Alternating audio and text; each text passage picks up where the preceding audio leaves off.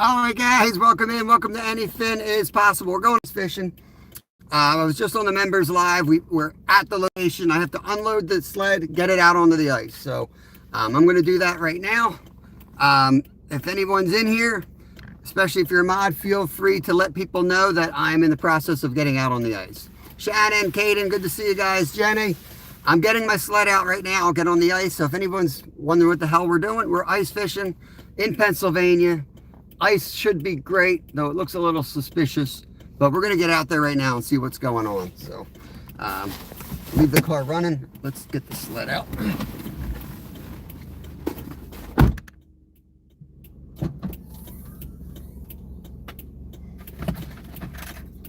I've got exactly 2 minnows. Oh, I can't make this crap up.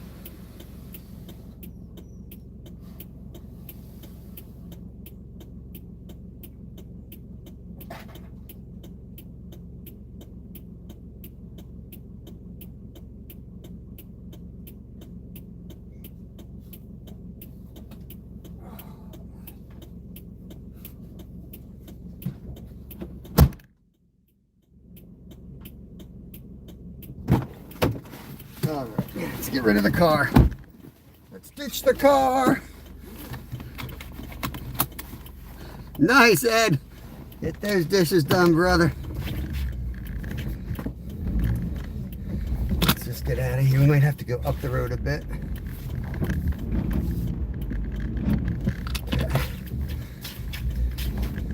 I might go this way.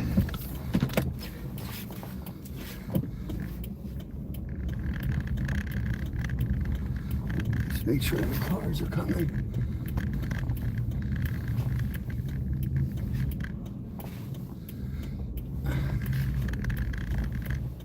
Woo! That was sketchy. Some of the slipperiest snow is right on the edge of the roads because they put that salt out. And trust me, from my bike racing years, that stuff is the worst. I'd rather be on ice than that salted slush. It's not even like a It's not even a slush, because the slush at least you cut through. This stuff is like you just can't get traction on it. It's like dry leaves on a smooth surface. All right, we got out. It takes a lot to get a Subaru stuck, but if we would have tried to gun it up that little ditch, we might have had a big problem. So.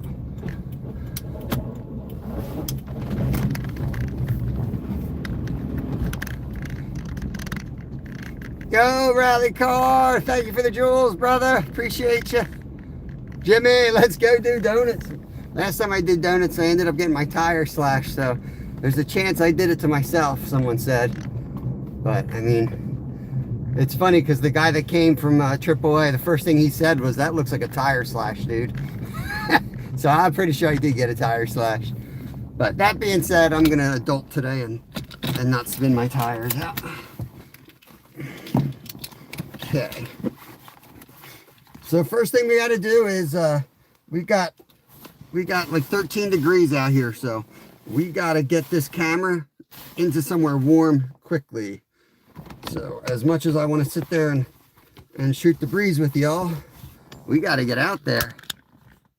Are you ready for the weekend storm? What, we just got a foot of snow. I don't know what you're talking about. We got another one coming. Whoa!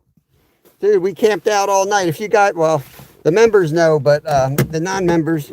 So we camped out on the ice in 8 degrees. I mean, I slept right on the ice. And my 12-year-old slept in her ice shack. out at the lake, and it was awesome. 8 degrees. We were supposed to get 2 inches of snow. We got a foot of snow.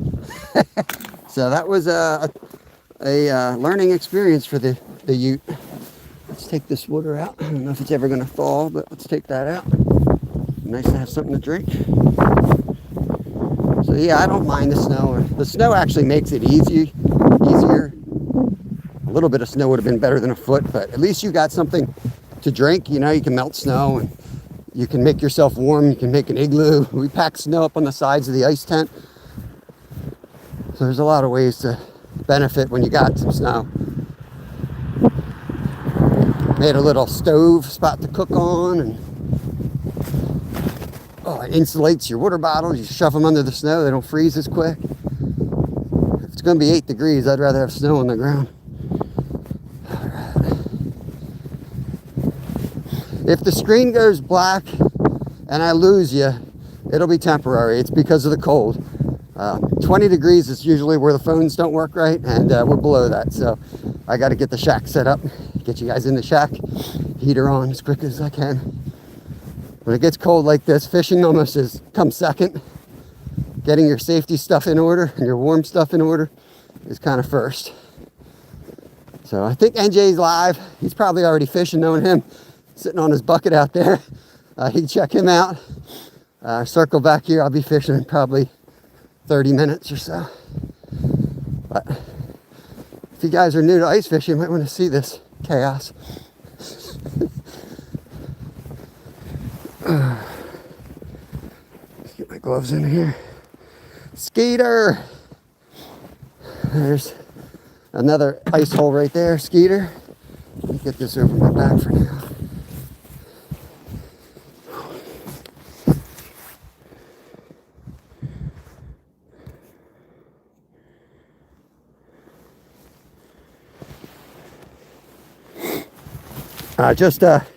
Please email Skeeter or email me. It's on my about page, but I don't want any drama in my channel, please.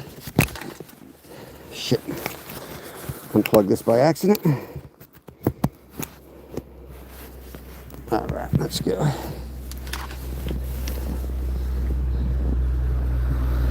There we go. Might need to take my minnows out first. Yeah, let's take a trip with the minnows first. Get my gloves on. Take my power drill. 64 awesome people in here. Go ahead and hit the thumbs up before you forget, please. Let's get this algorithm out there. Maybe someone else wants to watch an ice hole. Look at this guy. I swear, none of this crap happens in the summer. Come out here in the winter. Crap hits the fan immediately. Buckets fall over your minnows. We broke the ice this morning and went down to get our minnow trap that froze into one of the local creeks. I got my pant leg soaked already. Went out there. A lot of work for 2 black nose dace, but they are the best minnow bait around here in my opinion. So we'll see what we can catch with them. Doesn't look like I had too much traffic this weekend. A little bit of overflow. You see that gray area? They obviously didn't know what they were doing because they didn't go down. I don't know where they took their sled in. This is the official sled path is right here. All right.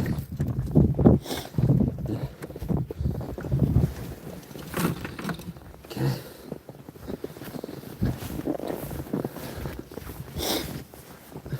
It'll be hard for me to chat till we get set up. I apologize. In the summertime, in the springtime, you guys know I stay on top of chat. But in the winter, we do the best we can do. And some days it's a struggle. Like this weekend was just a struggle. We filmed as much as we could with the members, but I think we were live for about 18 hours over the 2 days, which is pretty good. You're just fighting battery life, and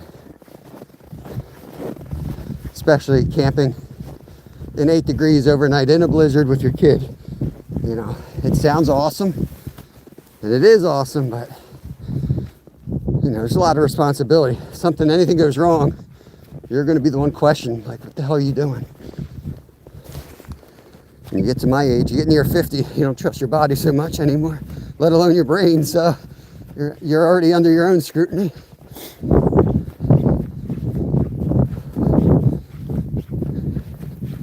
I was really expecting more people to be here over the weekend. Thought this would be nice and packed, but it's not. So we got to do the work once again, blazing in a nice trail.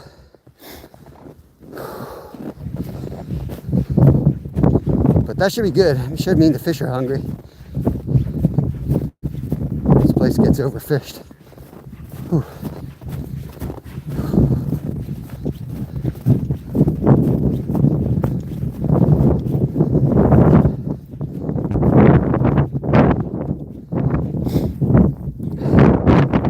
Have a nice shelter, so we'll get that propped up, get you all out of the wind. Yeah. Come to Papa.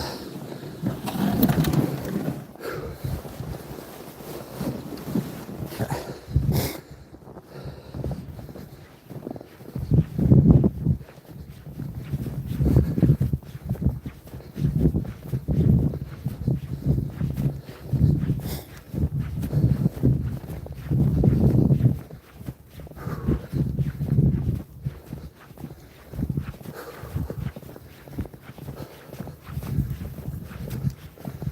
I'm gonna go to the edge where the overflow stops and the white part starts, because that's the creek.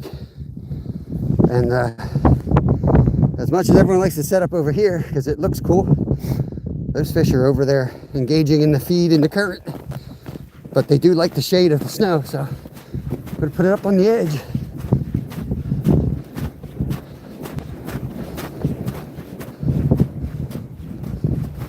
Wow, a lot of overflow. That's interesting.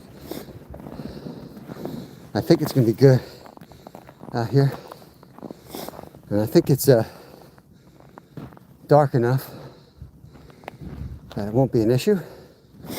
So, interesting. I don't know to set it up on this glare ice or not. I think we'll set it up on the edge. We got to figure out which way we're going to look. Yeah, I'm getting the cold weather alerts on my phone. This will be staring that way.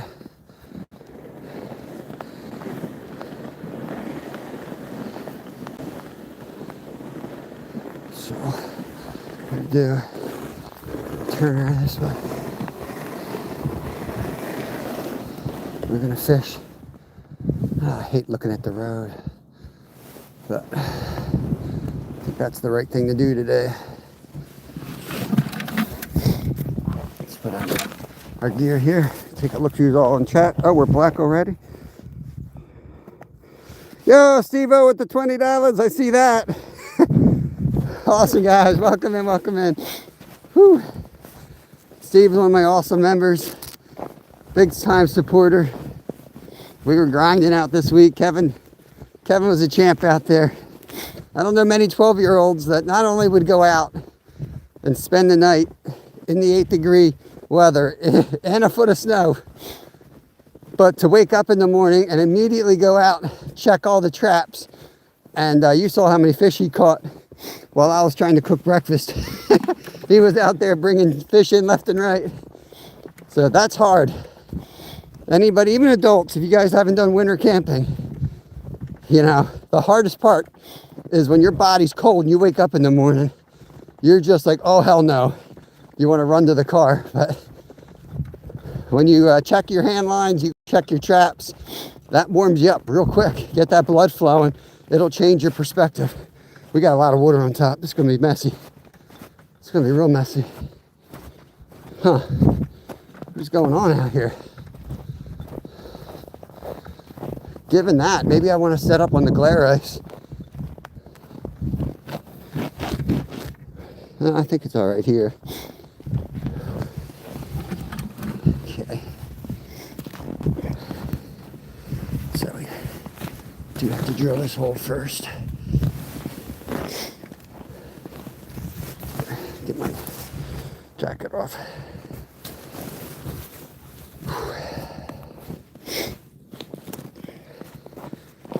Protect these blades at all costs. You will hate ice fishing if you don't have a good auger.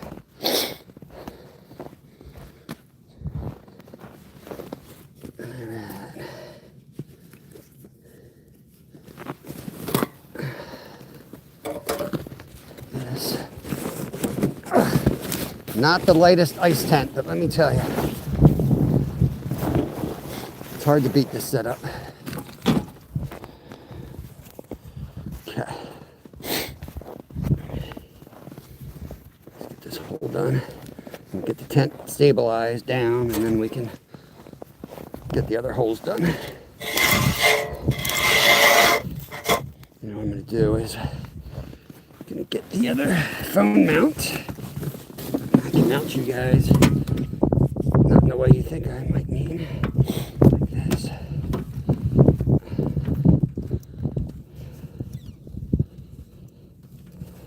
So after we camped out, my son told me he had never seen Grumpy Old Men, so we had to go home, and I rented Grumpy Old Men last night for 50 cents so he could watch it.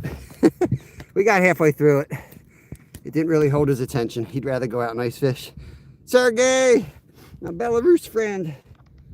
All right, I gotta be careful getting this out because you can't unplug these things when it's cold. As soon as you unplug it, it tells you you're screwed. It tells you can't plug it back in again. Let me get this heat blowing. For you guys, not for me. I'm not cold, you are. I'm getting the cold weather one.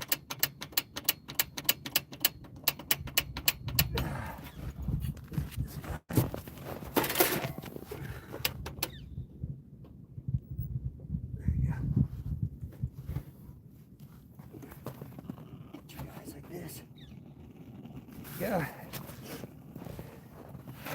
If I face it this way under the tent, it should give you guys enough warmth to keep rolling here. Of course, I'm going to flood it in a second. I'm dumb. Come, baby. Come to Butthead.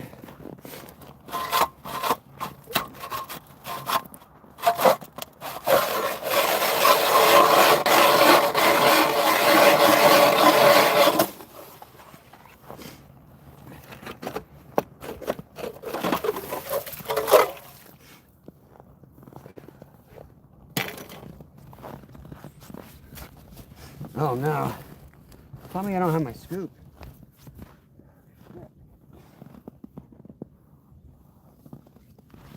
I am. You guys know what I've been going through lately, getting everything unpacked from yesterday. This ain't good, guys. I did not bring my shovel or ice scoop today. We're gonna make some really bad decisions. We ain't gonna quit.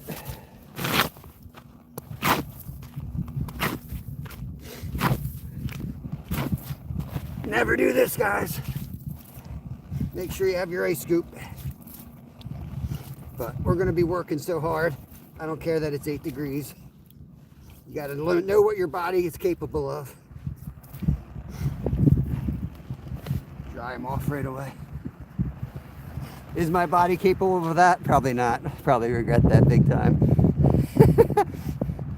Come to Butthead. Hey, I'm a product of the 70s, so I was a big Butthead fan. Damn it, Beavis. Come to Butthead. All right.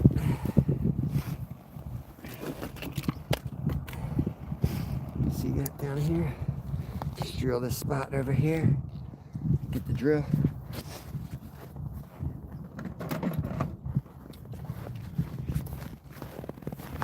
Yeah, see that?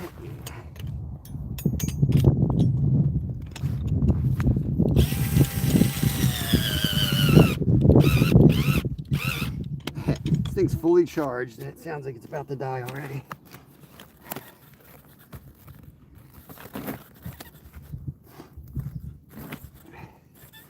One. Let's go off already. This doesn't do well in the wind. There we go. Gonna put the other one out. Well, I'm going to take you guys in the tent with me at this point, actually. We can turn that back off.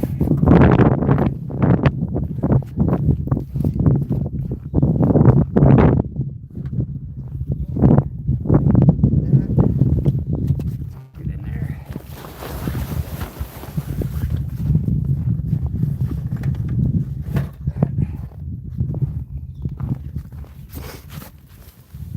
Okay. Come. All right. It's going to be dark for a second. I get this shack up over my head. Can't believe I forgot my ice scoop today.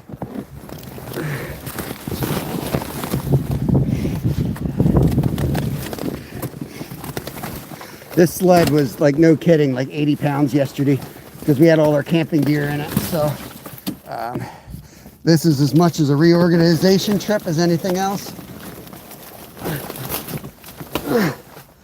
Come on, there we go. Put some light in here. Okay. Now we can fire this thing up. Get the warm air going.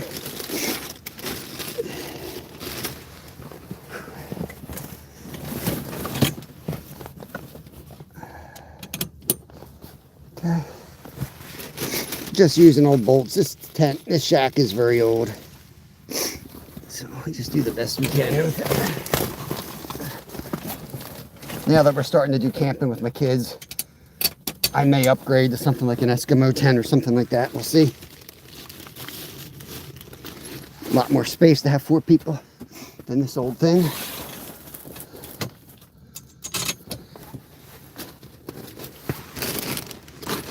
This thing's got so much ice in here, it's probably going to be dripping on us today.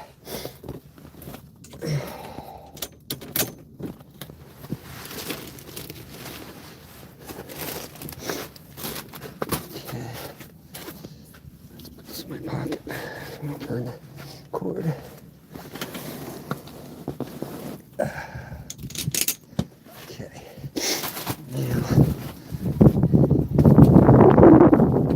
this front. Here comes the wind, so we're going to want to get this thing anchored down as quick as possible over here.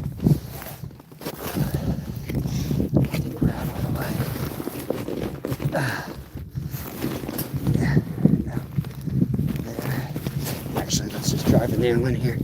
I ain't feeling lucky today. Let's just do it the right way.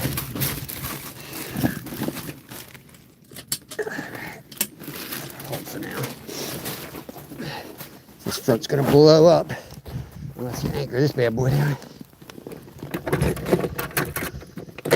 See, once we get the phone warm, we can bounce back and forth. But right now, we got to get this thing anchored down, get it weighted down, get it warm inside, and then we can use that as a base to keep you guys warm.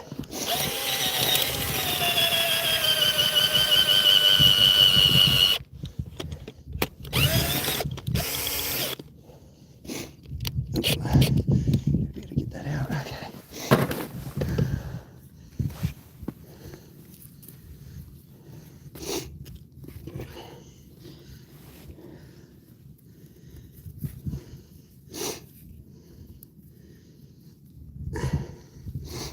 If you got flaps on your tent, as tempting as it is to put them on the outside and put ice and snow on them, you don't want to do that. Tuck them in.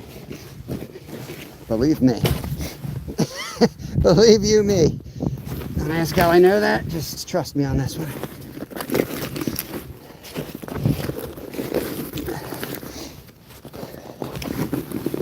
Okay.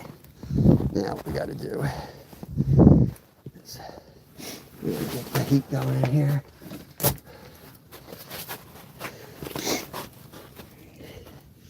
This is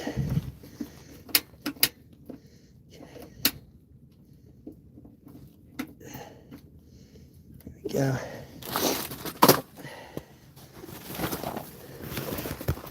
Now,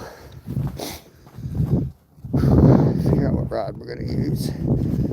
Honestly, I think we start with a minnow right down here and see if we can get a pickerel right off the bat. So we'll need the minnows inside. We'll need a rod that can handle a good pickerel. We want to get our water thawing out.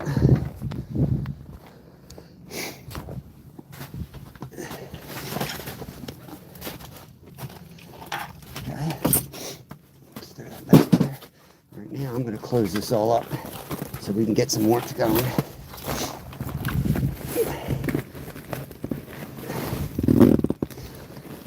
Everything's frozen solid. So I'm sure the new stuff you might not have this issue with, but I'll tell you, trust me, those commercials ain't shot in 8-degree weather.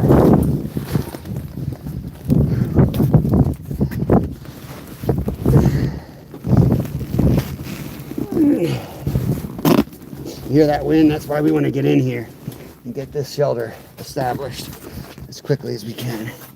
Let's put you guys in the corner.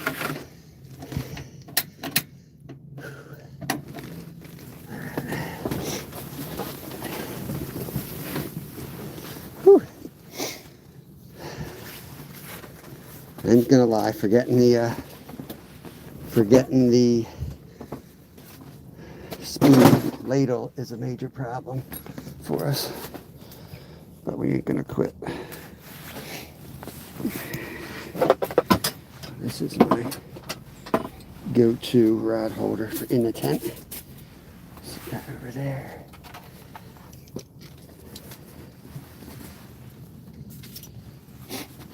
I'm going to keep trying to get this door as closed up as we can.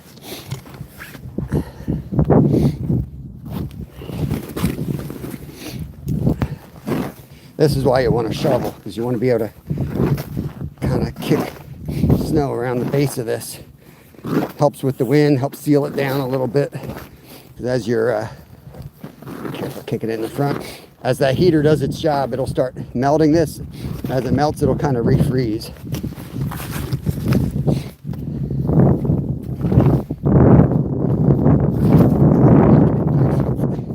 But as you can see, it was a rough weekend out there, guys.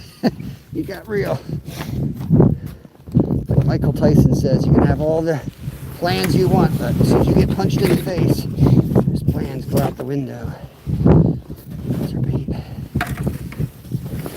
Let's put that down there.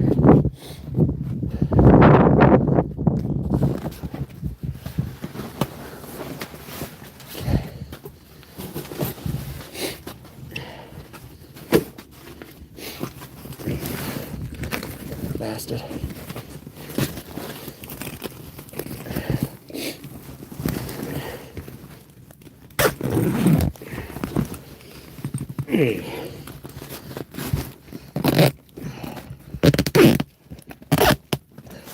I'll tell you what, I wail on these zippers, and knock on wood, I haven't busted them yet, which is really impressive. Oh, there we go. We're inside, guys. We're in. Whew. Whew. All right. So now, just scoop some of this water out and just throw it right here on the edge. Help that way down that tent. But this'll melt pretty quickly. Okay. Get the hook ready for one of these black nose dace. And we're gonna send the black nose dace down. And this could happen pretty quick. We do have a lot of first drop catches in this body of water. Come on, buddy.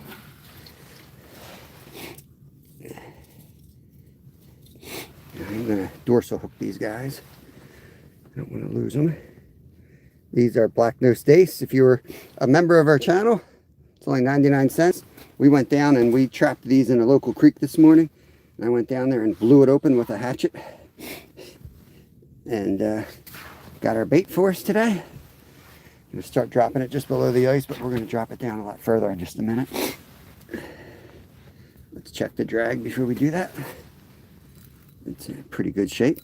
Should be able to fight a monster with that. Maybe loosen it a bit. And we can wail on it like we want. Okay.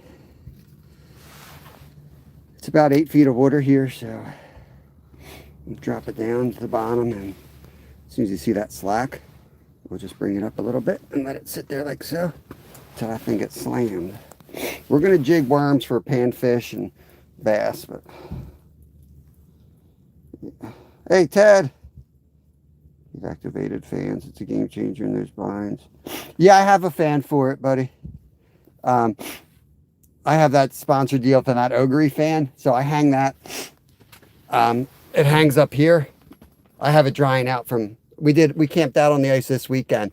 But if you guys saw any, well, no, we were on the member side, but that live, we had the fan up here. We hang it up here and it blows it circulates the air. And it also charges, and it's a light. So we hooked that up with the black light feature, and that worked out really well. But we're not going to do that for a 4-hour live. I heard Abby left. I met a new warden upstate. I was out of Goldsboro. I haven't met the local one yet. Mikkel, shoot. Go for it, man. I'm actually looking at chat finally, now that we're situated. Appreciate y'all in here. 213 awesome folks, man. You guys like ice fishing. I pop up in last week one time, and I wasn't ice fishing. There's like 8 people. So YouTube wants me on the ice, apparently. Well, guess what? We're in Pennsylvania, so we ain't going to be on the ice long. If you want to see me again, make sure you hit the notification bell. Sub, it's free. And you'll see my dumbass again doing other stupid things. No gas today, Chad. I'll tell you what, we got gas on the way up to the lake. And guess what? We didn't catch nothing for 16 hours. We camped out all night on the ice, 8 degrees. And it took us till 3 a.m. to catch our first fish. We ended up with 6 keepers, really nice ones too. But man, it took a lot of work to finally get on those fish. We saw a couple of people out on the ice. No one had much luck. And then everyone left, and then they started biting. How long does it usually take to catch a fish? It totally depends, man. Sometimes, I'm sorry, let's see if I can get a tissue here. Give me a second. Sometimes we catch them as soon as we drop a line. Like I said, yesterday we went out and took forever. But what I'm doing right now is I'm going for a big pickerel. I got 2 minnows, so I'm trying to get a big pickerel. If they're not in this hole, we're going to go drill more holes. I can have 5 holes. The problem is we're in a tent. The phone's warm. The second I walk out that door, it's 11, 12, 13 degrees. The phone will only have so many minutes before it goes black. The wind's whipping. It's going to sound god-awful. But what we'll do is we'll be in here a lot, and then I'll periodically go out there. We'll drill some more holes. I'll put some flags out there, tip-ups, and we'll come back here, and we can see the flags pop up from in the tent. So that'll kind of be the plan for today. But if we can get this hole to turn on, we've caught 30 fish through one hole here before. Not saying that's the way it's going to be. That's first ice and last ice, and then, you know, the bite during the winter is not always good, so you have to grind it out. Let's do a little bit of jigging here.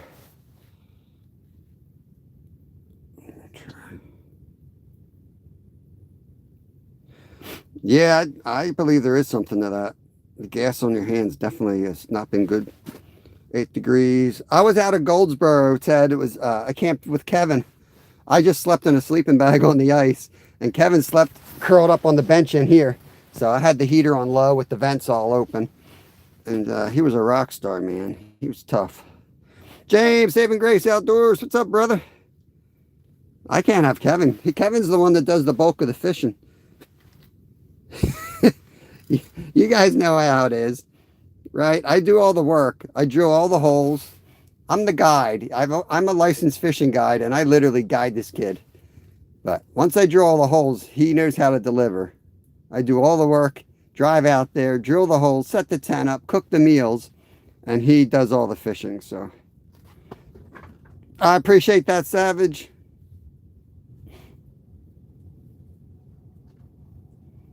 We'll have to make sure that we put a bell on this when we get out of the tent.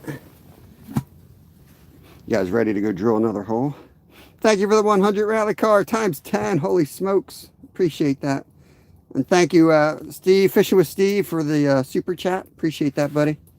January is a tough month on people, so I appreciate that. Our money goes way down in January, but it goes way up in December. I'm not gonna lie. December is always the best month, one of the best months for us, and January is always one of the toughest. So that's just what it is. So I appreciate that. Jewels, gifts, donations, memberships. Memberships are only 99 cents. So if you're thinking about sending a super chat, just become a member. You get more bang for your buck. Yeah, I don't want to be that guy with the gloves at the gas tank, Ted. I already look weird, man. You know what I mean? Next thing, I'll be wearing Orvis waders. I'll be releasing my bass. No, I'm just kidding. Mo style. Yeah, it started as a joke, Ted, but I think Chad's right because I got skunked. I nearly got skunked one day. I may have gotten skunked that day. It may have been the first skunk in like 100 outings. And I had just happened to get gas on the way. Uncle Ben, good morning, good morning. The Love Shack. Yeah, this is the Love Shack. I do have an offer to switch companies with another big company. But I don't know. I kind of like the Love Shack. This is my dad's shack. It's got a lot of history. I used to fish in this thing when I was 12 years old with him, so it kind of goes way back. And I'm almost 50, so this thing's ancient. They don't make them like this anymore. Kind of for good reason. I'm sure they're better, but this thing's a beast. Anyone who watched me try to get off the ice yesterday, you guys know this thing does not slide very easy. But, you know, as big of an outdoor as my dad was, he was a little paranoid to be on the ice. And he only ice fished like basically one lake his whole life. He might have gone out a couple others. And it was a lake we swam in all the time. We know every square foot of that lake, so. And it would have to be 12 inches thick before he'd get out there. He'd have another heart attack if he saw me walking out on 2 inches of ice like we did last week. I can't even measure this because I don't have my ladle, but it looks plenty safe today. And we're on the thinnest ice out here. It's thicker out that way. I think we're going to go drill another hole. I'd like to chat and have a great live, but I'd rather catch y'all fish at the same time. So we're going to get a bell. We're going to put a bell on this rod. And we can close the side, the back, the sides. We can close up because the front's going to be open. And we're going to go drill another hole. Drop a good flag in out there. And I apologize now for the amount of noise that's going to come with the drilling and bouncing around. Here we go again. I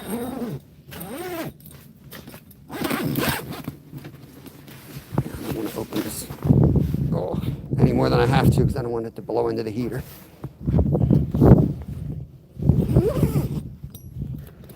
These buddy heaters have a automatic shut off, so they will shut down if the CO2 level gets too high. Shout out to JC Bait Shop hooking us up yesterday. Look at these guys. They gave us a good discount. We got some nice jigs from they're up near Goldsboro Lake. So if you're up in that area, make sure you hook up with that shop. He's an awesome dude. He put us right on the fish. We never fished that in the winter before. He told us right where to go. If you hear bells, we got to run like the Dickens back here. Okay, so first one I'm going to put right across there. We've caught some nice pickerel, some nice bass over there. So let's go drill a hole before we freeze out here.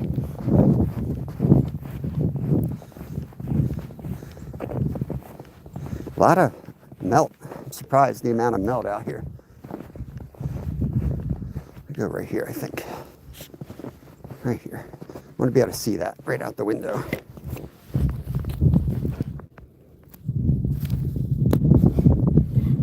Texas, welcome in, buddy.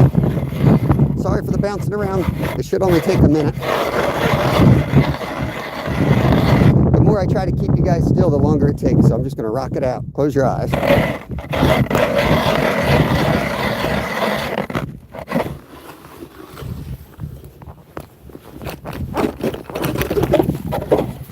We drilled 24 holes yesterday, so I'm feeling it today, let me tell you.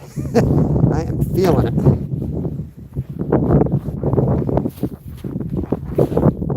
Yeah, look at all that water on top. Let's just leave that stay like that. And again, you want to use a scoop for this. Don't be like me. Don't forget your scoop. Don't forget your scoop. Now we're going to pay the price for that for an hour.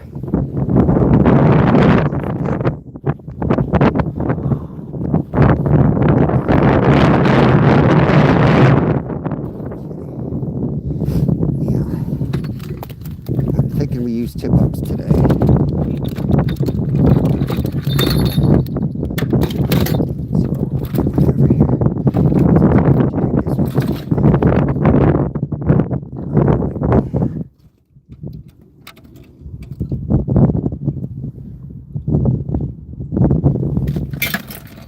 Let's use a tip up. I'm tip up. I don't know what the hell I want to use. Yeah, we'll use a tip up. Might need those hooks later. Decent size hook on this one. Let's use this one.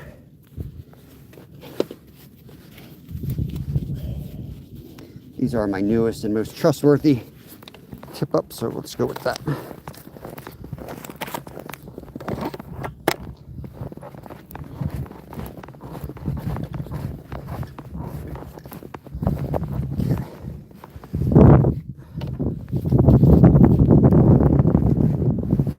Yo, Bubs, welcome in. Lumi, good to see everybody.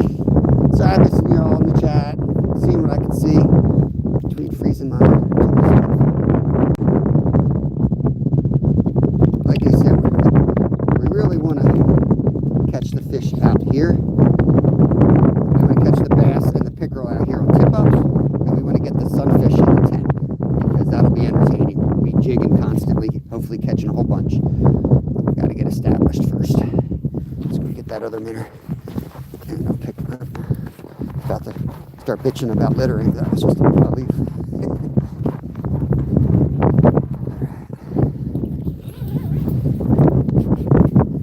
We'll drill another hole for this one in a minute, and we'll put that one out somewhere. Crap on this fella. Coming for you, little boy. My last minnow. We're using black nose dace that we trapped this morning on our home creek.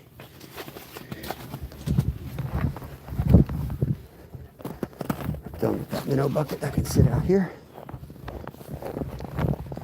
I might drag it. Okay. Again, we're gonna tail hook this one. Try not to hit the backbone. If you do, it ain't the end of the world. They will eat dead minnows. So how these work, fish will pull this top will spin, and it'll throw this flag up. It'll pull, flag will go up. So if you hear flag up, you're gonna see this old dude run. Keep it just off the bottom. These are really nice because they tend to insulate and the hole doesn't constantly freeze up on you. Okay. That one's done. Let's go for a twofer, get another one set while we're out here. This one we're going to put out this way so we can look out the side window. And we're going to put a bell on it so that we can hear it go.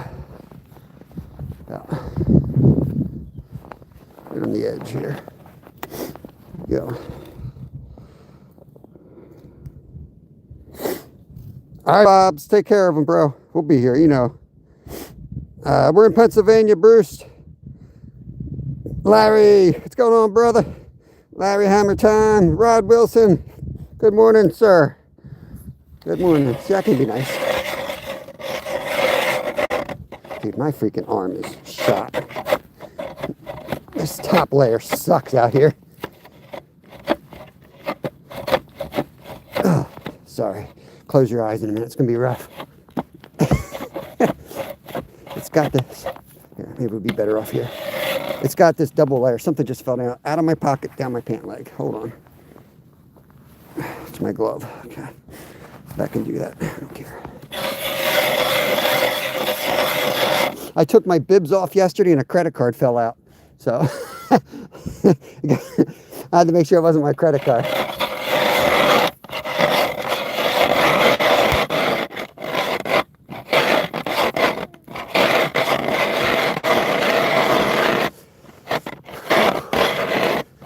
This ice sucks. Bunch of air pockets and hollow spots in it. So we're breaking through and then we're hitting another one. So, and my shoulder's killing me. Don't you ever say that to me again? I forget what I said, bro. Whew. You see the immediate, there's a lot of water in there. That's why it's so hard to drill. I don't know what the hell happened out here, but it's a mess. There's something else down my pant leg. I'll get that later. Oh look, we're through. Dang, glad that thing didn't fall.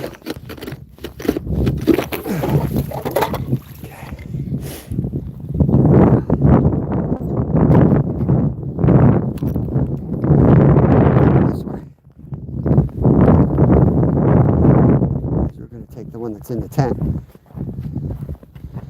We're going to move that one out over there. Let's put a bucket trap there, though.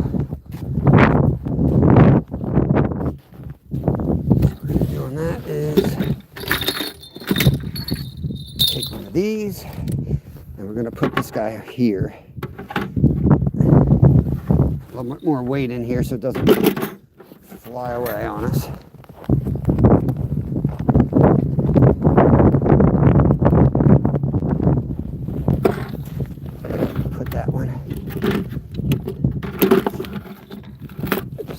Away.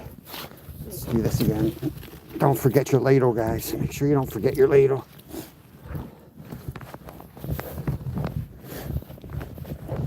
So yeah, hand auger might seem like a pain, but don't underestimate the value of hard work on the ice. It keeps you warm.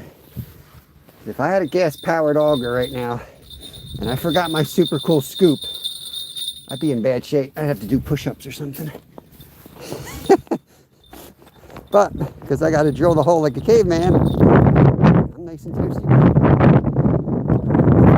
Down here.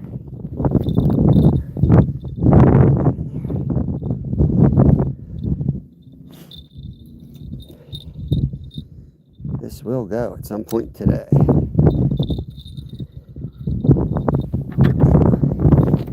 Back it up. That. Bell on her. Let's go in and do some jigging, see if we can get a sunfish while we wait for these flags to go. And then half an hour or so, we'll come back out and we'll put some more tip-ups in. Right now, I'm going to jig this one, I think. And we'll take a bell. Make sure I don't step in the hole.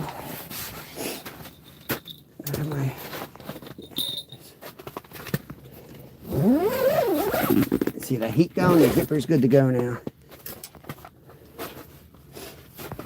Oh. Okay. Yeah, it's cold in Florida.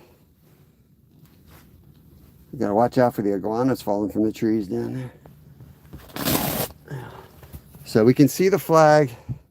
Let me zoom, you might be able to see it. Let it adjust here. All right, that's our view out front. There is an orange flag right there that'll shoot up if we have a fish out there, and I'll run to it. And then out the vent, we'll hear that one go. So I'll keep you guys on the chest so that you can see when we catch a big bass or pickerel.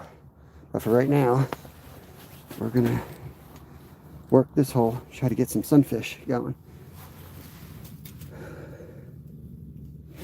What I'll do is I'll get them chummed up a little bit and then we'll untangle the rod. By the time we get the rod untangled, we might have a fish.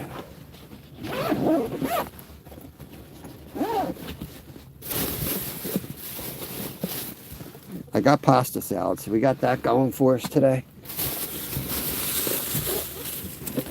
Oh, thank God, I forgot I threw that in. I'm not gonna lie, I need something. Oh. Yeah. 7 in Saginaw. Yeah, it's a cold, man. It's cold even in Florida right now. It's crazy. You guys will be happy to know I forgot my glasses. So it's just a great start to the day. Forgot my glasses. Forgot my scoop. It's just been a wonderful day. You know, I just want a little piece of these guys. And I like to hang these guys off the ground. Heat rises. This is a little tungsten jig. Glow in the dark. It's my favorite jig. I lost it about a month ago. It broke off on a pickerel, and then Friday we caught the pickerel and it was still in its mouth. So I got my jig back. Okay. Time to play this game.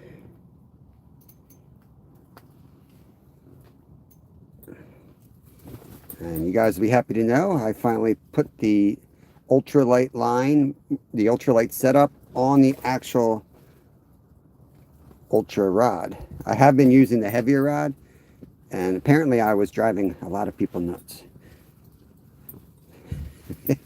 But I'm not gonna lie, I actually prefer a stiffer rod because I like to jig, and I truly believe you get better action with a jigging rod. But we were going after walleye and some bigger fish where we were this weekend, so I needed that beefier rod in action for that. So that's what we did. So we're gonna lower this one down.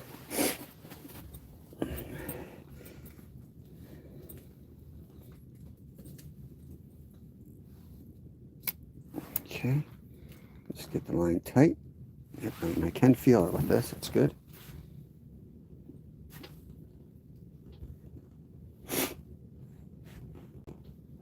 All right, now I can get caught up with you all while I jig. Appreciate you guys. King Killer. Oh yeah, you can donate. Should be a $sign there, brother. There's also memberships available. They start at 99 cents a month, and they really help. So we have about 84 members. So that's money that I can pretty much count on coming in, just a little bit each month. And that's kind of what keeps the show on the road, knowing that it's coming, because this is our full-time thing. And between the members, I cut fish on the side part-time as a fishmonger. So between this and this, that's it gets us there. And then donations and super chats, any of that stuff just is on top of that. But just appreciate you guys watching. That helps. You don't make a lot from YouTube. YouTube gives you a little bit on the commercials and stuff like that, but we make more from our members and super chats and donations than we'll ever make from YouTube. I mean, I've tried to wear bikinis and things like that because I've heard that's really good to do, but I actually lost subs and members when I started wearing bikinis, so it didn't work for my channel. I don't know why. The member lives are awesome. They are awesome.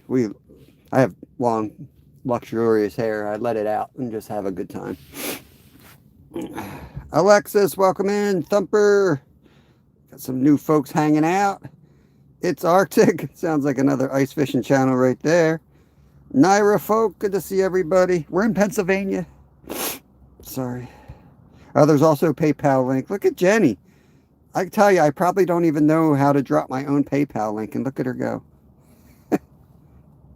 Yeah, Travis, yeah, I will, especially for the local folks. Some dude's been hitting me up for spots locally, and I asked him to join up. I don't know if he will or not, but I'll go out of my way to make sure you guys know where I'm fishing and what we're catching. And once I have a relationship with somebody, I'll make sure I give you as much best advice as I can. I mean, I feel like it's my responsibility. If you guys work hard. You're out there working in the real world, and I'm playing with fishing rods. So I'm going to give you the best tips I can. So when you get time to get out there, with your friends and family that, you know, you can get on the fish. I'm old. I have worked. Did early retirement. I'm not a complete bum.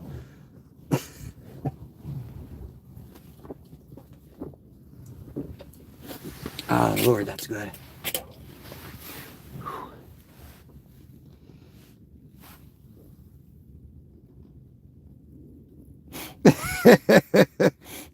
I'm as white as they can be, so you might want to rephrase that. But yeah, they be lying to you, man.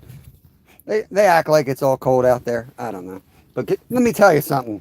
The biggest problem we have ice fishing is our ice melting in front of our buddy heater. We did have coyotes. I told you that, Travis, I think. So anyone watched the member live? I put a timestamp on when I was sleeping on the ice that night, and we lost the live due to cold temps. I took the camera under the sleeping bag and I warmed it up.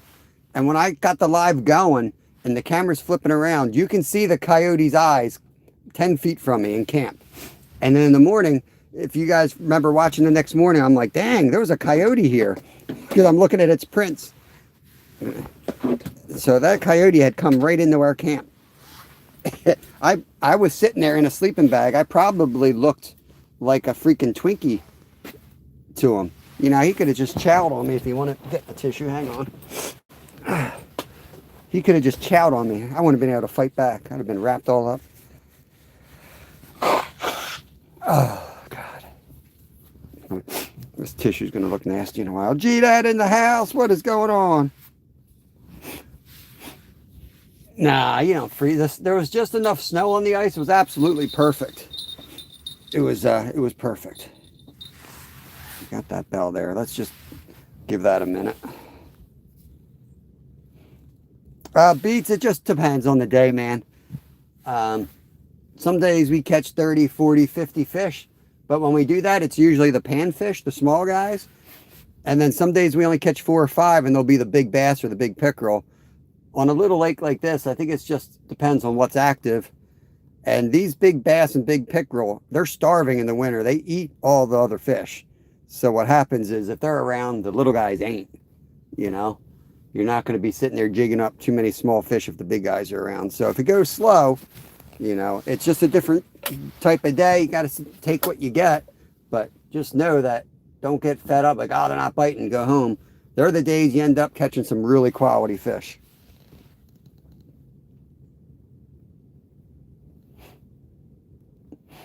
Not sure where you're from, Dragon Claw, but that's why there's rules already in effect. All you got to do is learn your local rules and follow them. They are strictly enforced. We got checked twice this weekend on the ice. You have to know how many fish you can legally keep. And then you have to, if you're going to let them go, you are responsible for making sure they're let go as healthy as possible. So, yeah. In fact, for the most part, we release our catches on this lake. We will harvest bluegills, and legally we can keep, in fact, we caught 3 keeper pickerel Friday, but we let them all go. I will harvest at least 1 or 2 of those this year because I think there's a little too many of the big guys in here. They could be knocked down a little bit. There's plenty of bluegill, and I will keep bluegill because they basically live 3-4 years and they're back up to max size again. Bass and pickerel, they might take 10 years to reach, 5 pounds in here. So I don't want to be eating 5-pound bass and then there's nothing else to catch. So, you kind of have to learn your own waters. But if you follow the rules, like I said, you cannot like what somebody does, but if they're following the rules, is that me? I know I was reaching. Is there a bell under here? No, there's no bell under here, so we got hit on something. The flag's not up. That rod ain't going. Something definitely whacked the bell, though.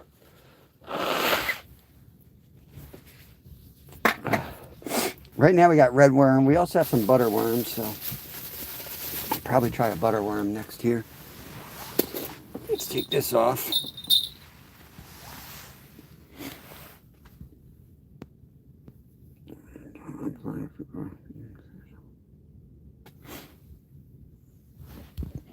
Oh, you're good, Dragon. I didn't infer anything by it. I just used that as the opportunity to you know, to say my thoughts on that. I eat a lot of fish.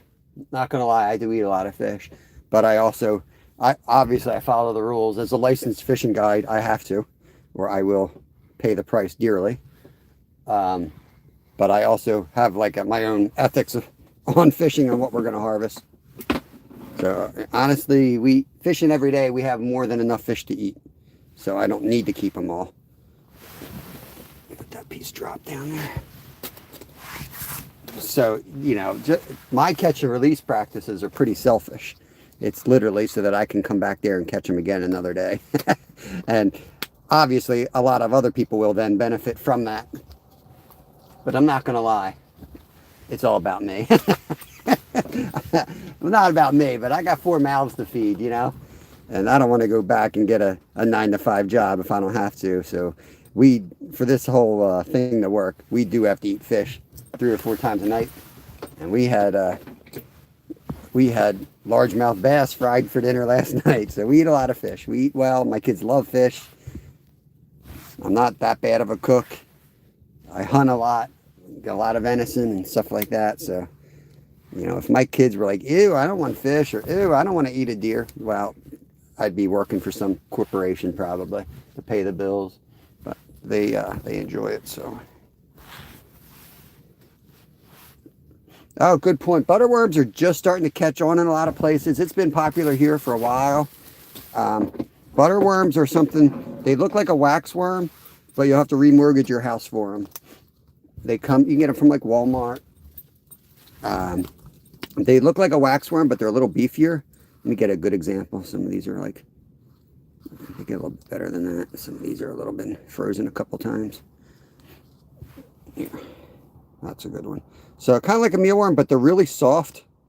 And when they get busted open, they're like a nice, soft, white filling. So they're like an eclair, I guess. They look delicious. And there's times where, you know, they just work so much better than anything else. We all make fun of them here because we're like, if somebody shows up with butterworms like trout fishing, like, damn, son, you're desperate. But there's times where, man, that's the only thing they'll eat. So, yeah.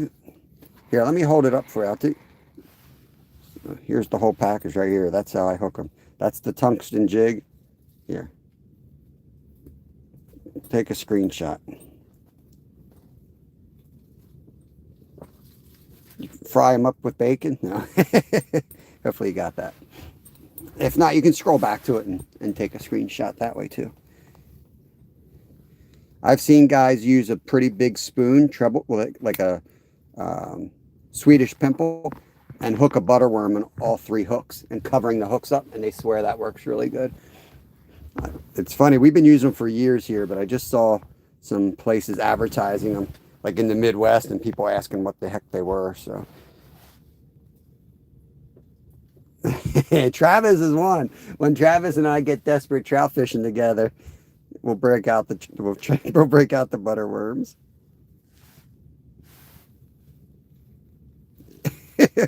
I appreciate Jenny. Jenny is not a robot. I know some people thought she was a robot for a while, but no, she's just that good of a mod. I really don't know. I forgot my scoop. Bros.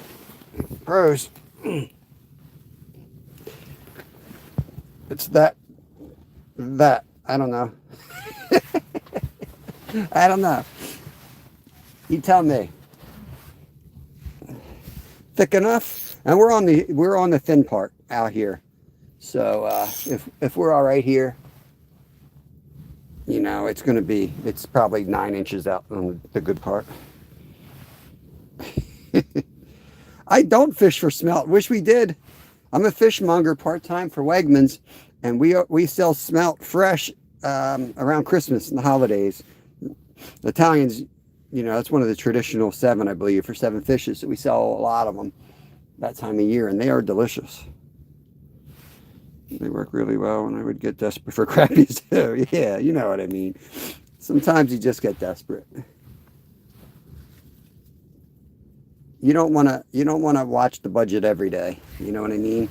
Some days you need that little motivational boost. You have to blow some money to make sure you get on some fish. On other days, you'll catch them on artificials. Yo, Maddie! Appreciate the donation. $2. Apparently, that's $2.70 in US right now. That's a great channel right there. No Frills, No Mercy. He does a lot of fly tying live, and he's over in Scotland. I believe it's Scotland. Right? I think it's southern Scotland. I forget we brought. Maybe southern Scotland? I forget exactly where. But I know he gets snow. Maybe it's northern.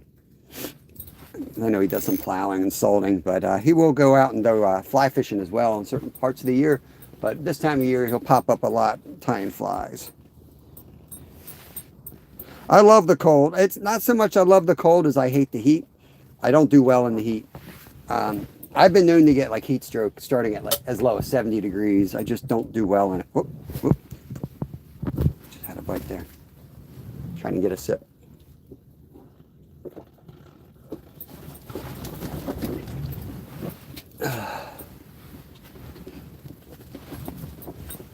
Here, let me bring it up the water column a little bit. Sit back and really work on my jigging here. See if we can get something. All right, Maddie. Hope the fam's good, man. Have a good day. Appreciate the donation. Gonna fish the bay this weekend with my boss. Jumbo perch. Nice.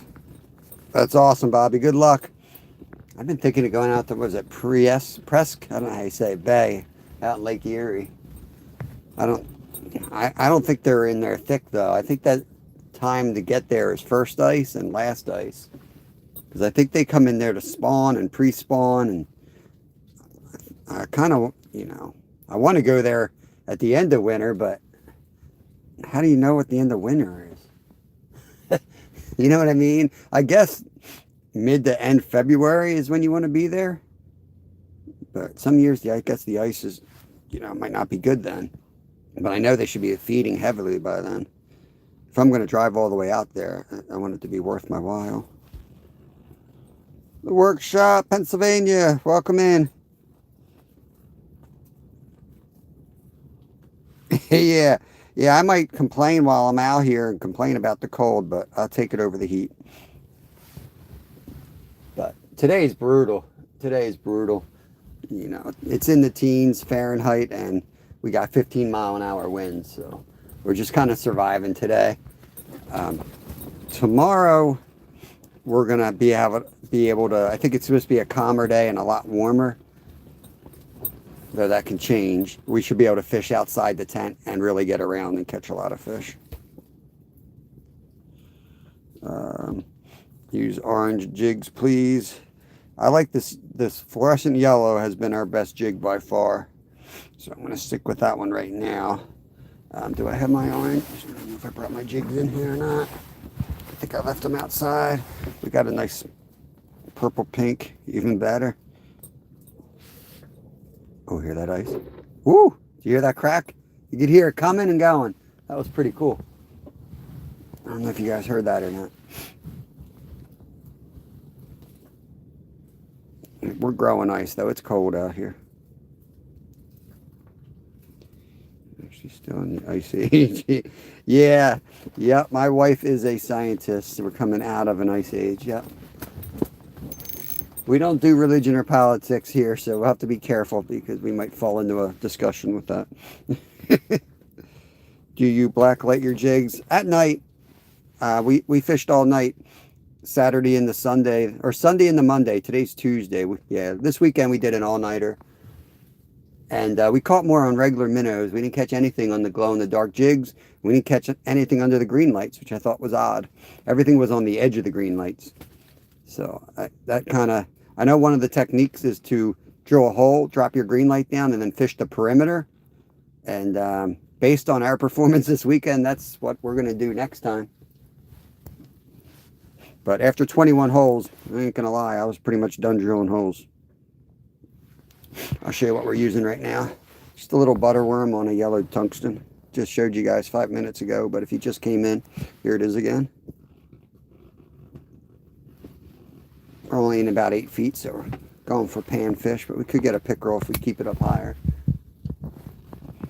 I started a little bit later because last couple of times it took them a while to bite, so they've been biting more towards midday. And honestly, right before it gets dark, they turn on here too. But we've chummed the hole a little bit, so hopefully they'll come in. I can block some light in here too. Just gonna miss the rod in front. If that goes, we don't need that one. Let's go dark. Sometimes we catch them when we go dark like this.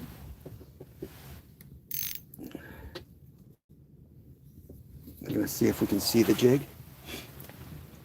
Yeah, I can see the jig. So let me get this down to the bottom. We'll put this in the holder.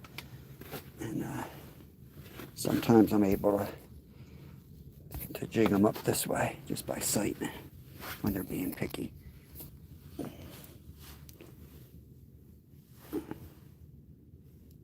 bring it up just enough so I can see the damn thing first. There it is. Okay. Get this slack out of here. This is what I was telling somebody who was arguing me online about using the ultralight rod, and I'm like, he's like, you know, when they're being sensitive. Is it honestly when they're being that sensitive? It doesn't matter because I just use my finger anyway for the little guys. So that's what we're gonna try right now.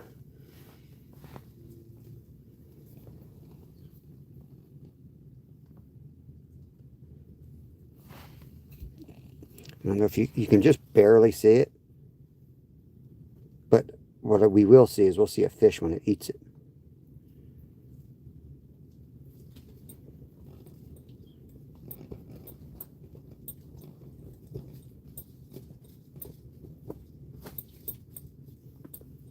I'll bring it up a little bit so you guys can see what I'm doing, and then I'm going to lower it back down.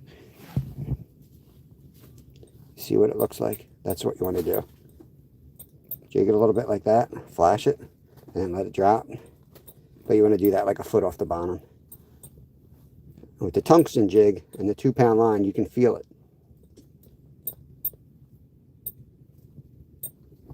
Now we're just going to do that all the way down slowly. Try to catch their eye. Oh. I'm in a squat position and I'm 50, so bear with me. I'm not going to get back up.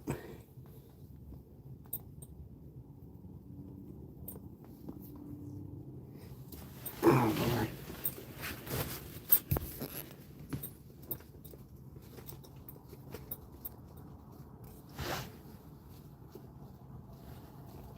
All the way down there. Now we're just going to dead stick that. Now that we've done all that action, it might work. They might come hit it. Whew. I can't go any closer to the ground, man. This is you might not be able to tell, but there's water in here, so I'd be soaked. I do not have $1,000 pants. You guys haven't figured it out. I don't have a lot of money. I have a 12-year-old boy that I get hand-me-downs from. Anyone else get hand-me-downs from their own kids? I don't know what happened, but something's wrong. I get hand-me-downs from my kids.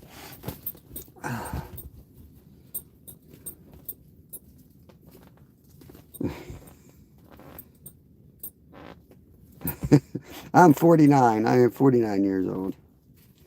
Ricky Bobby. Glacier, there's two. What is Glacier talking? I just watched Glacier setting beaver traps this morning. Or otter traps. Bro was out setting otter traps and the otter swam by while he was setting the traps. You're supposed to just shoot them and then go back home and make breakfast. You don't even need to set the trap. Just go out there and sit there with your gun. What are you doing?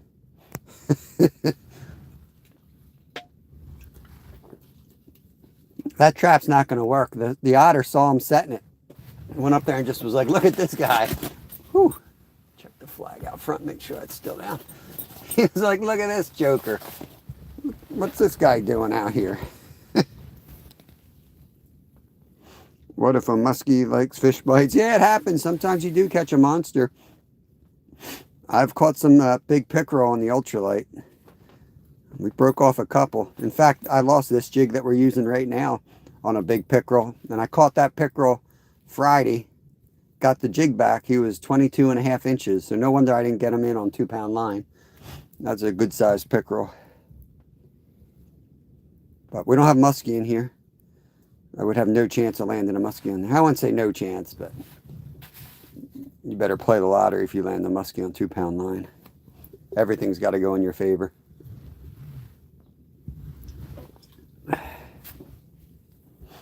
These are that hole.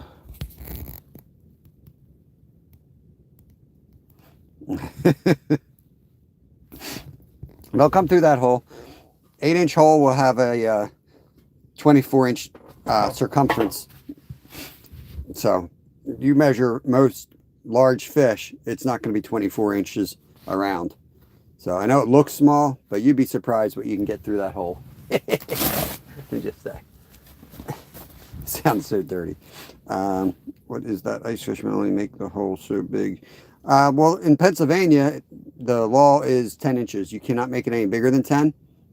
And it takes a lot of work drilling a hole through ice. So the bigger you go, the harder it is. 7 inches, I've never caught a fish that I couldn't fit through. And we've caught up to 15-pound fish through the ice. So that's an awesome fish. Zero problems getting them out. But what does happen is if you don't manage your holes, you don't keep them open. Like this weekend, we caught like a 4-pound largemouth. And he barely fit through the hole. His mouth was like open, and it was like I couldn't get it through the hole because it had frozen in overnight. This was 3 a.m. So I grabbed my hand, got hold of him, and I had to break it through the ice. But we got him in. Ate him for dinner last night. You'll get him in.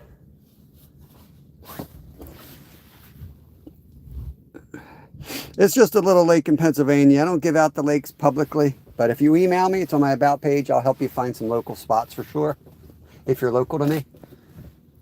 I always share locations with our members as well. Let you guys know where we're fishing.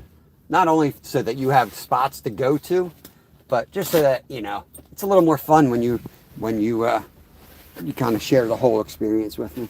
Like going out and drilling the hole this morning, popping the, using the hatchet to get our minnow trap out, to get our minnows for today. You guys ready to go out and drill another hole? I got 2 holes out there. I can put 2 more holes out there with tip ups. I think we should do that.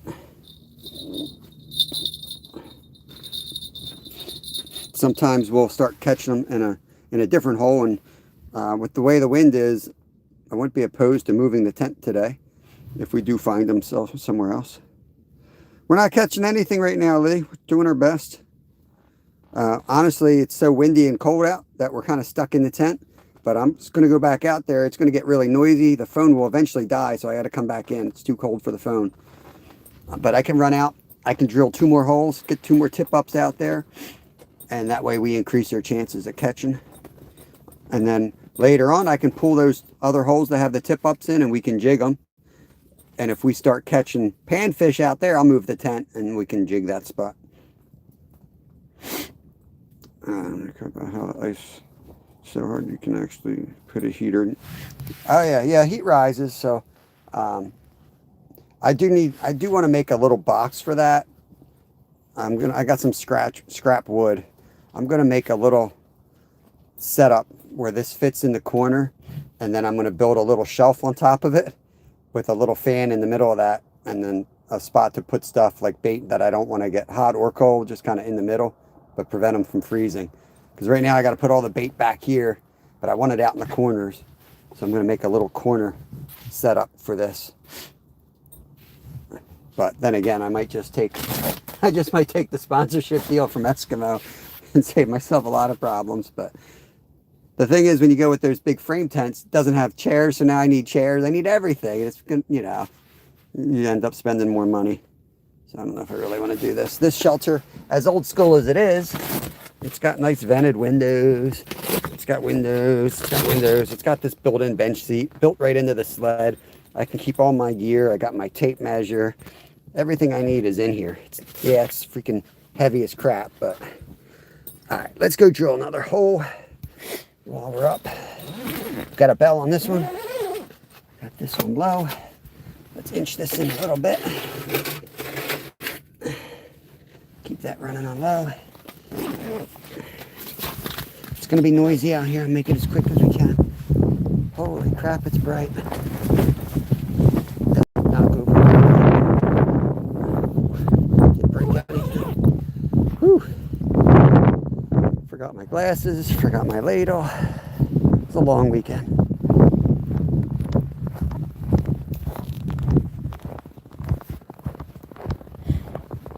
Gotta break this open with my foot so it don't freeze up.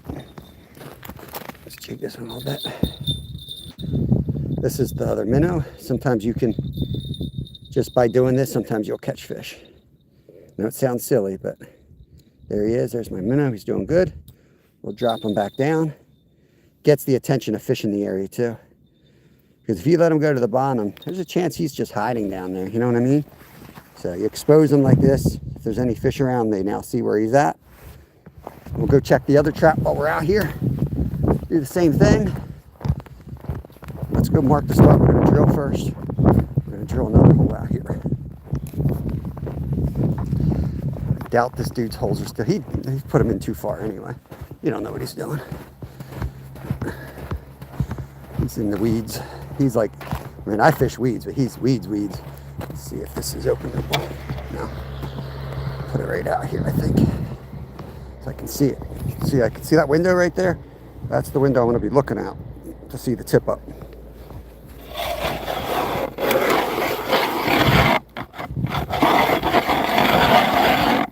Okay. So check this out. Go back to fish now.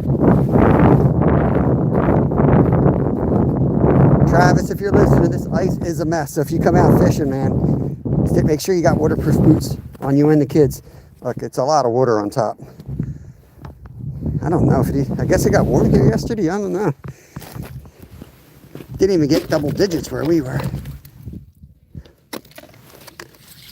What a mess. So do this, scoop this out first, because we'll warm up drilling, that's for sure. Bring this dude up, just check on him. He's in good shape. Drop him back down like that. Bring him up a couple feet. Get that straight. Yeah, got that loaded.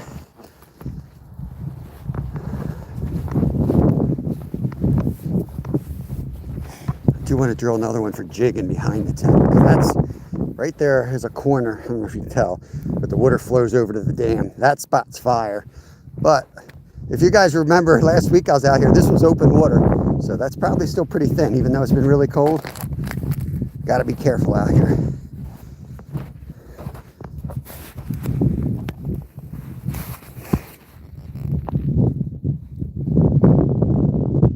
It went up to 33. Dang. Yeah, it was 8. We were upstate a few hours. It was 8 degrees. It got up to, I think, 14. It's cold, man.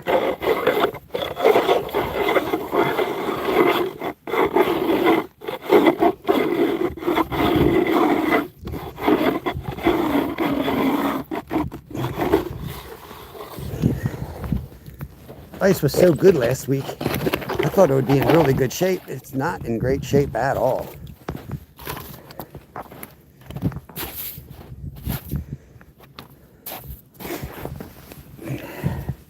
That's when it's like single digits. What you want to do is you want to use your bare hands. Oh, I thought that was a dead minnow. Stick your bare hands like that. Don't listen to me. I'm dumb.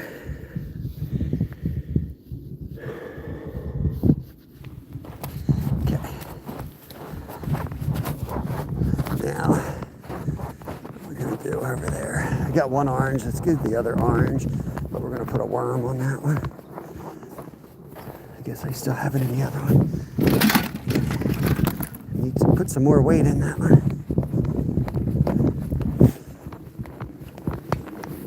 Some guys put their traps out and they just leave them. I like to check them. I swear, I catch a lot of fish just by walking around near them. So, use that as you may, but I find it a lot better to go yank on them a few times, walk near them. I'm always surprised at how many fish we catch by doing that stuff.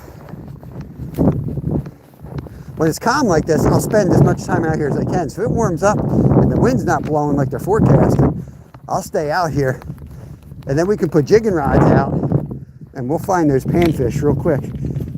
But some days when that wind's blowing and you can't have the phone out because it's too cold, you're just kind of surviving out here, hoping to get lucky.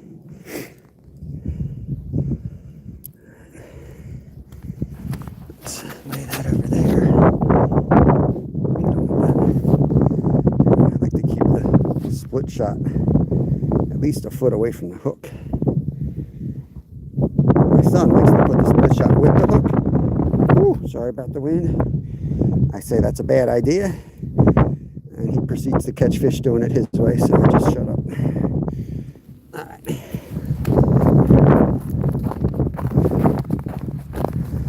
He makes fun of me because he's like, Dad, you always use a jig, so why not put the split shot right on the hook? It looks just like a jig, but it has better action. So hard to argue with that logic, so I just go with it until he's not here, and then I do it my way. Bait fishing, yeah, I mean, especially with those tip-ups, yeah, you can't go wrong with using live bait, you know, worms, mealworms, wax worms, butter worms, minnows, if you on the bigger traps, minnows for bass, pickerel, muskie, whatever you're going for. I'm gonna go big night crawler out there.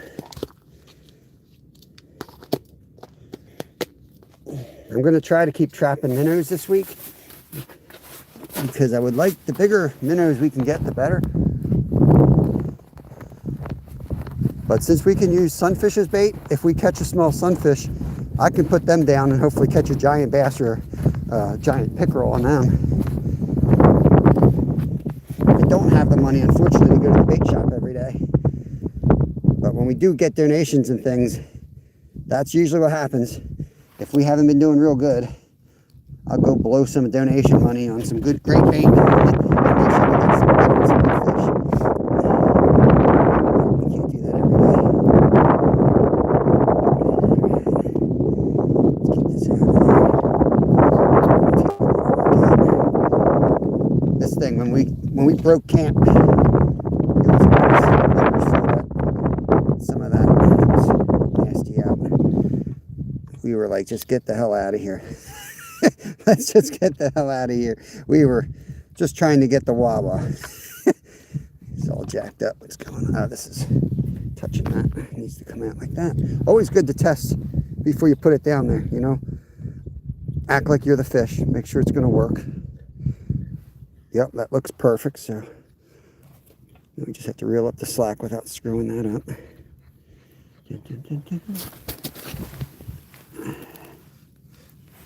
Tight. Where are we at? Make sure we get down there. Yeah, that's good. Pull that up a little bit and then drop her down. I like doing it on this side, and we're gonna use the hair trigger side. This won't come up. You won't get any false. This will only be good fish. This one, if you're going for panfish, it's a lot more sensitive. I prefer sensitive on all the fish. Speaking of ice holes, hey Brad, Whole Things Country's in the house. Freaking cold out there without a tent, 7 degrees before the wind chill. I mean, we watched The Grumpy Old Man. I kept telling Kev, this is what Brad does. I thought you had a shack, a shanty. I should probably put a bell on that. All right, we got 2 good tip-ups. Now this is where it's sketchy out here, in case you haven't figured that out. By the lack of snow cover, suspiciously on the side of the waterway. But right over here, I don't know if I trust this ice. I'm going to be a little cautious. Right off of this point,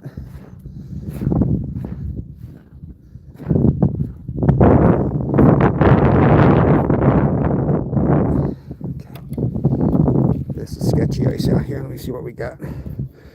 Not my walleye spot. Well, can't you get putts to tow you out there with this truck?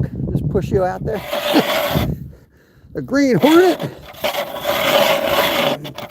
The Green Hornet has caught more fish than you've lied about, Gustafson.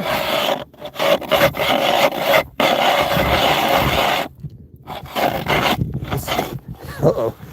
It ain't thick at all. I think we're standing on snow. I think I'm standing on ice right now.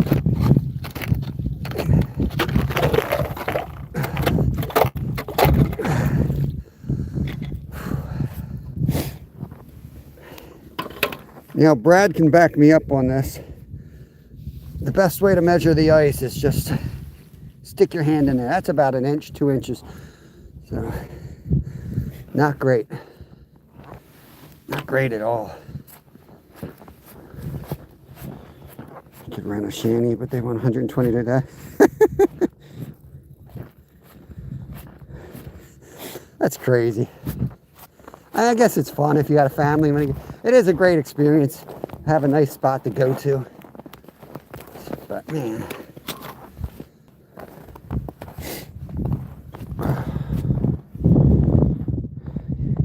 Yeah, that's the thin part. Out here it's 9 inches, 10 inches. Out here. Let me give you guys a look so you don't think I'm completely nuts. So we're standing on a foot of ice right here. But that's a creek. So the creek comes down here, goes to that dam.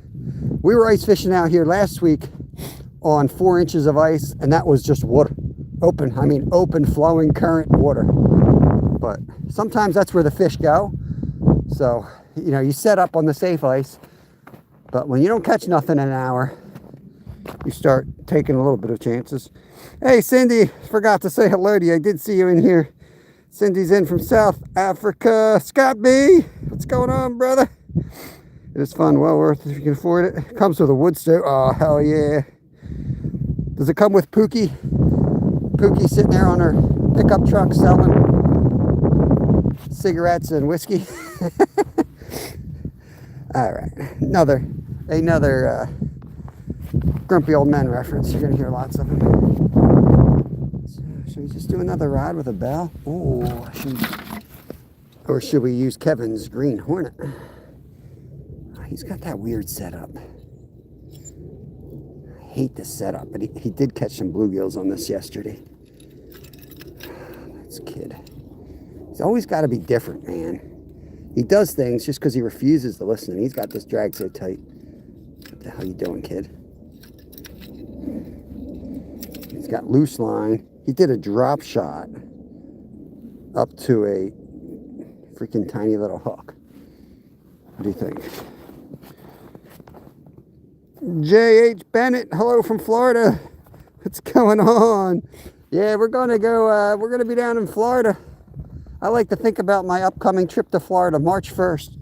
We're going to get off this hellscape and go down to Florida. But for right now, oh, I hear a bell. For right now, we're going to play in our ice hole. Oh, God, it's nice in here. What usually happens is we go around drilling a ton of holes looking for a good spot, and then we end up catching them right in our own ice hole that we already drilled in the tent. Use my red worms. Let's put a night crawler.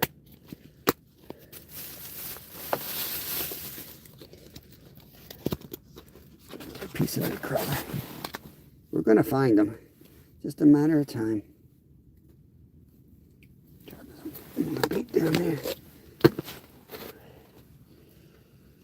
What I'm going to do here, I'm try to hide that hook. Just like that.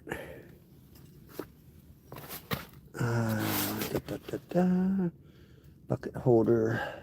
We'll grab a bell.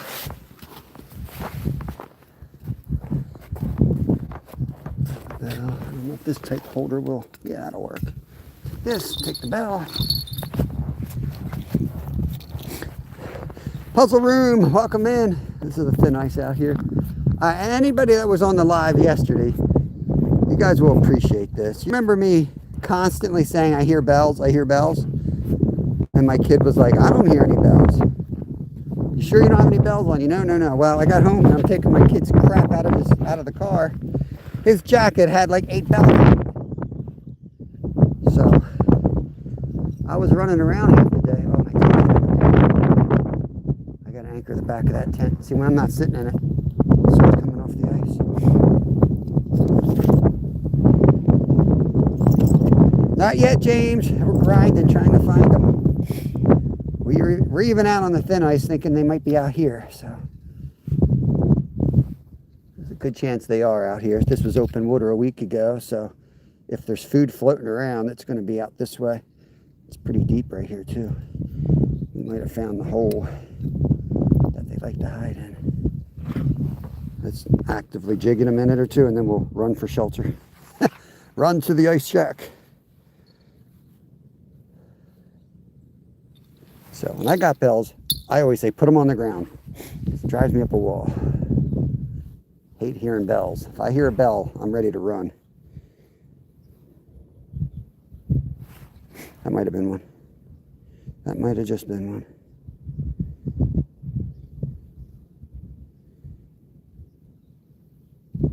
See if we just got stripped. No, we didn't get stripped. Lose this cat.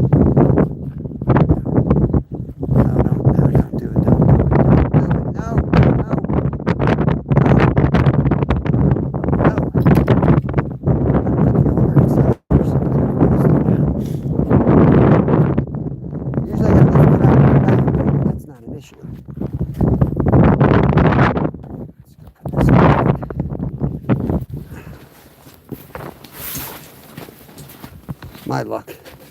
Not only will it flip over, but it'll catch on fire. I don't clean my ice tent out every day, but when I do, it wants to flip over. Good Lord. I don't know if that's quite sufficient. Probably not, but let's throw this in the back.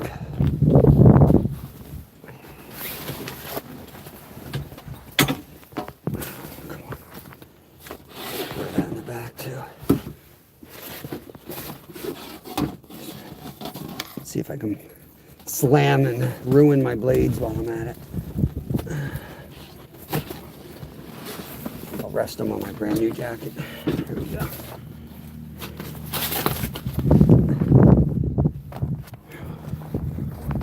Got the cold weather warning again on my phone. We got to get back inside. I appreciate that, Jenny. All donations do go right back to the channel, guys. We don't fish for money, we fish for fish. We feed our family on the fish. So your money goes towards bait and gas so that we can stay on the fish.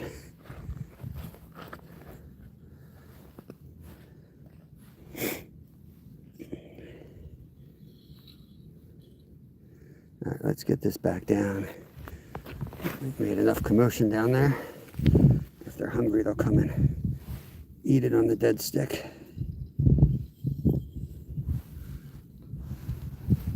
That. These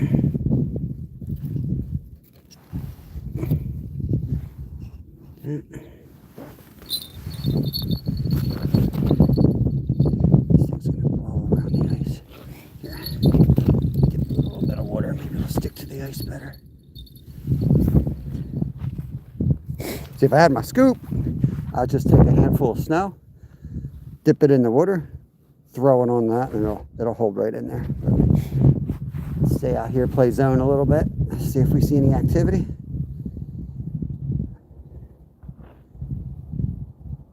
Firefighter, appreciate the 100, brother. I'm from and grew up in Northeast Ohio. All right, we're in Pennsylvania, we're not too far, but we are on the East Coast, the eastern side of PA. Fat cat fishing, what's going on? Uh-oh, what happened to my Mountain Dew? What do you mean, did I lose my Mountain Dew? Yeah, it's all right, Dennis. We'll go back inside soon. We can sit in there and have a lovely live, not catching fish. But I'm going to try to get some fish, and if we find a hole that's producing, I'll move the shelter. So it won't be long. It won't be long out here. 3 hours later.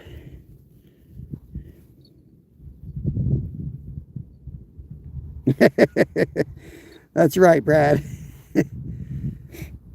Each lake's different. I mean, like where we were this weekend, you know, that's a great lake, and people ask me like spots. It doesn't mean it's easy fishing.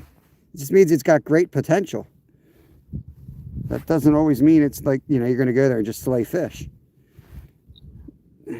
Great lakes are not always easy, but it means they got some special fishing. You got some, great conditions in there when they're biting. But yeah, you might have to pattern them, figure them all out.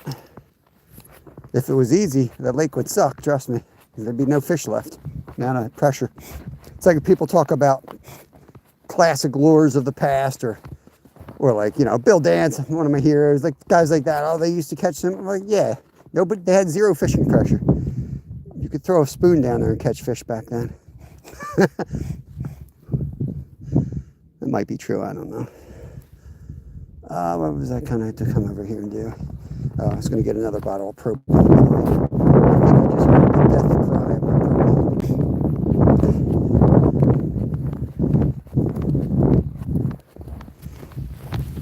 I'll tell you one thing your donation will go for today, because I'm fresh out. This is it. And it's not even a full bottle. And we're going to have single digits the rest of this week. I'm definitely in need of some propane. I'm going to go see Hank Hill and buy some more propane. Let's close back up.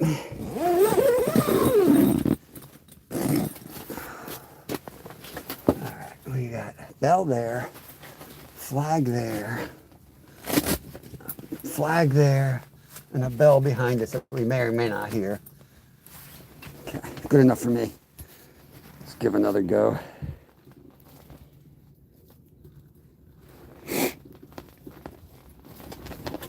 It's not, I don't look at it as entertainment, but I appreciate that, Cindy.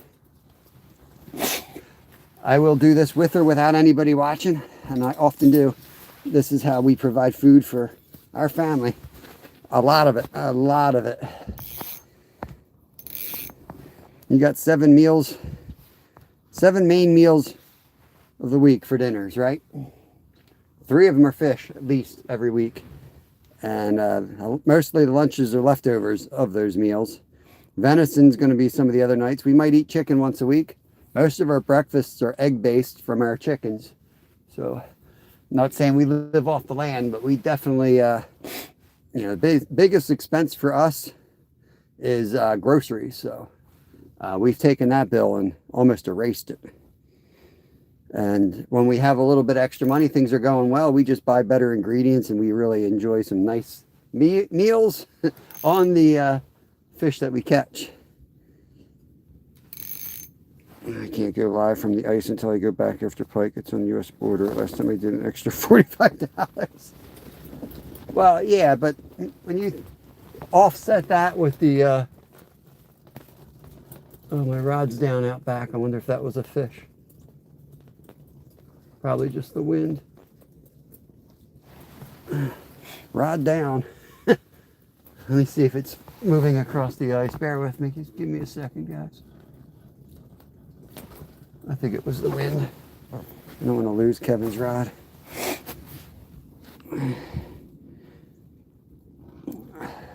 Hey, 249 open. I appreciate that, brother. Thank you so much. Appreciate that. I will be running the Walmart, I guess, for the propane. I don't know where else to get propane at. I may try to get an adapter at some point. Caught any smoked fish today? No. Just keep catching these raw ones, man. Keep catching these raw ones. You got to cook yourself. Yeah, we had the bass and the bluegill for dinner last night that we caught this weekend. Fried them up. Had a nice fish fry. First time ever frying bass. I usually pan-sear them. I've never eaten bass during the summer. I only keep them in the winter through the ice. And I don't care what people say. They are delicious. We also had a big pickerel. I cut them up. I got him cut up. And we're going to do New England style clam chowder with him later this week. Mountain Dew for the win. Oh, man. Did my Mountain Dew go through the damn ice? Did it go down the ice hole? It didn't, did it? Where is my Mountain Dew? Oh, it's right here. It's empty. Dude. You scared me. I did drink the whole thing, right? I appreciate it, bro. I thought my Mountain Dew went down the damn hole. Here, let me wrench you up, brother. Oh, man. Yep. Zigzag, what the heck? You need a wrench? I know Zigzag over from the Adventures with F4C, Gerald's account. Sorry to keep waving you guys around, but I've got flags out each of my windows here, so if we're counting on this hole, you know, we might be staring at a hole all day. I'm trying to play zone. There you go, Raptor Will. What's going on, brother? Let's see. Nothing biting yet. I didn't check the barometer today. See what it's doing. Trying, man. No, it didn't go down the hole. You had me scared. I thought it did for a second. I think I got you, Zigzag. Type something again. Let me make sure I got you, Zigzag. Cindy, let me get you wrenched up. You've been hanging too. Anyone else that's been hanging here, I'll wrench you up soon enough. Oh yeah, I got this heater. It's cozy in here. It's just when you step outside, it's bad.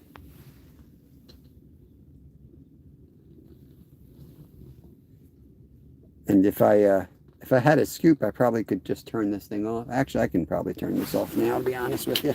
Just turn that off and save some of that gas. So I'm comfortable now.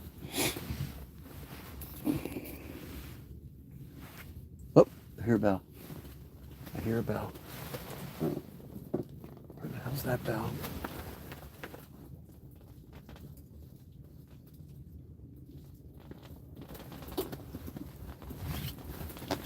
I don't know. Heard a bell. Why is the water yellow? Well, there's no bathrooms there. No, that's just the color of the lake. A lot of lakes are tinged that color in this part. It looks more yellow because of the white snow. But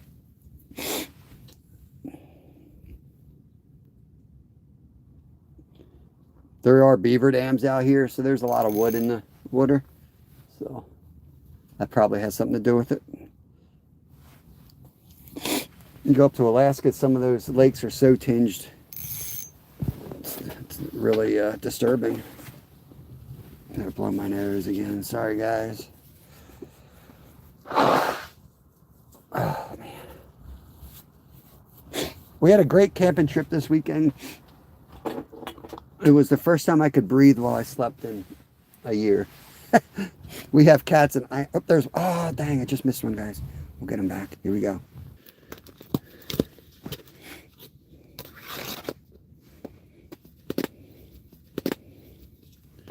Uh-oh. We still alive? Everybody left all of a sudden. Uh-oh. We still alive? We'd lose internet? I don't know what happened there. It scared people away. They're afraid of this fish we're about to catch.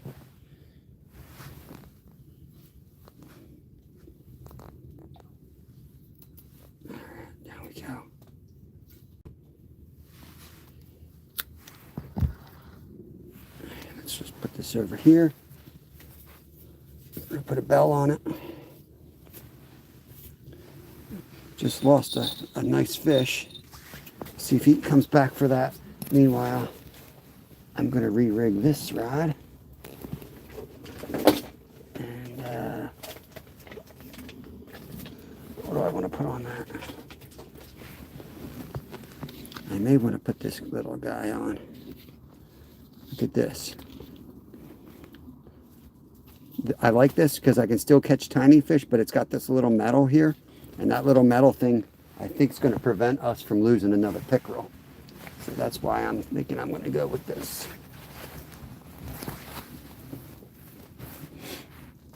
Erica loves ice fishing. I just put that bell on. The only other bell is behind us. And that rod is just laying over. But we just missed the pickerel here because it bit us clean off. I mean, hardly had a tug. He bit me clean off. So definitely a pickerel. I had the hit, and I said, oh, I had a hit, and I lowered it back down, and barely had a hit the second time. And he just bit me straight off, so we're going to put an $8 jig on. I know it sounds ridiculous using an $8 jig, but It's flashy. It's still got a tiny hook. And I don't think we'll lose them. Hook's a little smaller than I like, but we're going to try it.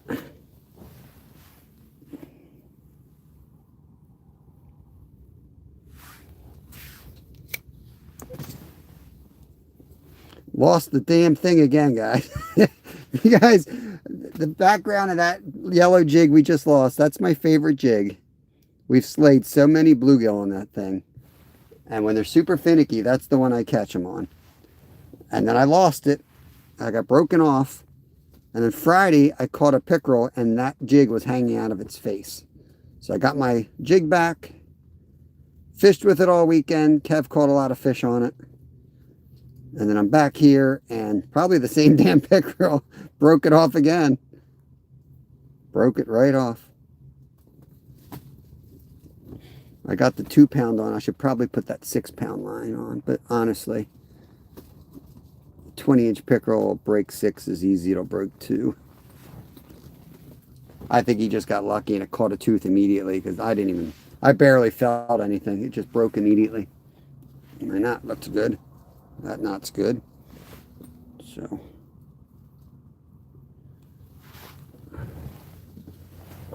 big night crawler on. Happy birthday, John Joe. Everybody wish John Joe happy birthday. Let's go. Now, why don't he go over and hit one of the damn tip-ups? That's what I want to know.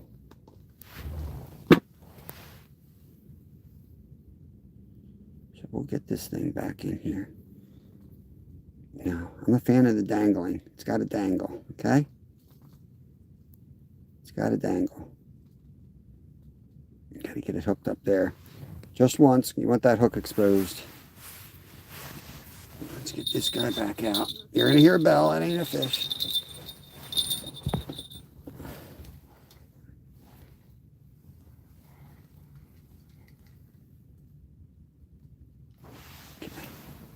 You know, we're going to put this jig. It's like a Swedish pimple. It's small. It gives you a lot of flash, but the hook itself is pretty small. But it definitely gets attention in the water. Let's jig it a few times first before we go take this other rod out. If he's there, he might slam it. Got the drag nice and loose.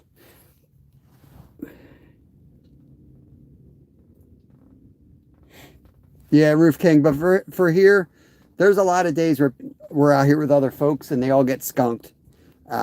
There's a lot of times where the only way you're going to catch these bluegills is on the 2-pound line. And that's what that rod is for. It's for 2-pound. It's for little tiny fish. So it just sucks when a huge chain pickerel decides to eat a mealworm. But it does happen. Nope, we just broke off on a big fish though. But yeah, there's a lot of times where you'd be wasting your time out here with like 6-pound. High quality 6-pound fluoro you'd still do all right with, to be fair, and that's usually what we use. But when we rig a rod specifically for bluegill, we're going light. And that's what we had done with that rod. That was literally going for bluegill. And of course, the stupid pickerel has 5 rods to choose from, and he chose the 2-pound line. Got Fish On Entertainment in the house. Appreciate you coming in here. It's going to get loud and windy, sorry. We got to play the numbers game today. We're going to go play out here. Oh, that's me. That's me. Bell in my pocket. Let's drop this one back over here. Yeah, you got to... Oh, shit. We got a fish on over here. There's a fish on this one. There's a fish on. Look at that thing going. That's probably another pickerel. We have to be careful here. Fish on. Oh, there. He's just a bluegill. Ah, skunks off. Pops right out. You dumb nut. On Kevin's setup. There we go. A little too big for bait, but there we go. I heard that jiggling over here. So that was on the whole damn time. That was a bell out here. There he is. First fish of the day. Off he goes. Look at this, guys. It was on Kevin's setup. On Kevin's setup. That's why you have to stay humble, y'all. Okay, you can be a professional fishing guide, but guess what? You're still going to learn from your 12-year-old son if you listen. It's just the way it goes. Someday you might be buying that setup off of them. You might be selling those. I don't know. The mini ice fishing drop shot.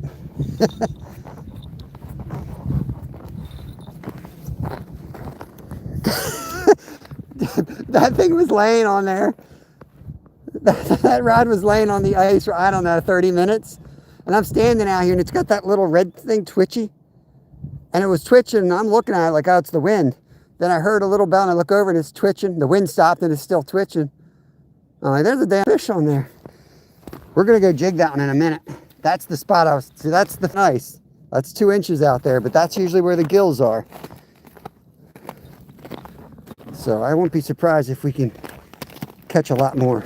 If it doesn't want to sink, you just stomp on it. It goes down. Get down there, bro. Let's get it off the bottom a little bit. Put a bell on this one.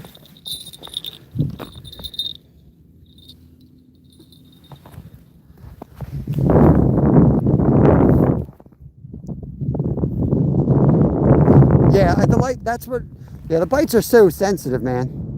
That's why it's a joke sometimes. Equipment. Honestly, just hand line these little guys. That's how subtle the bites are. Even the 4-pound bass we caught, it didn't even trip the flag. We went out there and we just hand lined them up. They don't fight hard in the winter. Like everything else, we're barely surviving out here in the wintertime. Spend a little time out here.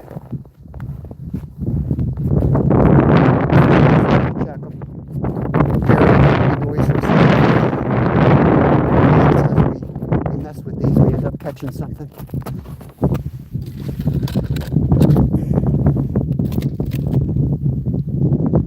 Kind of check the depth while we're at it. Still got a worm on that one.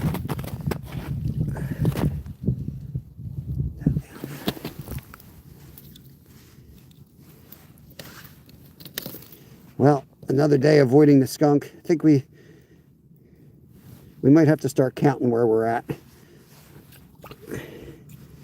Really shallow out here. Any day you can avoid a skunk this time of year. Good. Our record was 106 days with no skunk. Oh boy. I forgot my freaking scoop today, man. I had to unload my tent. I had to clean it out this morning. We camped in it this weekend. We had so much gear in there. I'm embarrassed how long it took me to get off the ice. We got a foot of snow out there, and this thing does not slide efficiently over the snow. It's basically like pulling a snowplow. Kevin was making fun of me, so I stopped and made him try it. He couldn't get the thing to budge, so that shut him up real quick. But I don't need my ice cleats today, so you guys don't have to tell me, hey, you need ice cleats on. Today we don't need ice cleats. So this guy's still got a minnow. He's going to get smoked today. At some point, he's going to get smoked. Let's keep that off the bottom a little bit. Go straight down the hole. Ouch. Let the thing hit myself in the face. God. Let me do it this way.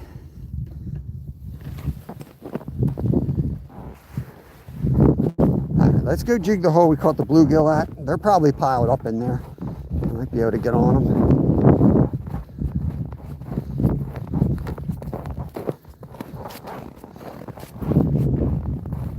Yeah, classic Kev. He's the star of the channel for sure. This is nice. They make it easy, these fish. You want to catch bluegill, you're going to have to stand on an inch of ice. I don't know what to tell you. That might have been one right there. Might have been one already.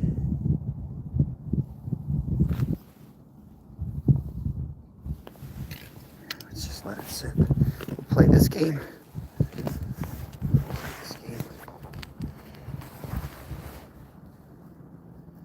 line watch. I'm gonna wait for that line to just move a little bit.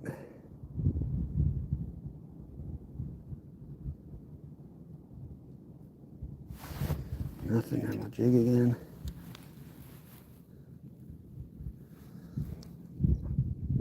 I told my wife, I'm like, the fishing.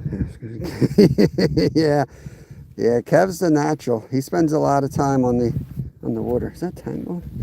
Does he have it that low? This is rig up. No, he tied it that way. I'm not going to change it because that's the only rig that's caught fish. So down it goes.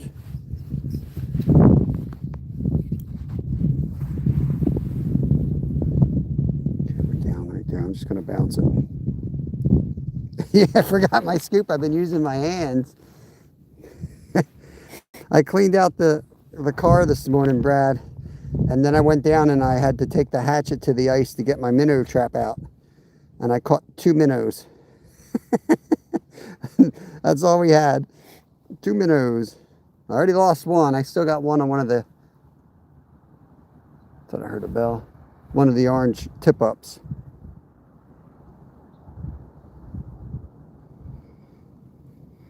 Welcome in, Eric. We're down in Pennsylvania. We're gonna hang out here before we get in the ice shack. We just caught our first gilly through this hole here. There he is. Oh, just missed him. Yeah, we're gonna slay in this hole. I might have to put a different jig on that other rod though. I know this works for Kevin, but it's just not my setup. We'll see if he hits it again. I'll just sit it there a minute. He might have stripped this, but I'm going to give it another minute and then we'll check. Definitely a fish there. Hit it.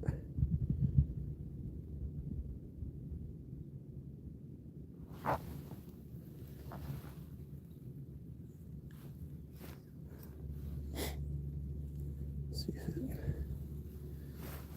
No, it's still on. It's got some weeds on that. Let's get the weeds off. That was definitely a fish. I don't lie to you all.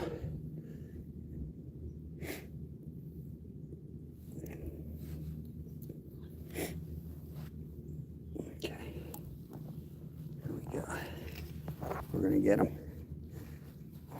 If we don't get thwarted by this ice on the side, get back down there. Down there.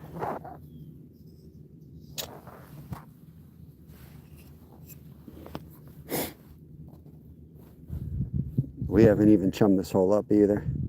So we could definitely chum this hole up a bit. Re-rig.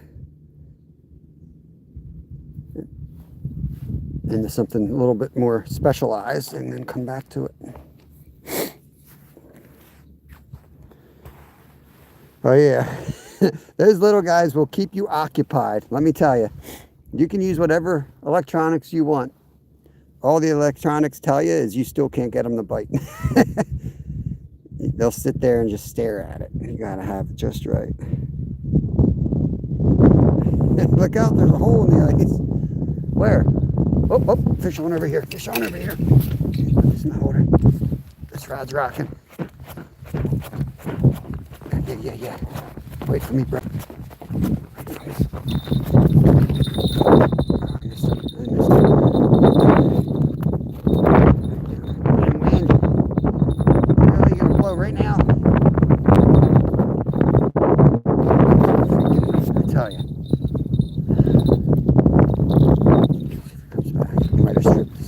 They're starting to bite. That's good.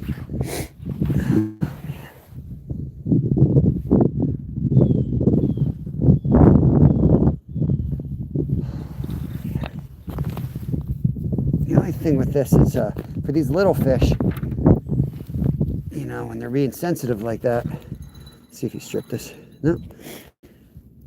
Get through that hole. Come on. There you go. It's hard to get out of the holder without bumping it. If it's a big fish, I just grab the damn thing. Bucket comes up, it don't matter. He's pulling down against it. But these little guys, you lose them in that process sometimes. Okay. Put the bell on here.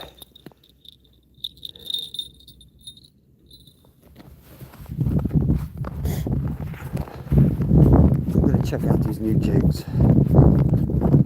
As much as I like this one, I'm thinking I put one of these guys on. I like this. Which one do you like, guys? Which one do you like? Tell me in the comments which one you think I should try here. I'm leading towards one of these reddish ones. I do like silver a lot too. Let's see if we can get this guy to bite first. I'll jig this one a bit. What's going on, Terry? Welcome in. Yeah, family style here. Appreciate it. I do fish with my kids a lot on this channel. Woo, damn wind. Sorry about the wind noise. The fish are biting out here right now, though. Firearms and fishing outdoors. Welcome in. Oh, 87,000. Don't make me do the math. Don't make me do the math. We're all jacked up here. It's real.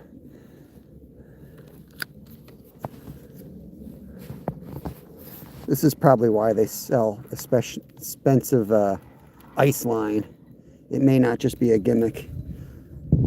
The line starts sucking this time of year.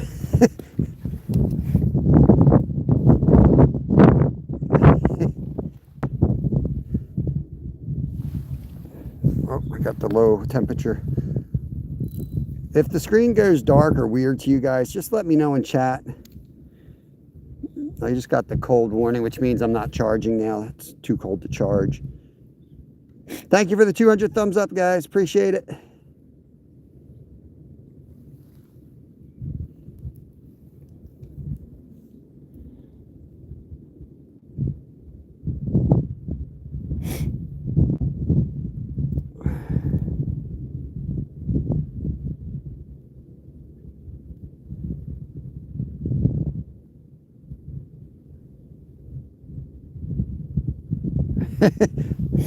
We fried up bass last night here. Yeah, we don't talk about drugs or alcohol here usually, unless it's me talking about it.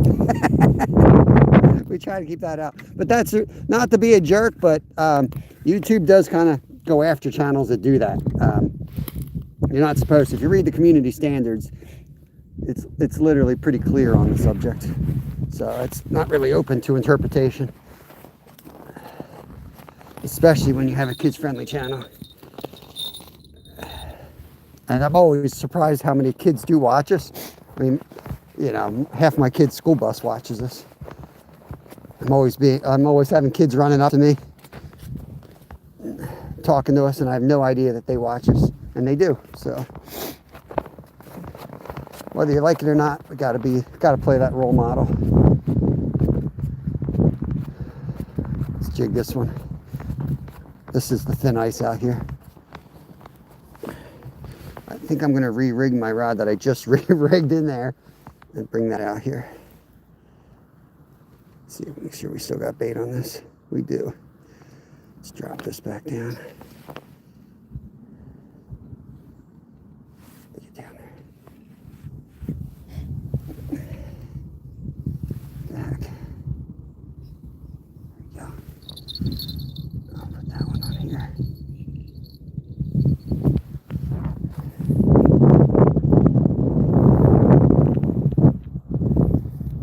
Yeah, YouTube is not perfect. I'm not going to get into that conversation.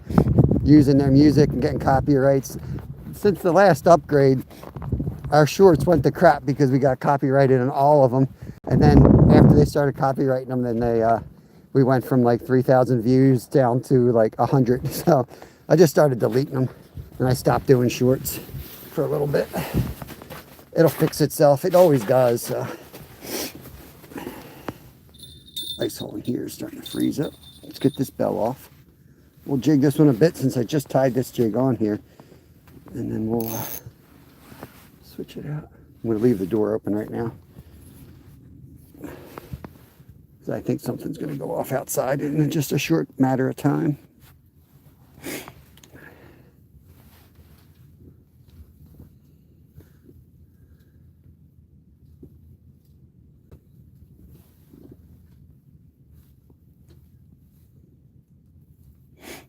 I should have brought some of the goldies out. I'll bring some of the goldfish out tomorrow. I've got these little rosy reds. They're not really goldfish, rosy reds. Appreciate that, Dennis. Yeah, I people always ask about YouTube and like doing YouTube full time, but it's as much supporting others as it is supporting yourself. I mean, I'm sure you can be, you know, somebody special that just gets everybody's attention, and you can live in your own little world, but that don't work for me. I just have I support as many people as I can, and they in turn support me, and we grind it out. That's all I can say.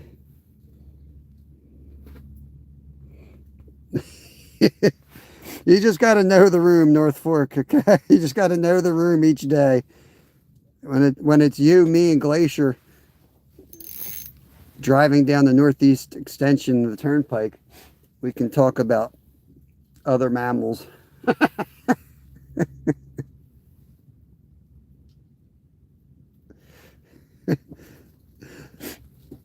But yeah, ice fishing just gets dirty. It's something about all the holes drilling and little poles, and yeah, I don't know why.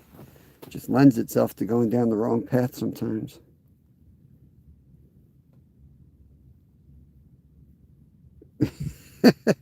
I'm telling you, man, if I had an electric auger, I would freeze my ass off. You know, keep running through that snow, checking all the lines, scooping the holes, doing all that stuff. You take all that stuff away, you start running out of things to do, especially if you don't drink alcohol. You know what I mean? Like, you're basically taking the sport away. I know there's different ways to look at that, but I enjoy the work. I enjoy the physical work. I guess that's the way to put it. I might be sick like that, but I do. I enjoy the physical work. You take that stuff away, to me, you're robbing yourself of enjoyment. Let me blow my nose, and then I think we're gonna re-rig. Nobody wants to tell me what jig to put on.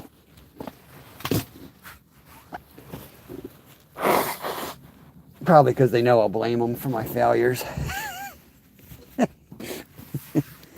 Let's see what we got. We got some Crappy Man jigs.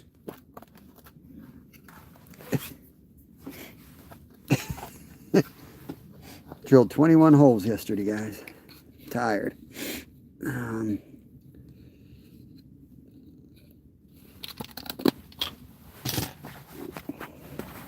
Welcome back, bros. Anybody want to put the fish count in there? It's one bluegill. maybe that'll kick us into success here. Maybe we should get something more subtle today. A little red and blue one. I feel like we've had luck on this guy before, because I've seen one before and we've since lost it. So that tells me it's a good color.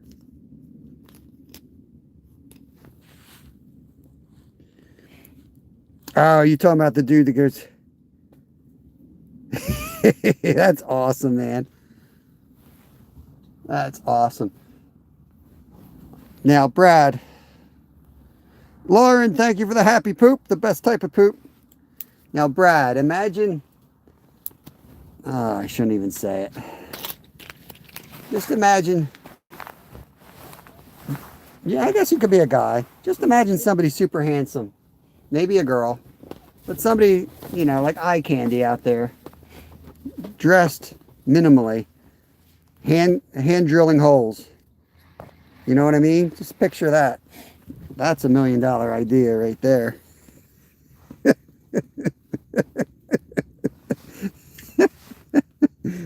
Just saying.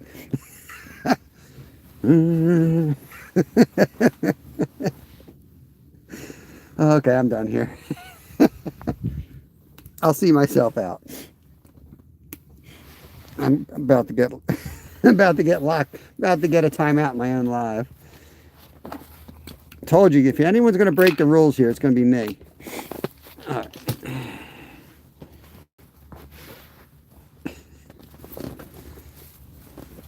I'm surprised I haven't seen a short like that yet. It'll be on my, I know our phones are listening to us, so we're probably all going to go home today and see a meme like that. It'll probably be Skeeter, though. It'll probably be Skeeter out there. All right, we got the smartest. Oh, let me pin that up there. Thank you, bros. We got the smartest audience on YouTube. You got a hook. I'm embarrassed to say I have no clue. Which way do you start the knot? The hook away or the hook towards? I see most people start it this way. I have always started it the opposite. I've always done it this way. And I have no idea if there's any science that says one is better than the other. Let me know. Skeeter's going to fish with broccoli. That's what he's going to use. He's going to use a big head of broccoli off the ice. Don't think it matters. All right. I don't think it does either. I'm going to do my way still. RDA, welcome back. Brad says it doesn't matter. Maybe it's better visually or whatever, but when you see those videos of people tying knots, they always do it the same way. And I'm just like, is there a reason?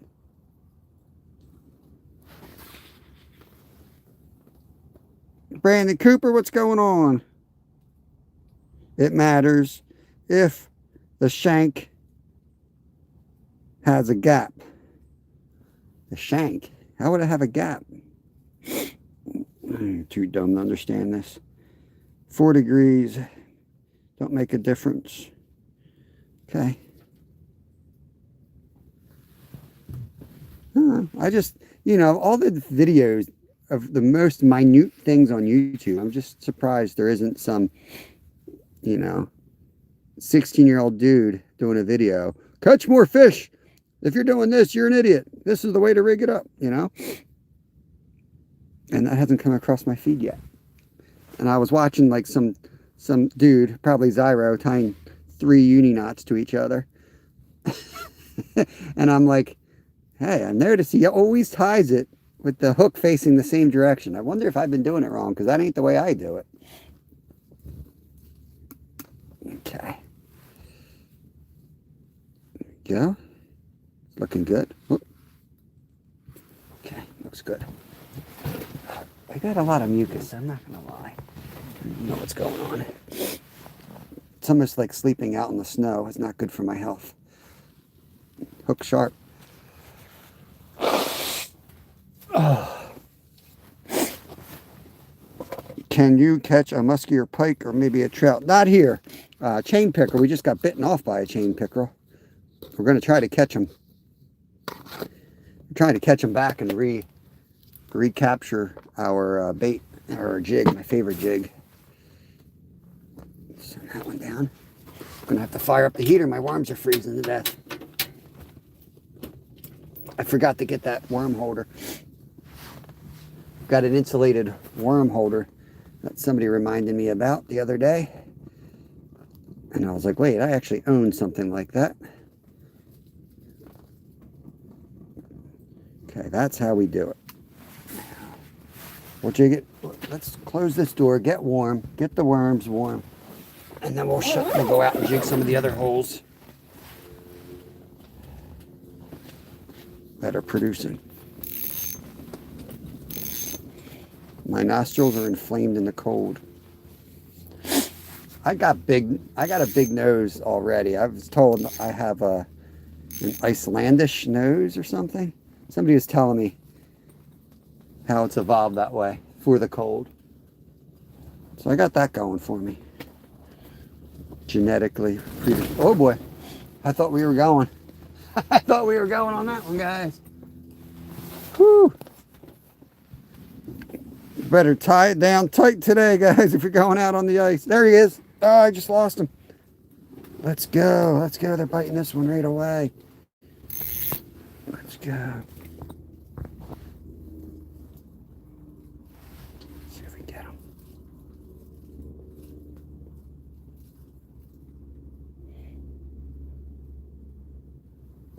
A worm threader. No. Is that what they use in, like, I know a lot of, like, Asian folks use them. I don't know why, but they seem to, like, they're afraid to touch the worm, or them. And they use these minnow things, too. I'm like, I don't get it. That's just the capitalism around the world trying to sell you crap.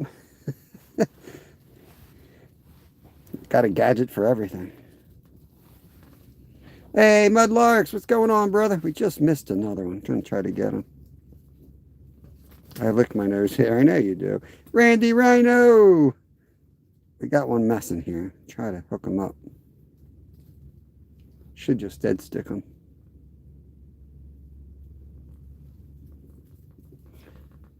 Could be that damn pickerel, though. I gotta be careful. I'm gonna break off my second favorite jig. Yeah, I stick my head in the hole all the time. That's how I see where the fish are. It's a lot cheaper than a fish finder. You just stick your head right down there and have a look around. That's what I do.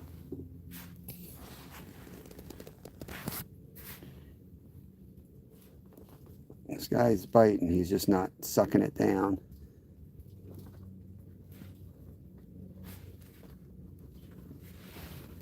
Let's just dead stick in a minute. See if he hits it.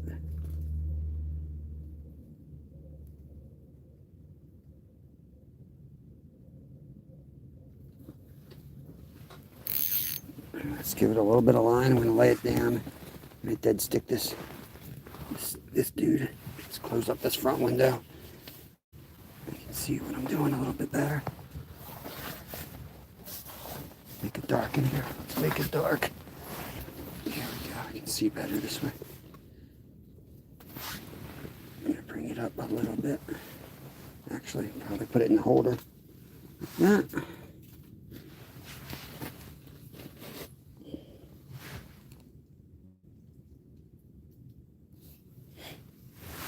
All the way down.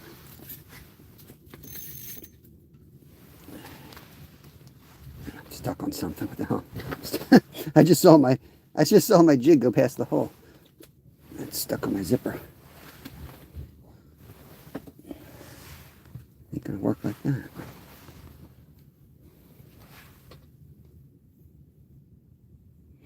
that. These are chain pickerel. They're delicious. If you go to my playlist, the how-to playlist, I'll show you how to clean them pretty easily. They got the Y bone that everyone's scared of, but it's really easy to do the 5 fillet method. They taste like muskie or pike meat. They're delicious. You get a lot of meat from them if you know how to cut them, but it ends up being like a lot of little chunks of meat. So we make New England clam chowder out of it. I used to have a shellfish allergy, so I couldn't eat clams. So I would just substitute the clams with the pickerel meat, and they're awesome. So, but if you get a huge one, you can actually. Oh, there we go. Oh man, I missed him. See how subtle he was? Let's see if he stripped me. Let me just get it all the way up. Nope. Let's go back down. They're starting to bite. We should be able to start getting them here. Let me put that back in my hand.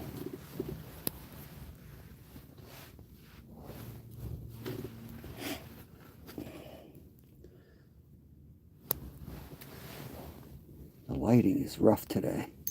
I'm in trouble. There, I'm up there. It's just going to dead stick. Eric, the ice is anywhere from 2 inches to 9 inches, almost a foot. Just depends where you are out here. Georgia Times, what's going on? Appreciate that. We just got the one. We've missed that one playing right now. We just got the one so far. We broke off on a pickerel, though. I'm hoping to catch him back because he took my favorite jig again. I caught that one, got my jig back. Oh, the Eskimo song. I got to look that up. I forgot till you just said that again. This is not the best looking worm either. Oh, there he was again.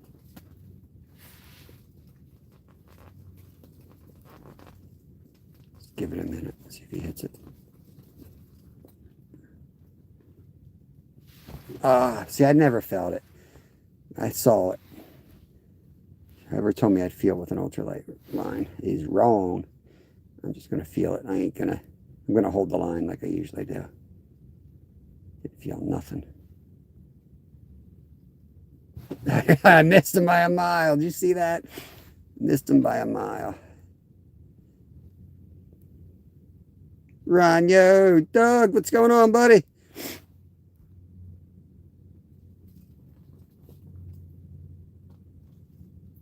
Travis Stevens is in chat. Has joined us. Gavin Duffel, what's going on, brother? Stay off the bottom a little bit. Yeah, I'm about a foot off the bottom. I find the bottom, right?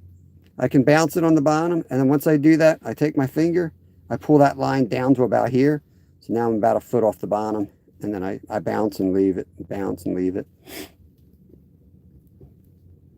Yeah, I fish here often. I know what they're doing. They're just staring at it. Takes a little bit of work getting them active, and then eventually they turn on. Thank you for the makeup brush. I need it.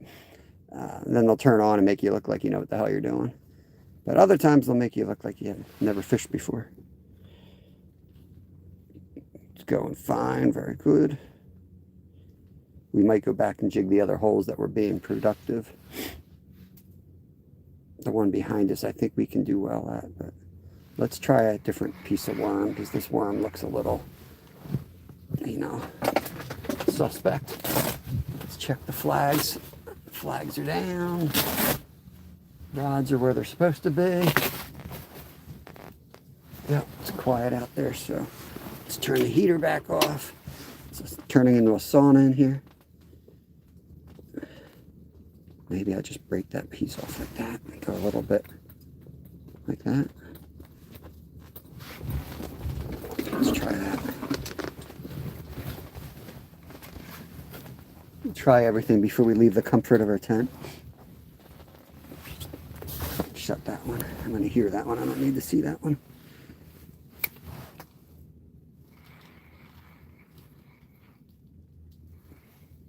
We got weeds in this, so you have to kind of know how deep it is and really make sure you're all the way down and not bouncing it on a weed.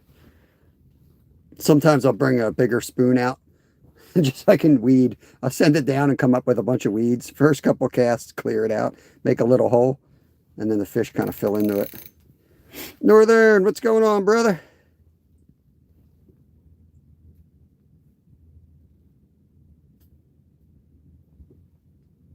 Come here, you silly rabbit. I'm going to catch you this time. I'm going to catch you this time.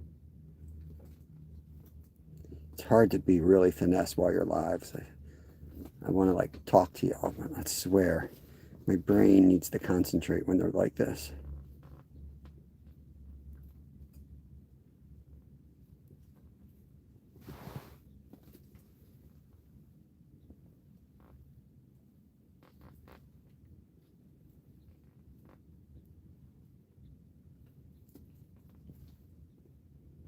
So I'm pushing my finger further and further down, bringing the rod tip up.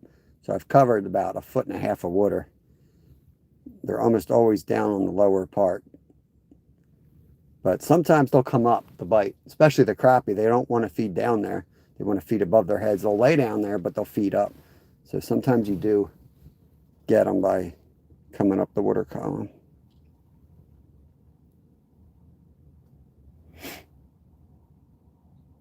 When he starts hitting it, drop the line, let them eat. They won't hit it, though. Bluegills will put it in their mouth. Trust me, I fish them all the time in here. I fish with Mission Discover. They will suck it in their mouth. You won't see or feel nothing. If you're not doing this little thing, they will literally put it in their mouth, spit it out. Put it in their mouth, spit it out. They'll never move. That's what they do here. You're missing a lot of fish if you're thinking they're going to run with it. They're not. They're just hanging.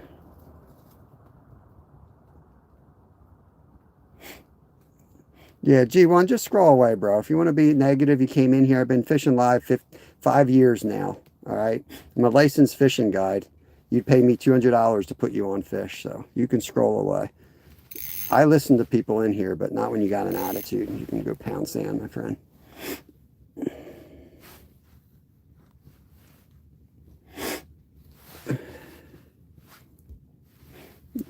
I fish every day. If you seriously think I never let them take the line before, you're an idiot.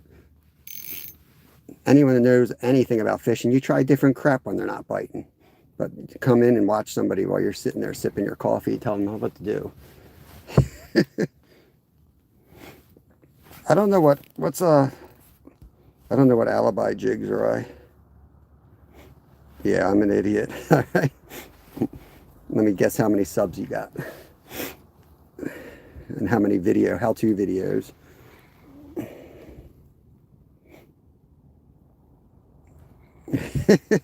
I'm going to let you stay and make an ass out of yourself some more, bro. But I ain't going to read your stupid ass comments. All right, let's go jig back here.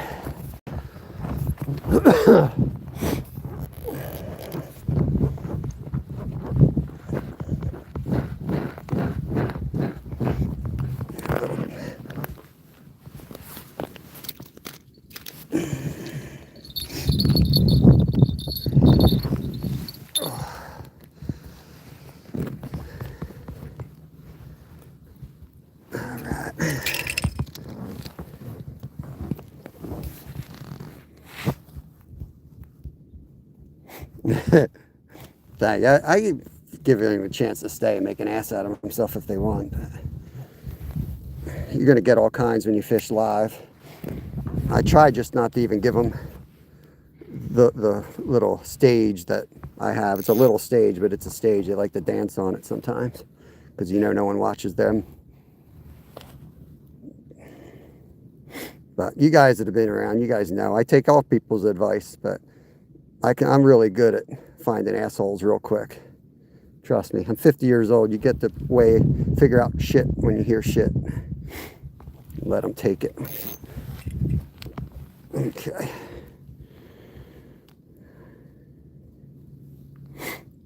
Yeah, I got hair jigs that I use sometimes, especially when I'm on them good.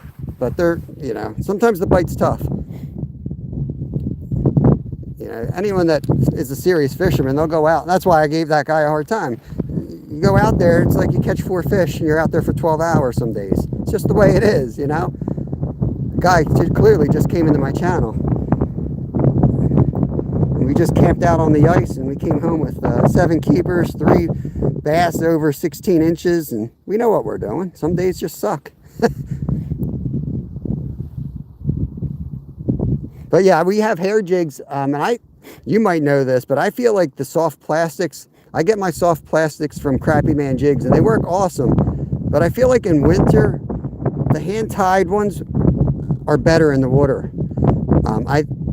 Somebody was saying once, and I thought they were right. I feel like soft plastics don't move as much in the water. But I think more what it is I think the hair, like sometimes they want that real subtle presentation, and I think that hair moves better, just still. And that gives it some life.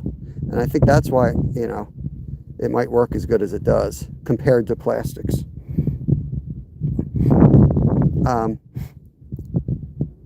And I get a lot of my hand tied. I think Crappy Man Jigs does hand ties as well. I think he sells them on a site, which is crappymanjigs.com. But I know Dave from Double Hook Angling does as well. And that's who I used to use for years when he was tying them up. And I still do from time to time. But right now we got a lot of worms. And I've yet to find anything better than a live worm. We're just taking a little piece of it and putting it on one of these jigs. Hard to beat that. Yeah, you know what I mean, Brad? So that's what I talk about. It's not like people get in their head like, this is what you use. Well, that's marketing. That's them trying to sell you a product. What you have to do is take another step and say, why is it working? How can I make my bait do that? Like you're saying, the paddle tail gives you that extra movement when you're not actually moving it. The whopper plopper. Now, there's advice I can take. This guy clearly knows what he's talking about. I was going to bring the fly rod out, but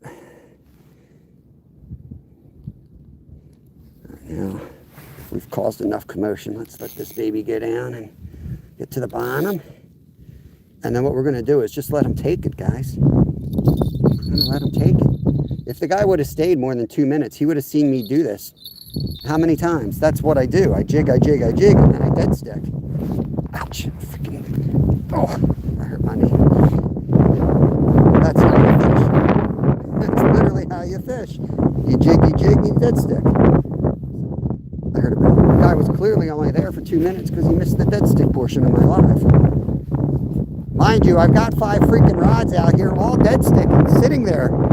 So if it works okay, I'd have fish on all of them, you know what I mean? This bell went here. Where'd it go? Oh, it's over there. I forgot I moved that one out.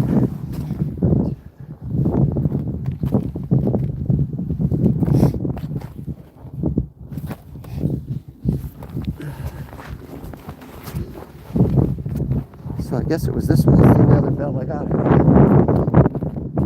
I forgot I took the other rod over there for a minute. I thought my rod went down the hole.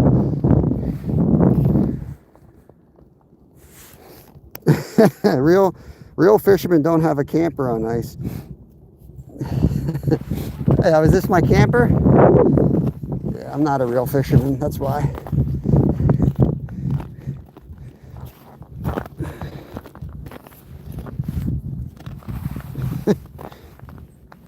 Drop a stick down every hole, making your way to deeper and deeper water. Oh, Lord.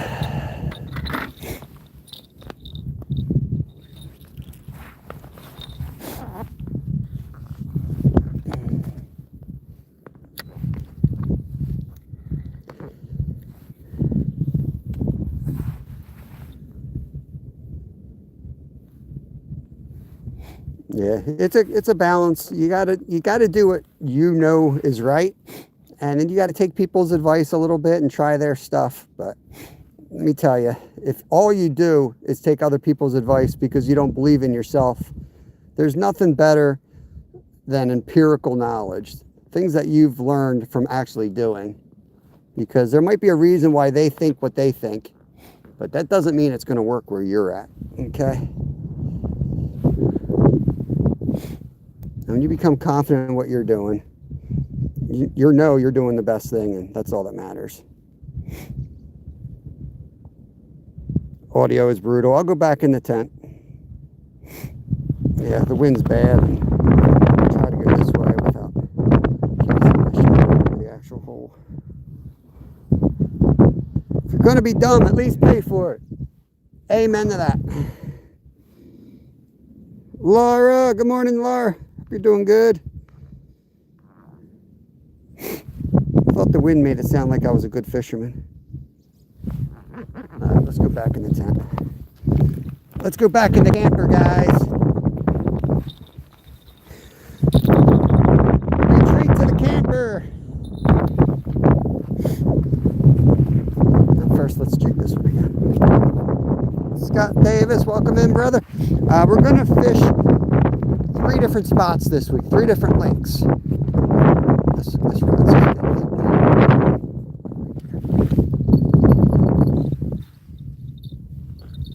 See if we can get him. It's just getting hit as we were walking over there.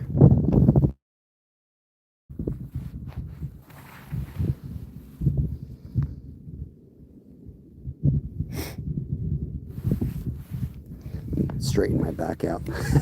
Let some more line down. Let's start this over. Right there.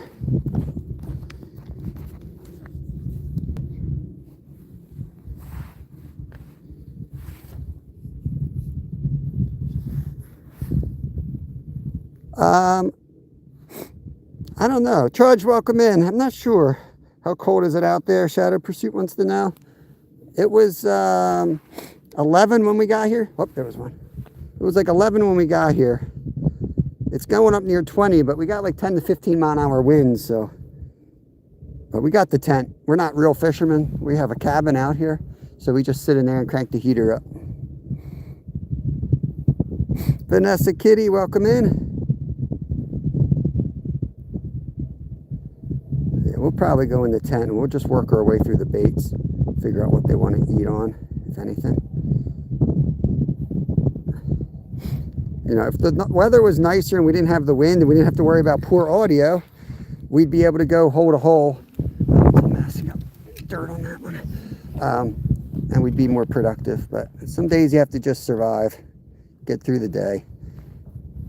And anytime you're on the water, you could catch something special. So You know, it might not be the greatest day to be out there, but that doesn't mean your dream fish ain't gonna bite. That could be the day. It could be your only catch the whole day. Last year we were getting skunked and we caught the 6.5 pound trout and then a 5.5 pound trout at the same time. We doubled up and that was all we caught all day. And now when I show people my fish pictures, my best fish pictures ever, they're two of the biggest fish. They're two of the best pictures I show them. They're like, oh, that's so awesome. I was like, yeah, it was a crappy day of fishing for the most part. Try to kick some of this water. Oh, that's already frozen salad. All right, that'll work. Let's get in the tent. I think it's time for pasta salad, guys. Whipped up some pasta salad. It's damn good. Don't sleep on pasta salad, let me tell you. It's good stuff. It's good stuff. Let's get in here.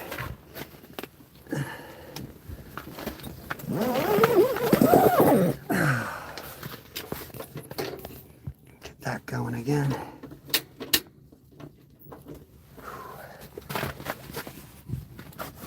Close the front. That was me. That was my bell. Whew.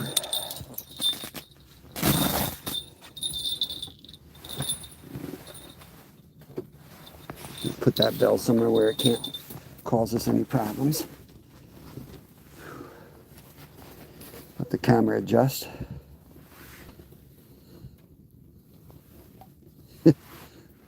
Get the grass off of there. Let's see. Snow blind now. Wait till my vision comes back.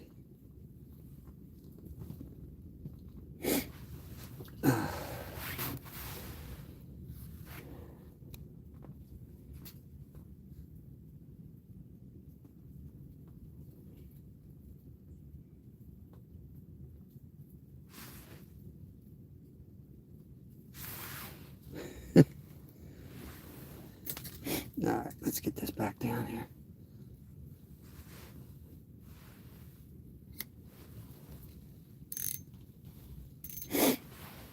Appreciate 108 people in here, 256 thumbs up. We just got hit. I was sitting there playing, trying to straighten my line out. We just got hit. Maybe I'll hit it again right away.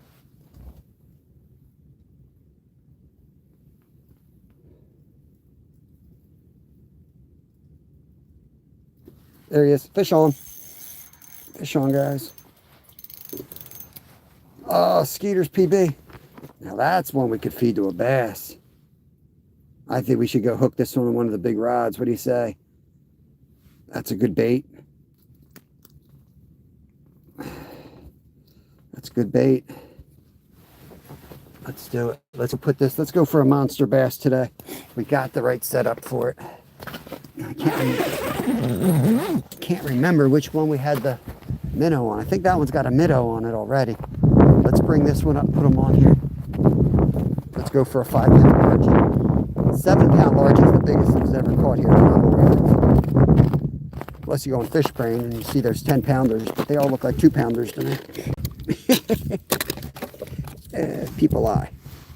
You stay over there, bro. You stay over there, bro. Okay. Not the biggest hook. What we're gonna do is we're gonna lip hook them. Gonna lip hook him so that he will survive this encounter. Hope. Okay. Down he goes. We're gonna try to trade him in for a big old bass today. We're gonna put it on the hard setting because he's gonna get slammed.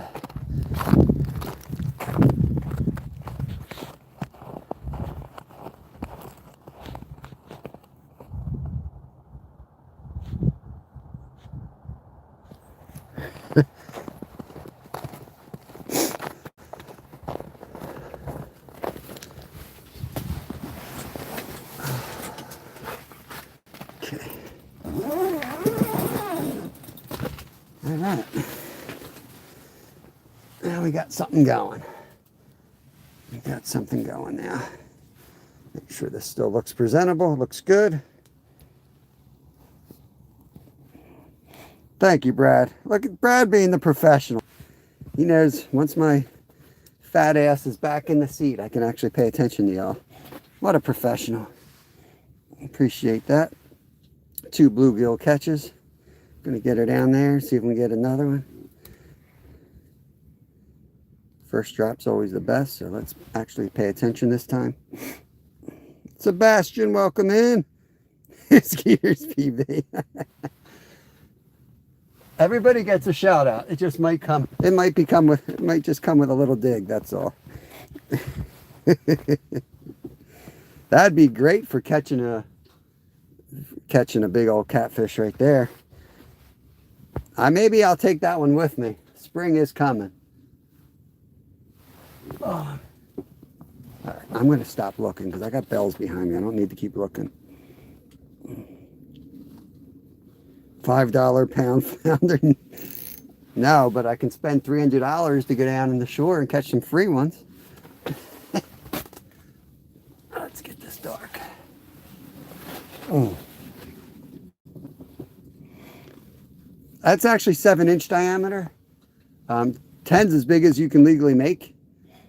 And you guys, well, it's 8-inch. But if you guys are good at math, you know an 8-inch hole is 24-inch diameter. So you tell me when the last time you caught a fish more than 24 inches circumference through ice in winter, knowing that it takes more effort to drill a bigger hole than it does a smaller hole. It's plenty big enough.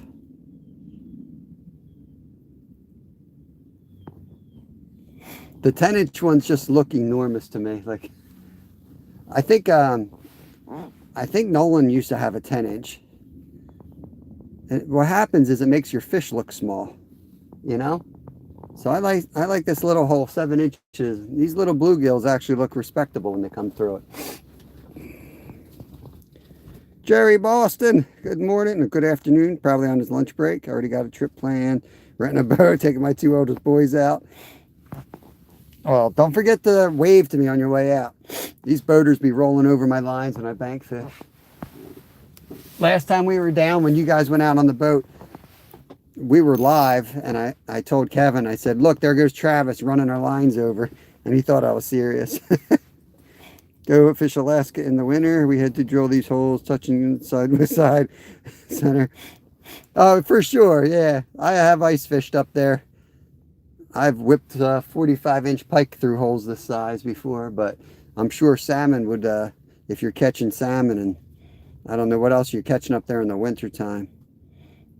I guess if you're out at, I don't know if you get solid ice out there where the halibut and stuff are, but I ice fished the Hulitna River for many years, but we only would catch pike in the winter time and some jacks and some other stuff. But our river we called jack salmon. Some people called jack's pike. I don't know. We're all mixed up. A jack up there was just a salmon that never went out to the ocean.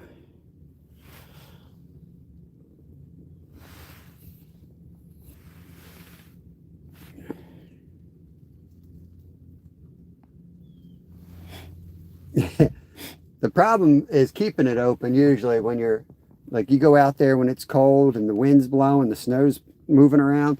They get smaller as the day's going on. I had a hit doing that little demonstration. Let me do that again.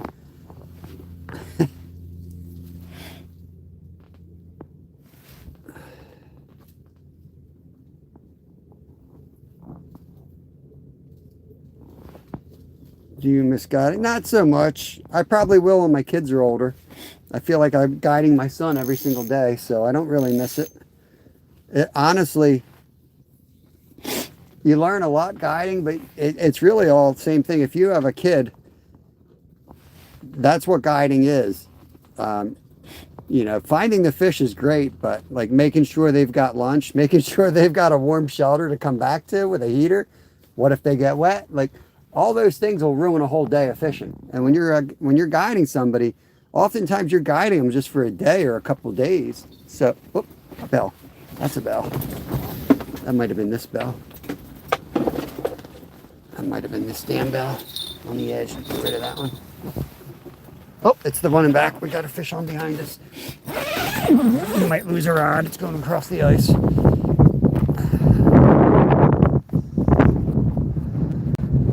Might be gone. That's exactly what happened last time.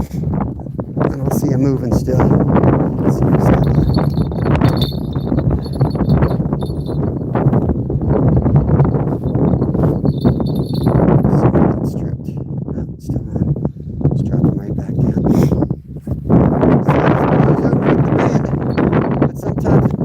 Sometimes it don't. Sometimes it's a fish.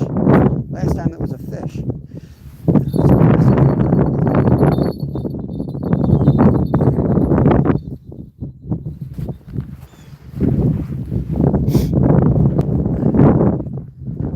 I don't have my scoop with me. You guys just joined us.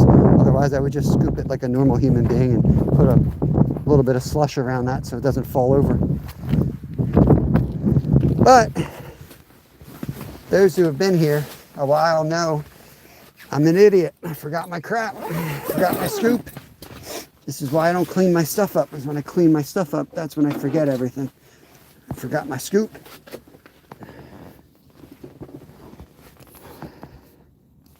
Use your hands like a man.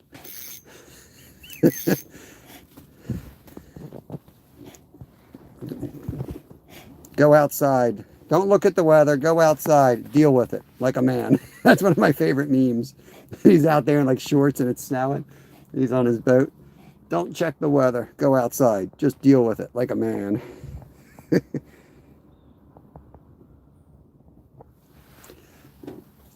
It depends on the state. Guiding is a state. Well, it's a federal level license too. At least for me it was. And then you need a state license. But my point in that whole conversation was guiding is as much about making sure the person's comfortable, safe, and enjoying their day. And that's different for everybody. That's why we interview, at least at our business, we interview people that were taken out. What's important to you? You want to catch world record fish, or do you want to just catch a lot of fish? Would you like to see a dolphin today? You know, all that crap. I take a serious fisherman out and like, hey, look, a manatee. They're like, I don't give a shit about a manatee. You have to know that going in, what you got, what you're working with, you know? Oh, where'd my tissues go? It's as much about having sandwiches and having a shore lunch, having those memories that they'll have the rest of their life. And some of it they don't really know they're going to like till later in life. Like the shore lunches is awesome. Going out there, catching your own food, and then you filleting it up and having cooked for them, you know, it's a memory that they'll probably have till the day they die, unless they do that every day. Yeah, you know what I'm talking about, Vanessa. Like, now some guys are just, you know, they're gonna go out there and grind, and that's what we dealt with mostly, because we guided in the interior of Alaska, and we didn't have any. We started our business from scratch, Homestead Act, log cabins, homesteaded it, got the guiding licenses, flew people out on a Cessna, landed them on our lake, and I mean, I think we built the toilet system and the bathhouse 3 days after our first clients landed. I'm not lying. We had like a TP with tar paper around it for the first year. So we started from nothing up there. So the first group of folks, the first few groups of folks were like high school buddies that were showing up with a cooler of beer. And I'm like, all right, they got the right attitude. They're going to have fun. And ironically, they always ended up being the best groups and having the best fish when they went home. The guys who came with all the right gear and the electrical reels and all the right, you know, they knew everything. They wouldn't listen to you. And yeah, they were a challenge.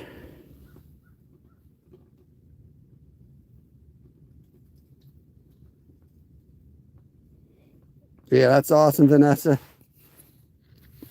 Any of you guys know Doug Carney in here, let me know. I can I want you to have my email. We can share stories of guiding hunts for Doug.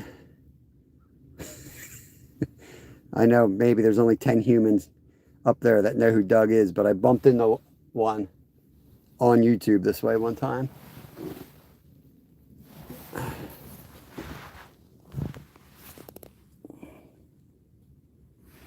John Joe, that is the question, my friend. That is the question. Now, I will say they can't get to our river any other way. There's no roads out there. You have to fly in. All I can say is we used to go to all the trade shows and they would see our fish pictures and they say, I want that. And you go up there and it's like, well, we will guide you because they're our boats. You will not destroy our boats. But that being said, most groups, if we took them out there and they were good to go on day 2, I would let them, if we got on the salmon and it was obvious where they were and they wanted to run upriver, I would say you can go upriver, not downriver. Because God forbid anything happens, you could float back to the house. But I'm not going out on a mission today to find out where you are. I got Mr. Buddy Heater over there. These fish are real sensitive. That's a great question, Milton. So I prefer not to use gloves, and if I do use gloves, I have the fingers open. But the cold doesn't really bother me for detecting these bites, and you're always taking them on and off. I got them. They're somewhere down my pants, to be honest with you. Look, I ain't lying either, probably. They usually fall. Look, I keep them in my pants. I shove them down my bib tops. If I really need them, they're there, but I just find they're annoying. It's one of the health inspectors. McKinder sent me out to every. So we were out, Vanessa. We were, our property is just north of Sleep Mute. If you know where Sleep Mute is. We're just upriver. That's the confluence of the Kuskokwim and the Holitna. You go up there and you'll get off to the Ho-Ho. There's a Y where the Ho-Ho comes in, and we're just a few miles up from that.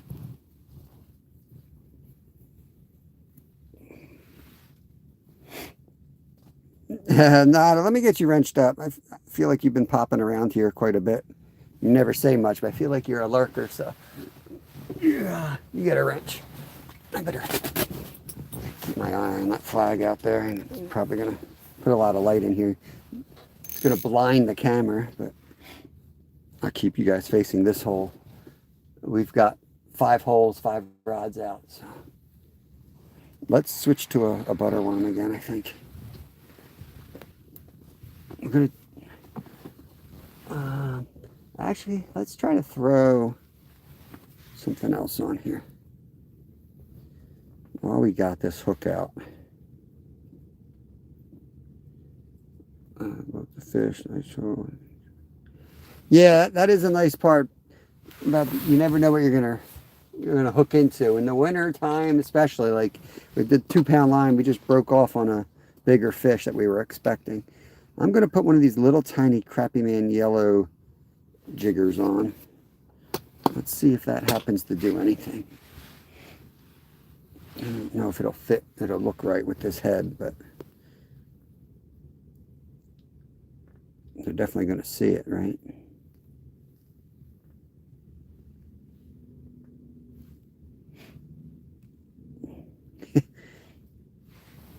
Let's see what it looks like. Well, that looks good. Look at that. Let me zoom in. Right? That looks pretty good. Now, the test for me is how's it look if I don't move it? And I just give it a little. Yeah, that looks pretty good. I like that. All right. Down we go. All the way down to the bottom. Come up a foot. There we go. Yes, sir. Fishing is just great anticipation. That is right. Fisherman Fishing, we are in Pennsylvania. I flew out to Talkeetna just to see him at the halfway point of the race once. Let me see who Vanessa's talking about.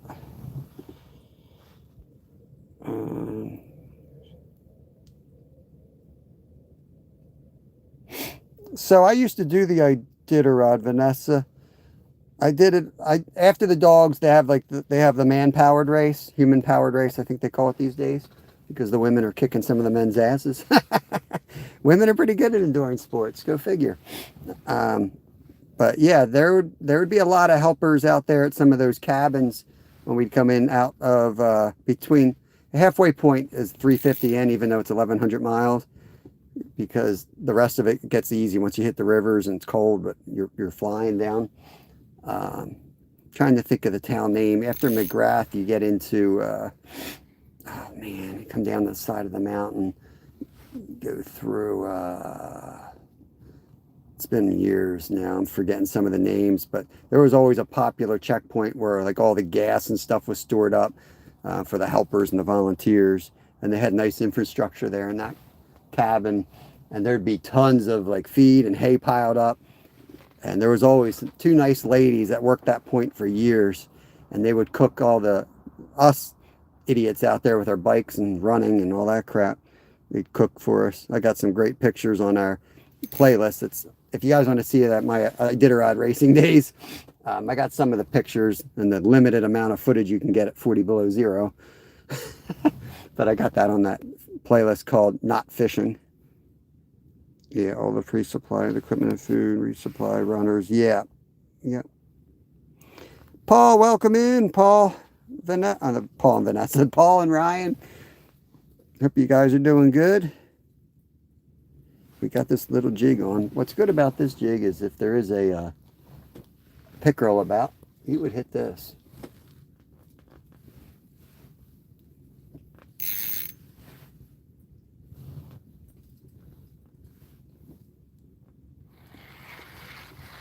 I'm not going to give it long.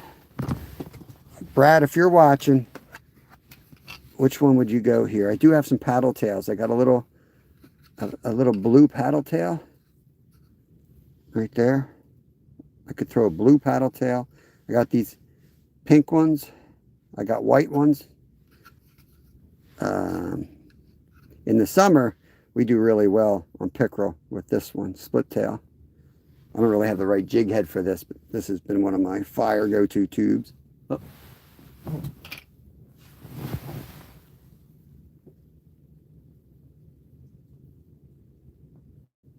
Hold on, I heard a bell. It might be behind us.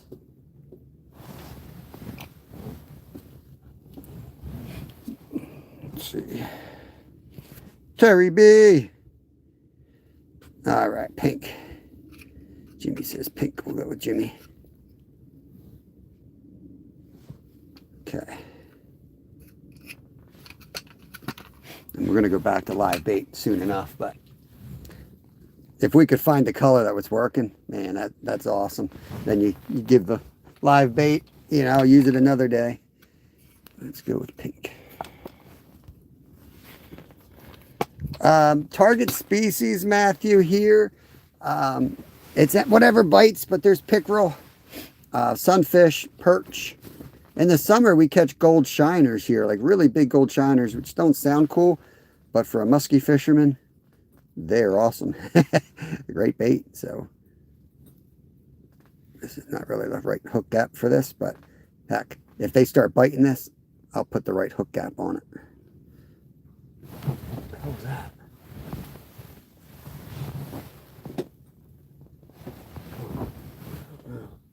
Must have been a crack in the ice.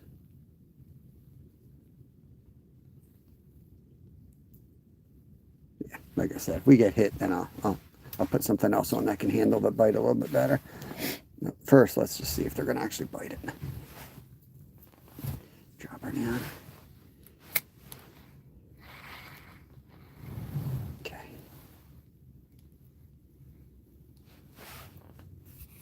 Yeah, it does look good. In the off color, dark. In the off color, go dark. Yeah, I know what you're saying. If it's hard to see, it actually isn't as hard to see as you think. It's just the white. But this water is clear enough that we catch them on regular stuff. But yeah, dark water, people like to use bright, flashy stuff. And in my experience, that's just wrong. You want to go dark and a little bit bigger, and maybe highlight like a black with like a green edge or something. The fish eyes don't work like human eyes. They can actually see the dark better in the tinged water than they can something light and bright. So I can't read that writing because it's dark. it's Larry or Nary. I'm sorry. My eyes are like, I'm snowblind out here. This is crazy. Eddie out here in Brooklyn, 18. Awesome. We're down here in Pennsylvania, brother. Eddie in Brooklyn. That's so funny. I used to race with a guy mountain biking. It was Eddie from Brooklyn. Eddie from Brooklyn. He used to come into my chats in the early days and he'd say, Brooklyn in the house. Then we got another Eddie from Brooklyn. We got Eddie, the other guy. He has a successful YouTube channel. He does like cruises. Eddie Lugo. That's another Eddie originally from Brooklyn. I think he's down south now. A lot of Eddies in Brooklyn, I guess. Country Carpenter. Who we got in here? Travis. Yeah, I'm big on that, man. It's like trying different things, but without changing major setups. Like, I'm not going to be a nerd and say, well, this isn't the proper hook gap. You know what I mean? Just put it on there as long as the weight's correct for it. Jig it. You get smoked, but you miss the hook set. Well, then put the proper jig on then. But you waste 10 minutes putting something else on and you lower that down and you don't get hit and you're changing it again. So that's how I am. That's how I operate. Quick little subtle changes. I'm just kind of circling around with these and then I'm gonna put live bait back on. Let's try the butterworm. And then we're going to move outside again. And I'll torture you guys with the windy conditions outside. Let's see if we can catch some more fish today. Just the 2 so far. But we did get broken off. And before we go, I'm going to definitely throw the minnow down here. I could grab the minnow off the tip up out there. And we could jig that. But I'd be kind of stupid to put this one down there. Because this is the light line that we already got broken off once on today. I know what I'll do. I'll retie the heavier rod in a little bit with the chain jig. Let me show you all what I'm talking about. I mean, before we totally give up on the day, we got a few wild cards. We'll take the heavier line and we'll put this on it with the live minnow. Even though it's a small hook, he will swallow that down, but it's got a chain on it. We'll be able to yank that sucker out without causing him damage because they never take it like past this, so it's never in deep. But he'll swallow that in. We'll get the top of his mouth or the bottom of his mouth. That's what we're going to do. But first, let's play with these little fish. Get this jig like we want it, and then we'll go out in the wind a little bit, jigging out there. It's the butterworm. They're not cheap. I think I'm going to go over to French Creek later this week, Jimmy. I also want to hit Marsh, and I also want to hit Anilani. So I'm going to travel a bit this week and get out of the area. Since they're being little jerks today, I'm actually going to put this on like a sock. I usually don't do that, but I feel like I got to today. So let's do this. That's all we're going to do, a little tip like that. I'm just going to let that sit down there.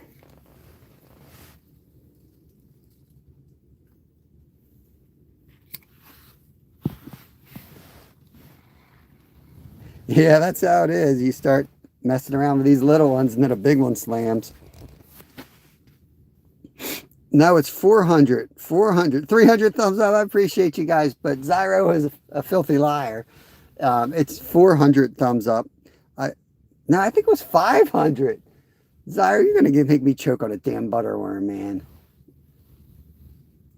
I can't remember. We did set a goal where I would eat a butterworm. If anyone besides Zyro remembers what it was, but I know it ain't 300. It's 4 or 5. I think it's 5 because we hit 400 thumbs up. We've never hit 500 thumbs up in a live.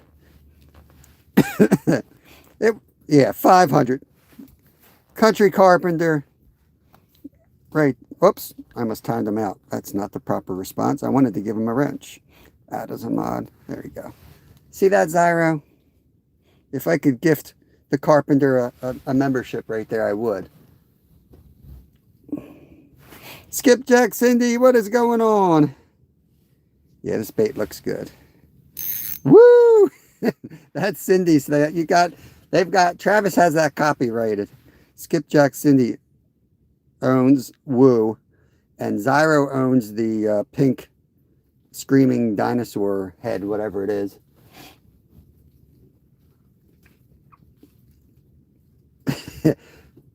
And Brad from All Things Country knows who owns. Hey, what country are you from? Welcome. Once in a while I say that by accident. Hey, what country are you from? Welcome, welcome, friend. That's our boy Jose. I forgot I was going to do that, Brad. Every time you come into my chat, I was going to do that to you because you made fun of me for doing it the one day. It was 3:10, I clearly remember. Josh seems like quite an honest bloke. I think he's probably right. We could get there. We only got about 50 minutes to make it happen. But I don't work tonight. I could stay longer. But we try to do like about a 4-hour session with y'all publicly. Because we do fish every day. But if we're having fun and we're in a spot that's productive, well, we'll definitely burn the candle. All right, let's get this back to the bottom and we're going to dead stick in a minute. Because they might not like me. Sometimes I forget just how much I'm ripping on this line while I'm chatting. Otherwise, if you just sit it there, it really don't look like you're doing much. But guess what? You are. That's fishing. It's not always entertaining. We're all the way down. We're all the way down. Now we just want to get that about there, about a foot off the bottom. And we'll even throw this on there. That's me. Stepped on it.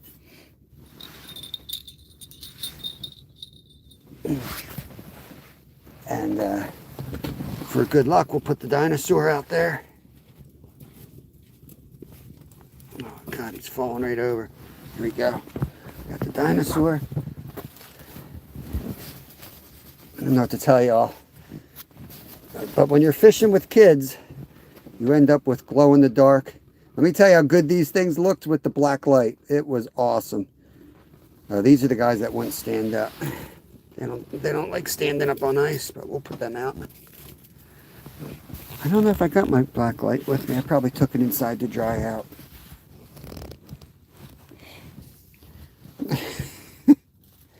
Where are you from? Where are you from? Double tap, double tap.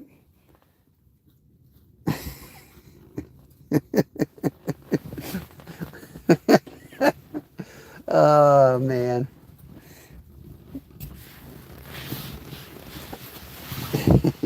It's a great community. Fishing live is a great community. We all try to be ourselves when we're fishing, but you're definitely fishing for our camera at times. Let's turn this thing off because we're starting the water. The ice is turning back in the water here. You know what I mean?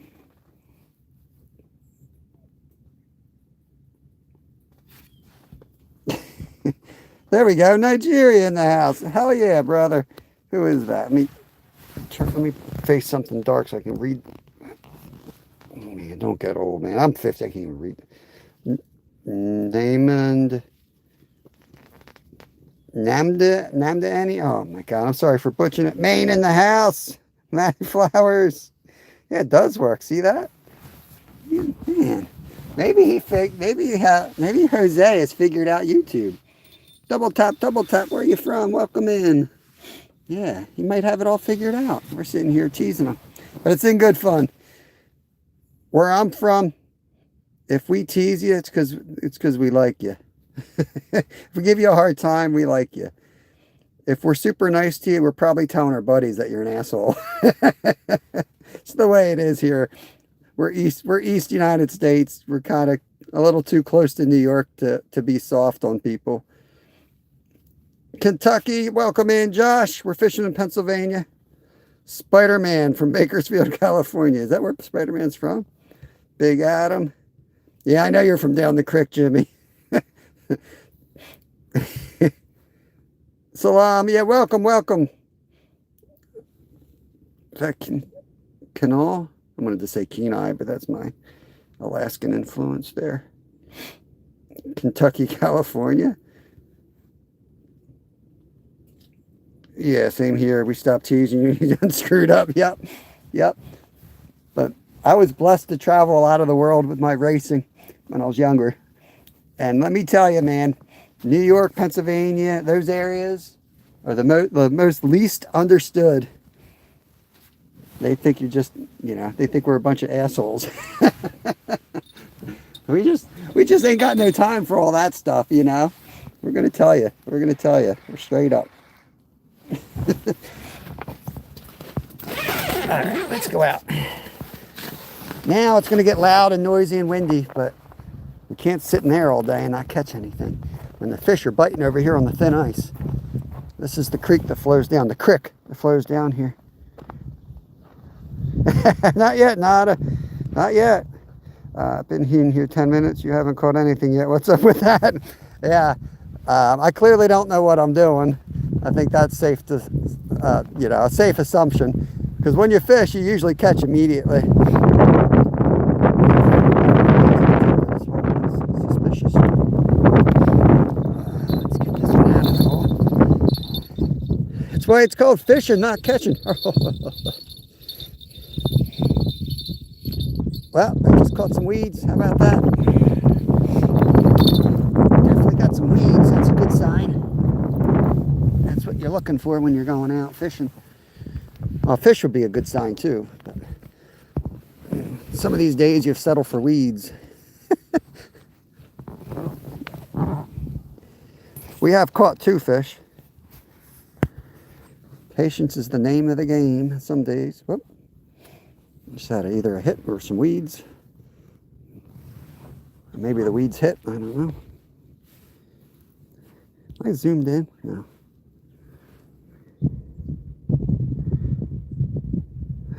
Oh, fish on.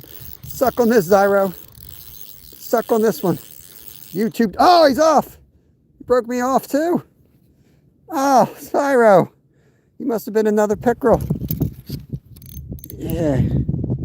Man. Well, that ain't part of the game. Breaking off ain't part of the game.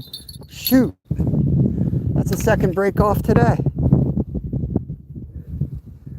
A little suspect of the line he put on that one now.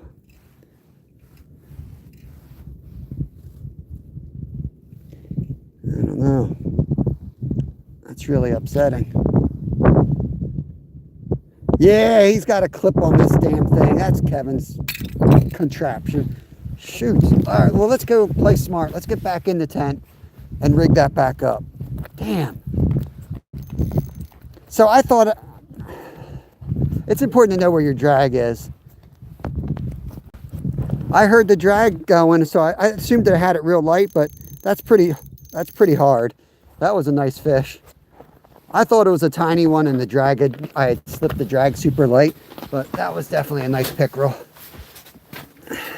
It's hard in the winter. You don't have the sensitivity. Even if you use the right gear, the cold takes it out of you.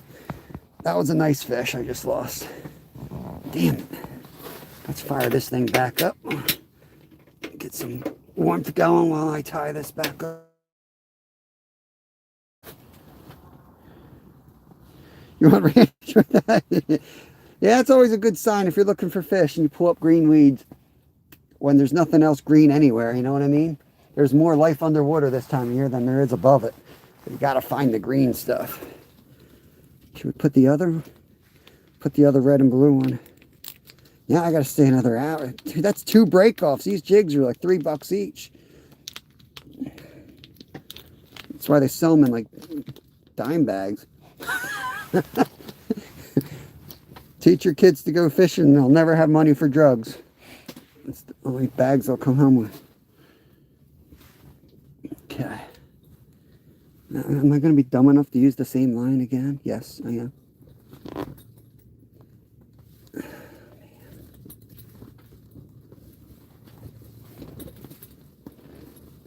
I thought it was a tiny fish and my drag was loose. So I was teasing Zyro like a freaking idiot. And that's karma. See? That's because Zyro goes to church, and now I'm being punished because I don't go to church and I tease Zyro.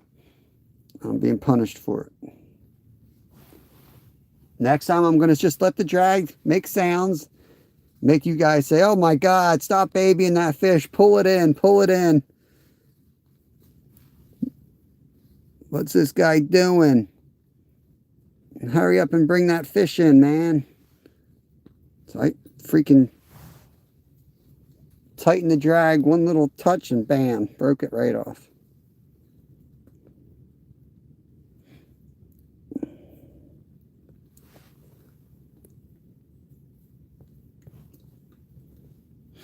Oh God, I'm tying Zyro knot here. Uni knot to uni knot. Uni knot over top of my other uni knot. If you can't tie a knot, tie a lot. Come on, that's hard. That's on there. That's a good knot. Plenty strength to bring in a nice fish. Yeah. Clearly a monster snook broke us off then. So you got to remember, that's a $3 jig we just broke off. And these are probably $1. Right? These things are not cheap. But we got to go catch whatever we just freaking lost. The most important thing is we got to try to go catch that pickerel because it now has $6 worth of my jigs in its mouth. That will be definitely be the best catch of the day. A pickerel with $6 in jigs in its mouth. Let's turn the heater off and go back out. Yeah, so that's a pretty good drag setting. I'll make it a little bit tighter than I'd like. Well, no, I better not. This is pretty damn loose line. If we're pulling drag, that just means it's a good fish. You guys can accuse me of whatever you want. We're going to land this boy. It's going to have lip rings and nose rings in them. I need my freaking lures back. Whoa. Just need ice spikes out here. Slippery on this side. Down we go.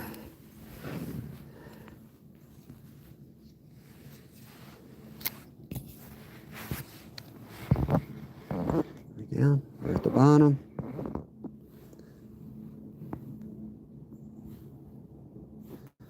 What's amazing is he won't bite the other rods that are set up to catch this sucker. He wants sunfish bait. Carnosaur, let me get you wrenched up. You've been in here before. Appreciate you. Abo Osama, welcome in. Where are you from, buddy? We're fishing here in Pennsylvania, USA. Michael, welcome in. Yep, 2 bluegills so far. Slow day. This is the hole, you knucklehead. Zyro, he's such a knucklehead. He was right here. I would set the hook so hard to ice. Dude, my son does that, Matthew. He sets the hook like he's on the bass tour. You know what I mean? Nolan does too. I was yelling at Nolan too. I mean, I probably don't set it enough, but I mean, Nolan came out here. I had caught 30 fish the day before, so I was a pro that day. I was like full of faith. And he's out here wailing on him, missing him left and right. So I was trying to tell him to do what I was doing, but oh, there he was. Just had a hit.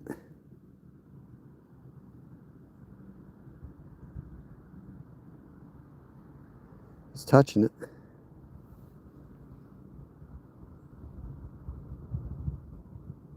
Just gonna let it dead stick.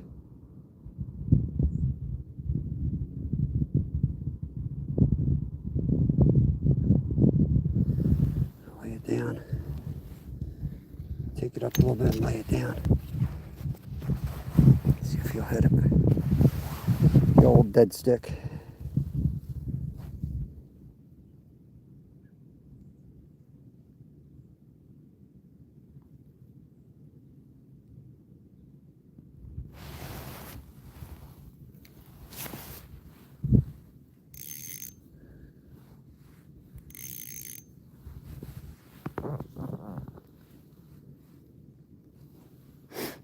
I love watching people set the hook like Jimmy Houston. And it's a tiny bluegill perch. Yeah, you launch it behind you. Welcome back, Cindy. Yeah, they do that something. You can literally feel it. You can literally feel it, put it in its mouth. Norman, appreciate you. There's a lot. This channel's filled with a lot of, that's what she said, comments. They come natural to me.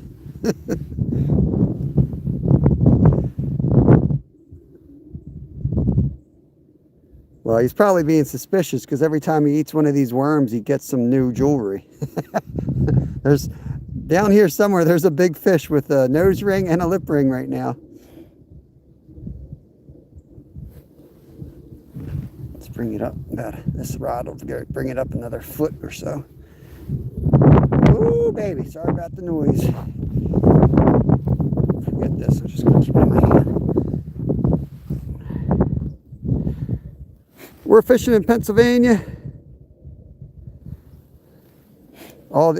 We didn't get skunk. We've already caught fish. They're pinned up right there for you in the bottom of the screen. Yeah, the best lives are often ones that I do really bad at. I think YouTube has a thing where they don't like YouTubers catching fish, because I've noticed, being live for 5 years now, my best number lives are usually my worst fish lives. But I do my best work on the member side, I'm not going to lie. We go out there and we just focus on fishing. And we put the hours in, we set up camp. It's not always the most entertaining thing, because sometimes we're sitting out there cooking chicken noodle soup and we'll catch 6 5-pound bass or 3-pound bass while we're cooking lunch. Yeah, that's how it goes sometimes. You got to put your time in. Things happen.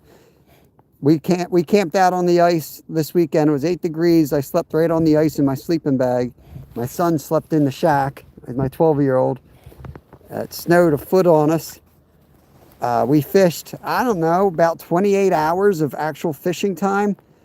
And we caught about 10 fish. We had like 5 or 6 keepers that we took home and ate for dinner. And we got some left for another dinner this week. And all those bites came within the same 3 hours. So that's how fishing is. When people come in and ask, how long does it take before the fish arrives? Well, 15 minutes if you order it from a restaurant. But out here, you don't know. Thank you for the flowers, Only Hope. Appreciate that. You just never know how long it's going to take. Sometimes you go in, you lower the rod, and bam, there's a fish on it. It's amazing how different it is from day to day. Friday, I think we came out here and we dropped the line, and I thought I snagged some weeds, and it was a nice 22-inch pickerel, first cast down. And we caught a 20 and a half and then an 18 and a half. 3 quality fish. Oh, was that a bell? I think that was a bell over there. Let's put this guy in here. Go jig this other one. Put the bell on this one so we can hear it. Let's get this in the middle. Bring it up a little bit. Actually, let's put this one on like you're supposed to.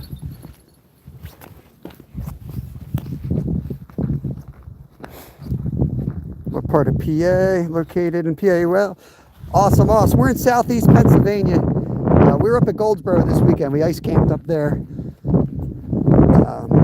My son didn't have school yesterday, so Martin Luther King Day, so we took advantage of that. I'm back closer to my home here. Montgomery, Berks, Bucks area. Woo, baby. Nasty wind.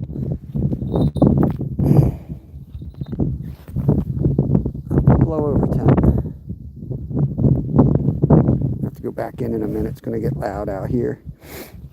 Roof King, let me get you. I thought I wrenched you up last time you were in here. What's going on?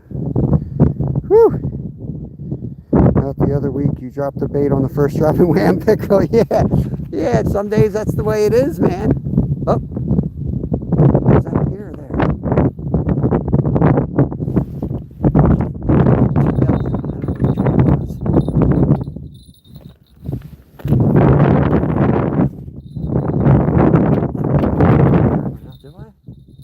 It's just 2. Let's throw this one out of there.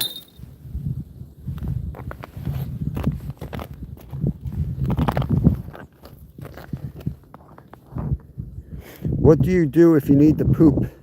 I'll tell you when you're older, Zyro. I mean, did you ever go outdoors before? We actually did a video on that somewhere. Oh, that's the one that got taken down. I was telling Jimmy about that. I literally did a video on how to poop in the woods. Now, my kid was probably 10 years old and he was demonstrating. That's the other rod. And YouTube didn't like it. YouTube's great there, by the way, guys. Gotta love YouTube. This one's going. That was this one. Go ahead, hit it while I'm watching. Hit it while I'm watching, bro.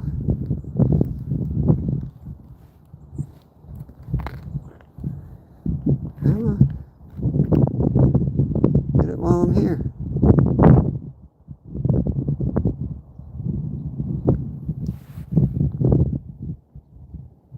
Kratos, you're not doing anything wrong, man. You're not doing anything wrong. Sometimes it be like that. The problem is social media makes you think you can walk out, drill a hole, and catch a fish immediately. And if you don't do it, they give you a hard time. But let me tell you, like I was just telling people, we fished. If you see I think I posted them publicly. If you look at my community tab and you look at the quality fish we brought home yesterday, we look like professionals. And I guess I am a licensed fishing guide. But when I tell you, all those fish came in 3 hours and we spent almost 40 hours on the ice, it doesn't sound as if it's great after that. But that's the way it goes.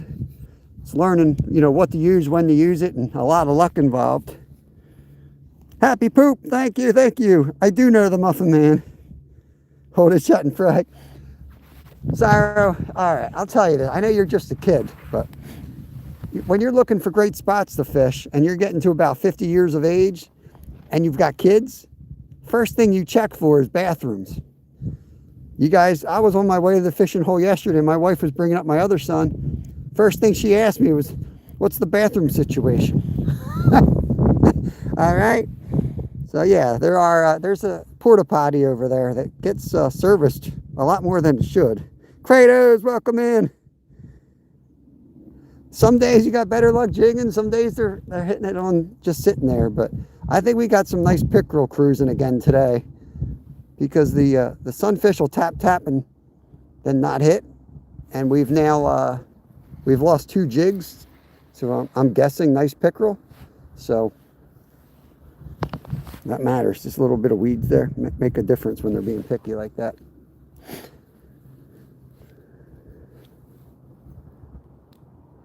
Tomorrow, I think oh man, I shouldn't say it. I'm going to jinx myself. I think tomorrow we'll do a catch and cook on the ice. Oh, Lord. Today's been a tough day, which usually means the next day is going to be great.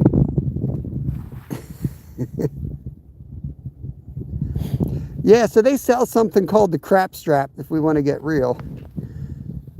When you've got good best friends that are also outdoors people, you buy great Christmas stuffing gifts like Bud Out for deer hunting and the crap strap. That's the 2 gifts I've gave my best friend over the last couple seasons. Guaranteed skunk tomorrow. I know. Don't worry. I got fish in my freezer from the last time we were out here. I'll bring those back out with me. And my other tip is always wear long underpants, because if you run out of toilet paper, there's not a lot of leaves around this time of year.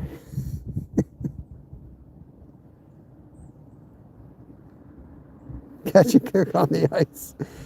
Send it out into the universe. The jinx is coming. We will get skunked. All right, let's go check the tip-ups. Let's check the tip-ups. Leave this guy right here. See, I don't like it. This angle is too much. Can I bend that? Oh, I can. That's better. Oh, God. I am hurting. I whooped my butt pulling this sled out through that foot of snow yesterday. I got to work out. I got to work out for sure. I don't even have a bell on this one. What the hell am I doing? Listening for a bell that doesn't even exist. Really, the bells are not going to help you catch a perch or a bluegill. They're just going to help you not lose your rod if a big bass or pickerel decides to slam it. That's what I count on them for. But if I do hear one and I usually miss the fish, I can usually go jig that hole and I'll end up catching one. What do we got on here? This line might handle a large fish with a tiny hook. Might be time to send this thing down a different hole.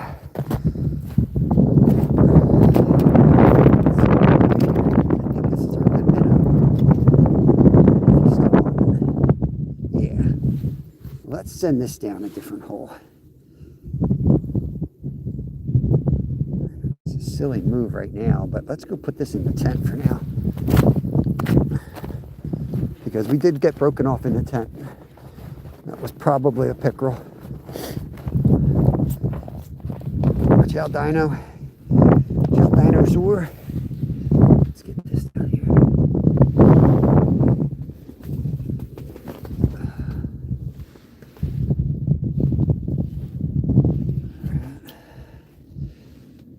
Bad view right now, sorry. Alright. That tip there. Can do. Dinosaurs are scared. They don't know what's going to happen. Let's put a bell on that tip up so that we have a chance of hearing something. I mean, you're only going to hear one rattle as it goes flying up, I guess. But that's better than no rattles. I will definitely forget that's in there. I got a bell, I got a bell. There's bells everywhere now. But that gives us a hole to jig over here now. Let's go jig this one.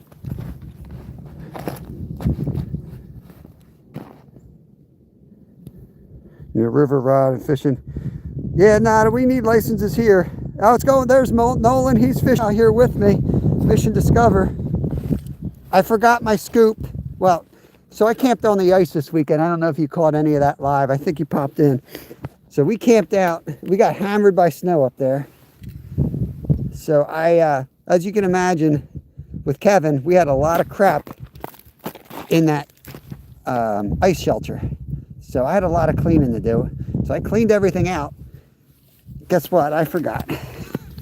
Give you two guesses what I forgot today, Nolan. Yeah. So this is fun. I forgot the scoop. I forgot more than that too. I cleaned everything out, and I don't know how that didn't end up in my bucket of important things, but it didn't. I was so afraid of forgetting my drill, because I had to charge the drill. I thought for sure that's what I was going to forget, that I ended up forgetting my scoop.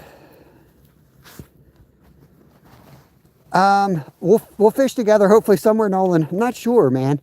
There's a couple. I want to get to Marsh. I want to get to Onalani. I want to get to French Creek, Hopewell. There's a lot of lakes I'm thinking of hitting now that it's going to be really cold this week. So, but yeah, we'll fish somewhere together.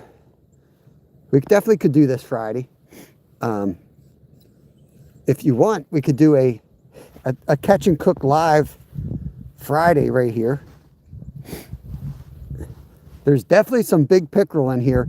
The last live I did, Nolan, we caught 3 keepers, a 22, a 20, and an 18 and a half.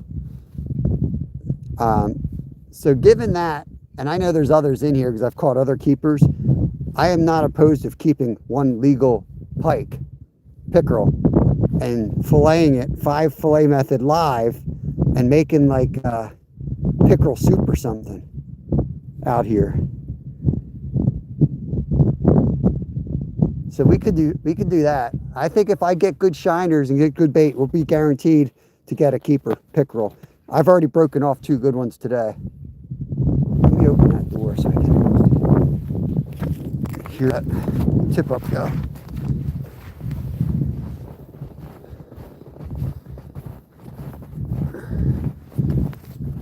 So they're here. You just have to invest in some bait. Oh, reconnecting. Lost signal there.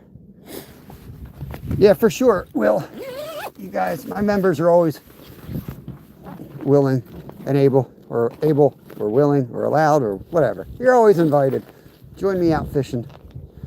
All right, now I can see what the hell we're doing. Let me make sure this is off so I don't burn my tent down. Oh, it is off. Yeah, it is off. All right. What a cute little rod. Another that's what she said moment. Told you, you stick around my channel, there'll be a lot of that's what she said moments on here. Yeah, I got a bell going off behind my damn tent. I heard a bell. Heard a bell.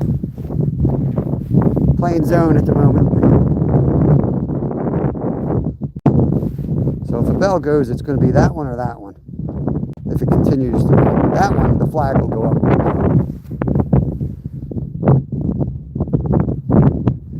Let's get back to jigging this hole. This is the hole we just opened up for jigging. We had a live shiner down that until this moment. So if there's bluegills over here, we should be able to get them out of here.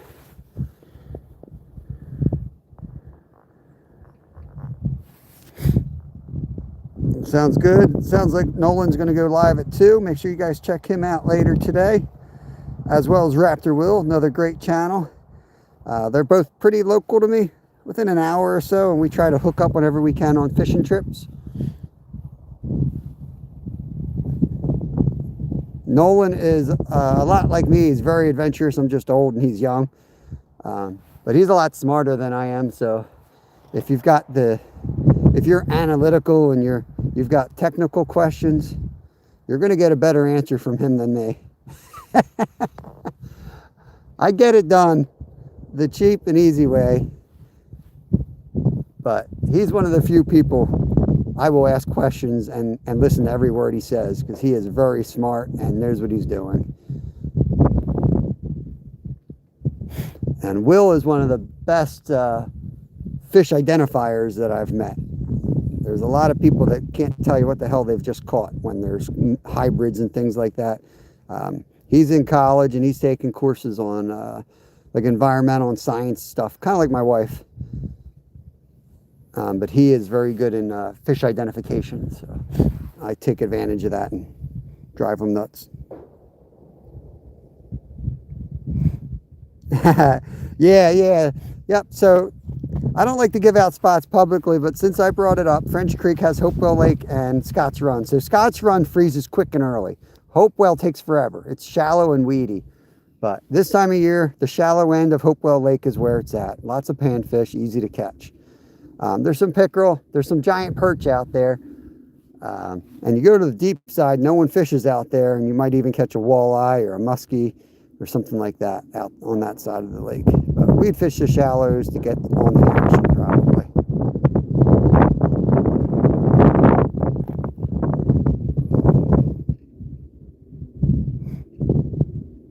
And if you want to lose more brain cells, check out Jimmy. Jimmy is also very good at fish identification, especially when he gets to saltwater stuff. And a heck of a fisherman all around. If you ever catch a 4-pound bass or brook trout that you need netted, Jimmy's your guy. He's as limber as they come. Don't let him fool you. I seen him hurdle a concrete barrier once and net my fish for me. Let me bring this up. No weeds on it. What happened to my jigging rod? Oh, I put that in the back. That's right. All right, this ain't gonna do nothing here. Playing musical holes out here.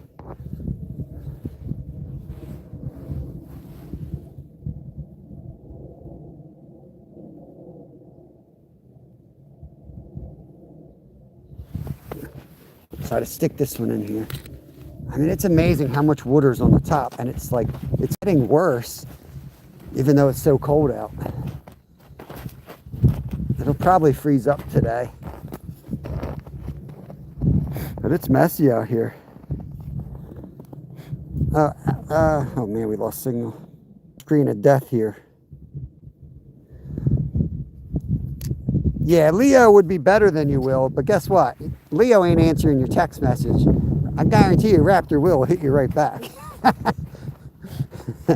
Leo definitely is a master at fish identification. He might answer Jimmy right back because they're tight like that. So.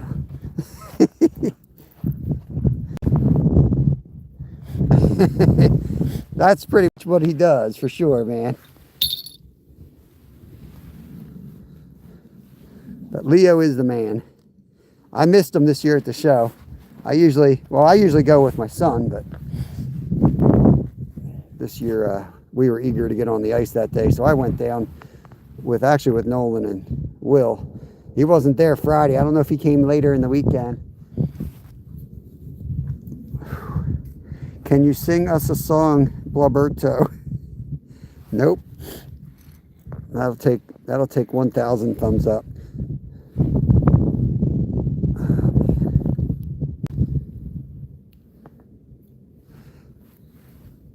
Yeah, I think we, not to try to legislate my lake here, but given the amount of big pickerel I've caught in this tiny little place, I'd say we caught 6 so far over this year, different pickerel over 18 inches, and tons of little ones. So I think we could definitely take a few of those 6 out of here, because this is where they live, right here. There's a little creek, and they're going to eat a lot of the bait fish, so I think it would be a good move to take a few out. Let some of the smaller ones fill in the gaps, and it'll save some of the crappie in here, let them get a better start, and keep the sunfish population booming, which is what we prefer to eat. Biggest fish I've ever caught in my life is a 75-pound king salmon. Biggest fish I ever landed. I've hooked some big sharks. I hooked a huge shark 3 years ago that we got near the edge and we couldn't get in. We had to break off.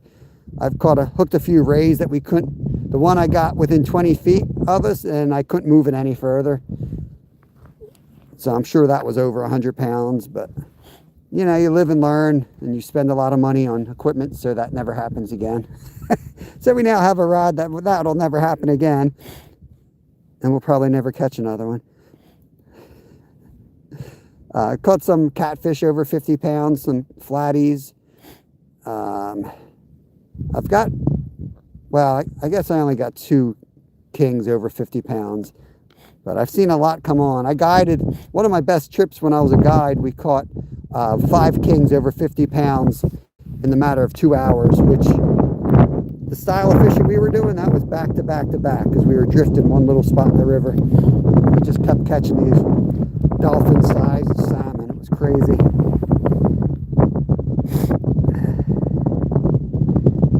Yeah, I'm about to go back in the hole. Maybe we move the tip up over here, because we broke off in this hole. Maybe I'll put the tip up out here. Yeah, let's do that, and then we'll keep jigging in the hole. We'll find out where that... There's definitely a good pickerel out here somewhere.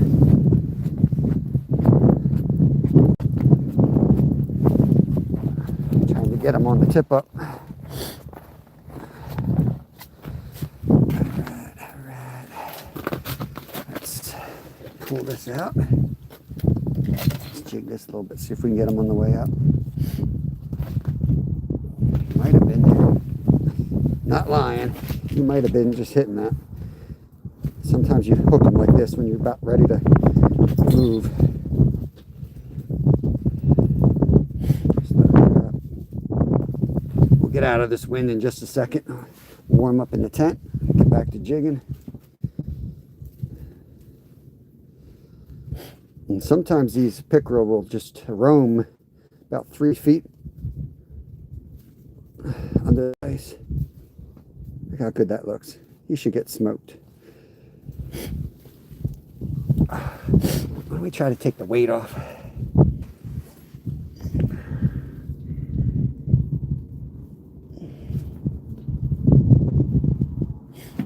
Let's see. Yeah, go weightless.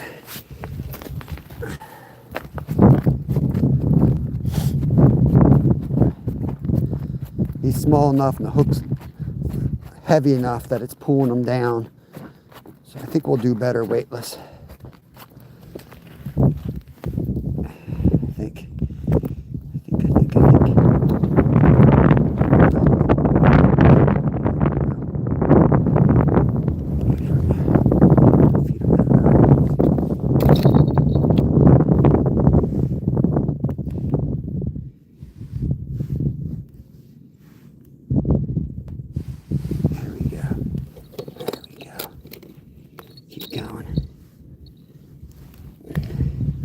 That's it. Swim for your dreams, buddy.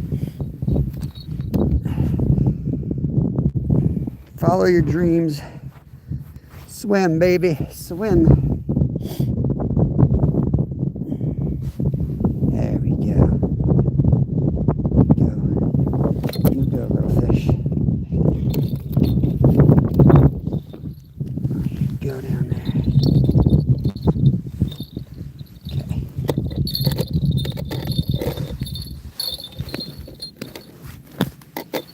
All right, that's set. Hopefully we'll hear that bell.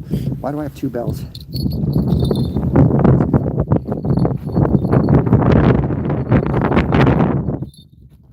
Let's get back in the tent. Look at that. So then we got that one. Let's put this on this one. There's a mess over here.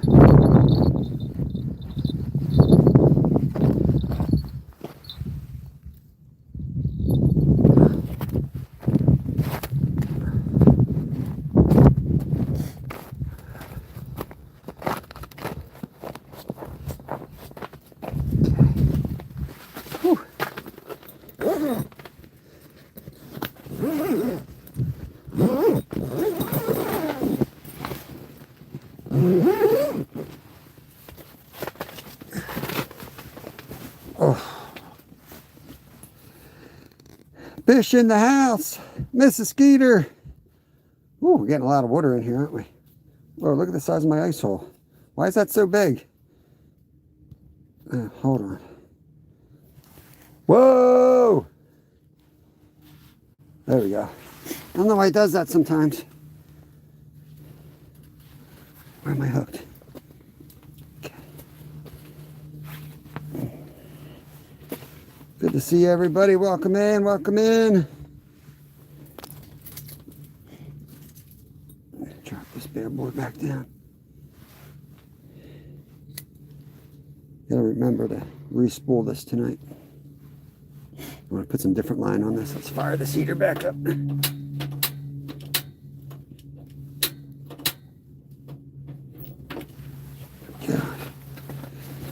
Whew. It's nasty out today, guys. It is nasty. That's why we're spending as much time in here. I don't know. I should bring a thermometer out with me. Get in the habit of setting one up. It would be cool to have like one of those big round ones and just sit it in the corner of the tent. Tyler, I think it was about 13 degrees we got out here today. I think it's supposed to go up to 20 Fahrenheit. Answer your questions. Why is that hole growing again? There he is. Fish on, fish on. Is he off? Nope. Yeah, he's off. Dang it.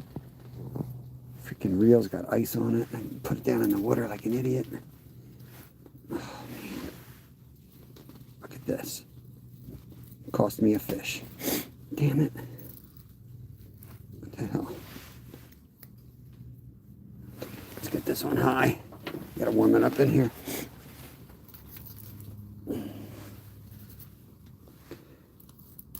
There we go.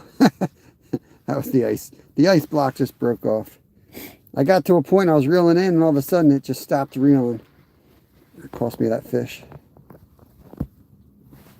There we go. We're off the bottom.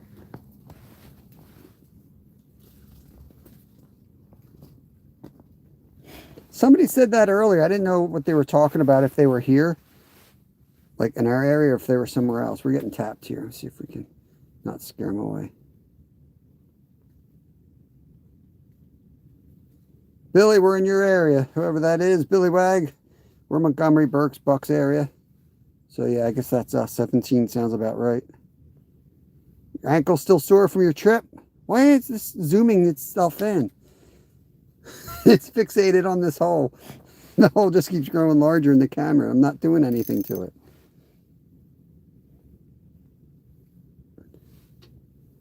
Yeah, they were like, there's a big storm coming.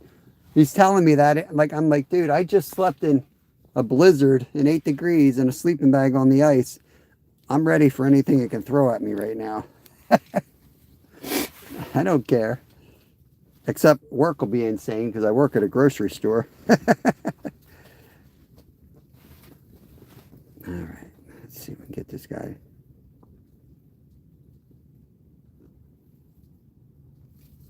to bite here. And Rhode Island hasn't been cold enough here for ice. Should be soon though, right? It's you guys should be getting the same cold front we got this week. I mean, it's a shot of cold. But it's been wonky this year, up and down, up and down. If you take away 3 warm days in the last 2 months, we would have been ice fishing constantly for the last 2 months. It was so cold right off the start. But man, we'd go from we'd get these 20-degree days, and then we'd have not 30, not 40, not 50, but 65 degrees, and then 2 inches of rain. It just ruined it. It was a shame. Pitbull, what's going on? Pitbull 423. Dude, I suck today, man. I'm telling you, I leave this hole alone. I come back, I drop it. We're getting hit on the first drop each time. And that one I had on, I lost. But then nothing. You dead stick them again. The problem dead sticking is for whatever reason, I'm not really seeing the line today. I think because I put the ultralight stuff on. I had been using the heavier rod, the heavier line, and I could see it. Can't see this. I'm going to have to use a heavier line and then use this as a leader so that I can see. Let me check my rods out back here. Everything's good. Oop, did I miss a fish? Damn it. I think I missed a fish.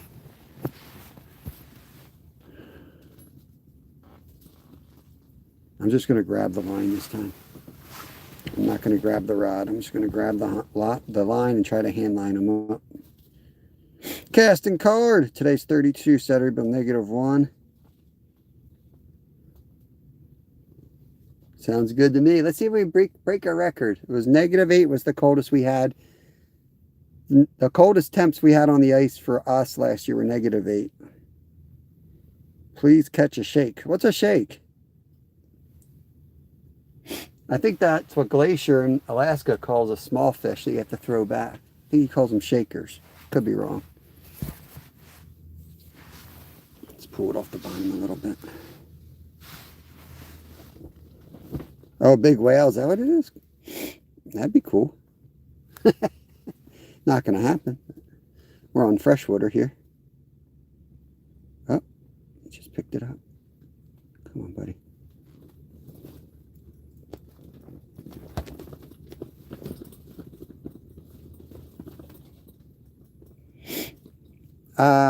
I have. It's been a while because we don't really have them around me, but we catch a lot of pickerel. I just filleted a pickerel last night. Friday we caught 3 out here, 22 and a half, an 18 and a half, and a 20 and a half.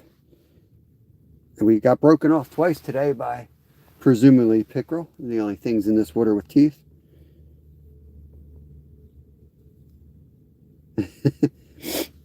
Ice fishing in the saltwater would be risky. I don't know. My salty Gatorade never quite freezes, even at 40 below. I've ridden my bike across sea ice, but that stuff's still risky.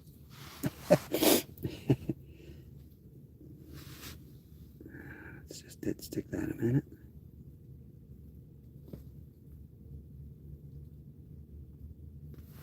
Looks like he might be swimming with it. He might be on this. Yeah, he might be on this.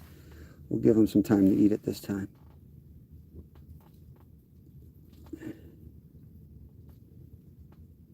He might have just hit a weed or something. I'm not seeing anything that indicates a fish.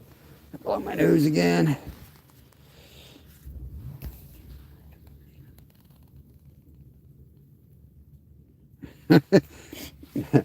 Hey, drum brother, have a good one, my friend. Stay safe.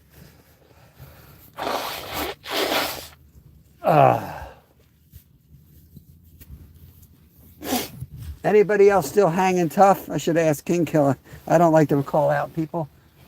But anyone else doing dry January? I don't know what day it is, but I'm still in. Just so you guys didn't think I quit. I don't want to post about it every day, but I'm still good. Let's see if we can sight fish again. I can. I gotta close all the curtains to do that, I guess. Seawater can freeze, just needs a lower temperature than freshwater. Yeah, I know. Believe me, I know. The sea ice, we ride the sea ice up to Nome, but there's many years where we got to take the land route, which is absolutely brutal because the sea ice, even at negative 50 degrees, is constantly moving, and sometimes the ice is just not frozen together. It looks like you're trying to walk across a margarita.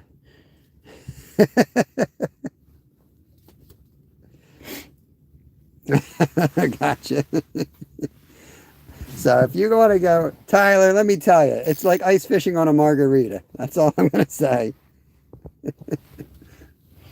I wasn't talking to you. Bend over and I'll show you. Brad and I can communicate on Christmas vacation lines alone, I think.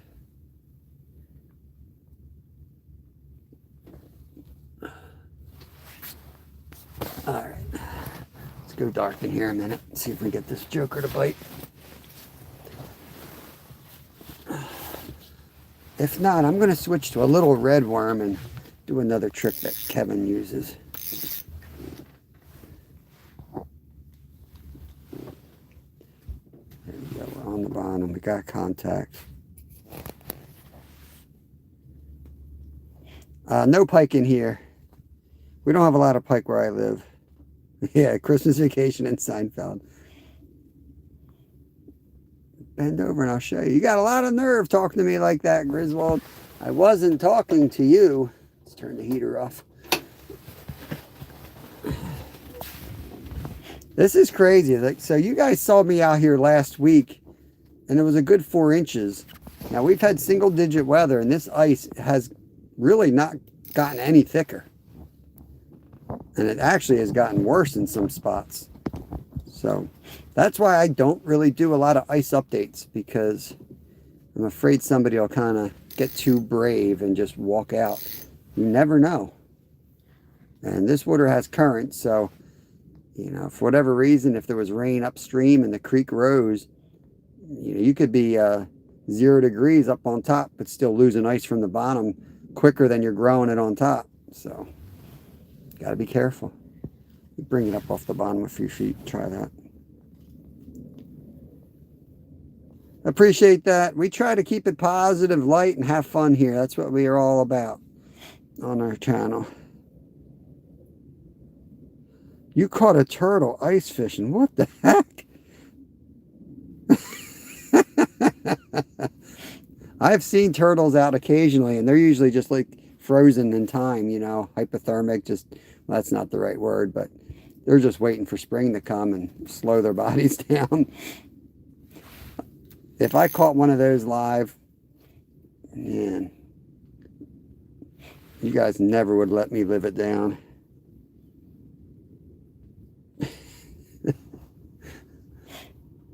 Because in the springtime, I do a lot of cat fishing and carp fishing, and we catch our share of turtles, I'm not going to lie. Snappers, painted turtles, red ears. It's always like, you got to be kidding me. You're like, it feels good, and then you start bringing it in and you realize I'm fighting a turtle. And the thing is, when you fight a turtle, when you get them up on land, the fight's just beginning. They fight back pretty good. One of my favorite turtle catches ever were Skeeter caught this monster snapping turtle. And Tyler, maybe you do this, but I live in Pennsylvania. I've never once seen a human being try to net a snapping turtle. Skeeter being Skeeter, he nets the snapping turtle. He then gets it out of the net, and that turtle immediately looked at him and chose violence. It just started going after him. And him and Mrs. Skeeter then ran her away from it around the campground. And this thing just started cruising after him. I do eat snapper soup. I have not done it myself yet. It is on my to-do list. I know a little bit about doing it. And I know you got to clear your schedule. And usually when they're really active, it's kind of nasty out and it's hot out. And, you know, Every day I'm like, do I want to go spend 8 hours and try to butcher my first ever snapping turtle today? Up to now, the answer's always been no, but I do want to do that. Because I do love snapper soup. A little bit of sherry in there. Man, good stuff. That's Cecil. This is Skeeter. That they caught Cecil. I think they caught him more than once too. I couldn't believe he netted it. I was dying. Oh, I can catch plenty of them. Oh, the Coventry Inn's got good. I think you showed me that place. I think we drove by it together the day we did our fish fry. I don't know if you... Oh, you were watching my live. That's right. And I drove by it coming back from Marsh Creek with a bucket of perch, I think. And you said the place you just passed has the best snapper soup. Because I remember driving by there telling Kevin that. Yeah, I think you told me that before. It's got like a brown sign with Coventry Inn on it. Like a light brown sign out front. I used to go, and Skipback used to have the trolley stop. They had great turtle soup in there. Hand carved roast beef. Ooh. It's like a 4-day endeavor. Wow. 4 days? Man, it's slow, bro. It's real slow today. I mean, we've been missing a lot of bites. We've had 2 break-offs. We've only landed the 2 bluegill. I'm checking my traps as we stand here. But it's pretty nasty out there, not going to lie. I know we'd do better if the wind wasn't blowing and I drilled more holes and we moved around. We'll do I'm not sure where we're going to go yet tomorrow. Try to get some updates on some of the areas. But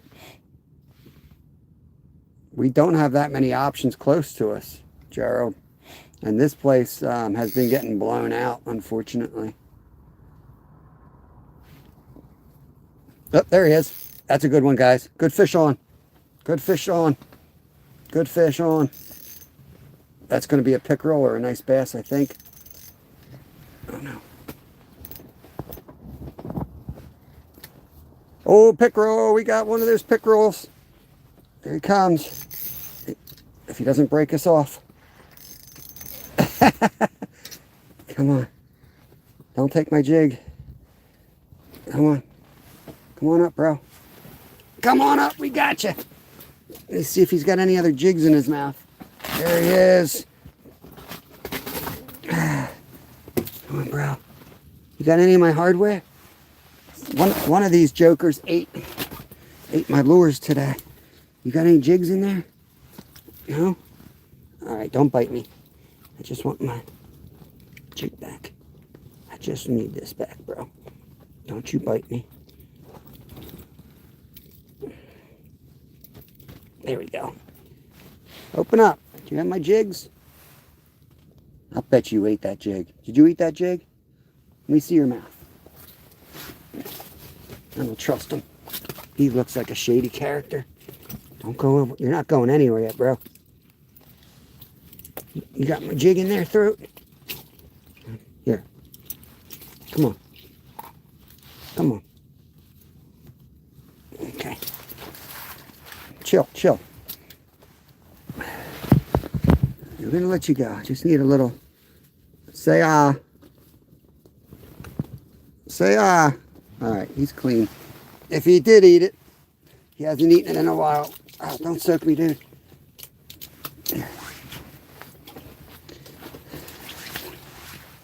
There he goes. Off he goes. Told you the pickerel were active today. That's why we haven't been catching the little guys. These guys are out eating them. Finally. Thank you, thank you. Yeah, it was a good size. I didn't measure him. If we eat one, it's going to be like a 20-incher. I do have the tape right there, but he wasn't 18. Probably 15, 16, something like that. But we'll float, make it dark in here again. Ain't going to catch too many. You ain't going to catch too many of the little guys when these guys are around, because that's what they're eating. Let's get this thing rigged back up. Yeah, Gerald, you brought the good luck, brother. Brought the good luck. I can't see what the hell I'm doing. I need to open my hands.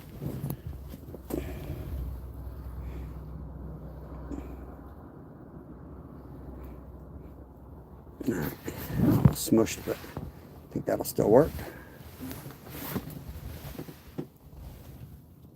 Thank you, Brad. Appreciate that. Get that pinned up there.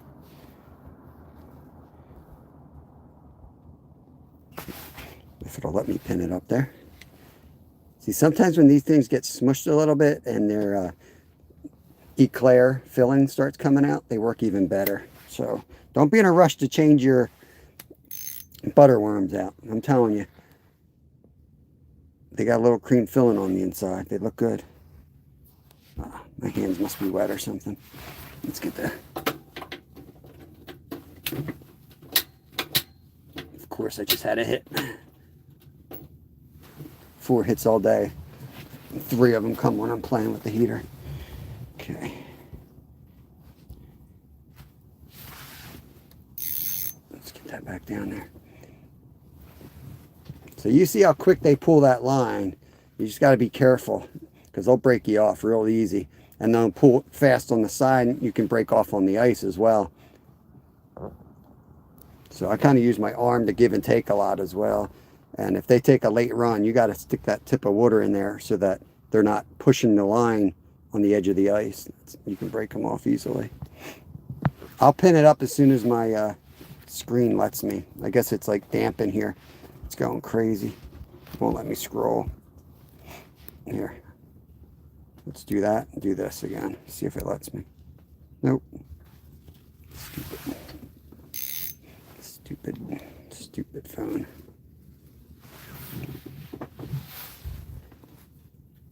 It's like a rainforest in here. Check my tip-ups real quick while we're playing. Nothing going on out there.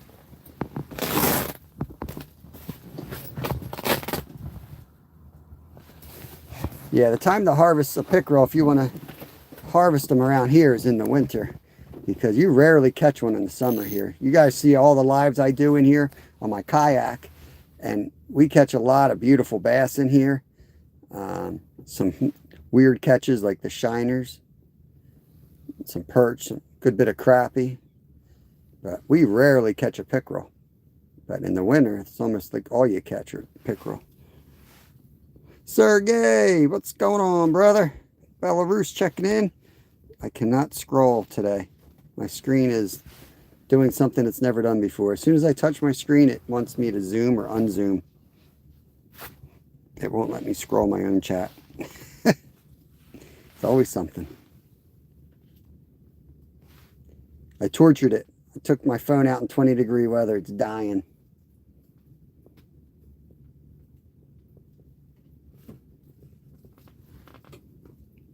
UK checking in. What's going on, Andy? We got Sergey from Belarus. We got Cannon in the house with all things country. We're fishing here in Pennsylvania. Welcome in, everybody. Yeah, that's kind of... Who's that? Extelia. I want to get on a spot that we slay the perch before freeze up. But, man, the ice is always so risky there, and it's an hour drive. I hate going out there not knowing how it is. I really want to go out there and ice fish. It's just such a long drive to get there and find out, you know, the ice isn't good. But that's where I want to go. Members know exactly where I'm talking about. I go out there, I usually come back with a bucket of perch. I go to the same beer distributor. Oh, I hear a bell. I hear a bell. I hear a bell. No flag. It's got to be a front one. I see the 2 bells. Let me just watch them for a minute. We got a little fish. We got rods outside. You can't see them from here unless I zoom. But we got flag tip-ups all around us. We got 5 holes out here with rods. And 2 of them have bells on. I just heard the bells, which means it's probably a little fish just tapped them. Big pickerel or bass would be bending the rod all over the place. Might as well open them all up. Get some heat in here. Let that heat in. turn this off. I don't even need it. It's so warm in the front window right now. The bait, we have a mix. Right now I got a butterworm on here. I got one of the tip up out this window here. Oops, almost broke my phone. Oh, again, you're not going to see out the window, I guess. But we have tip ups. We got one with a tiny bluegill on for giant bass or pickerel. We still have a black-nosed dace, a tiny minnow that we caught this morning on one of them. Night crawler on another. And this we have a butterworm on a little tungsten jig. We're supposed to be catching small fish, and we just caught a nice pickerel on this one.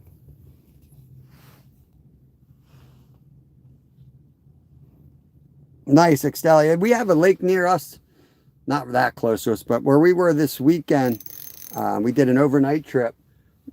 I've never seen such big bluegills. They're all like dinner plates, massive.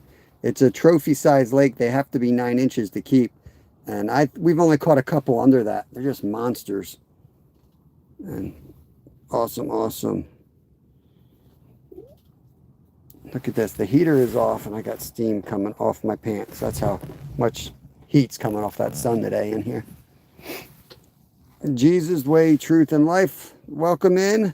Welcome in. We just fish here, hang out, and positive vibes and support everybody. But we don't get into political or religious discussions since we have people from all around the world. But I do appreciate you stopping in, and you're more than welcome to hang here. Everybody's welcome here. Texas, a big climate change. You will need to adapt. Texas to Michigan is a big climate change. Yeah, for sure your body's going to be out of whack. I don't think you have ever seen you use a 6. What is a 6? I got a 6 and I use it, but I don't think it's the 6 you're talking about.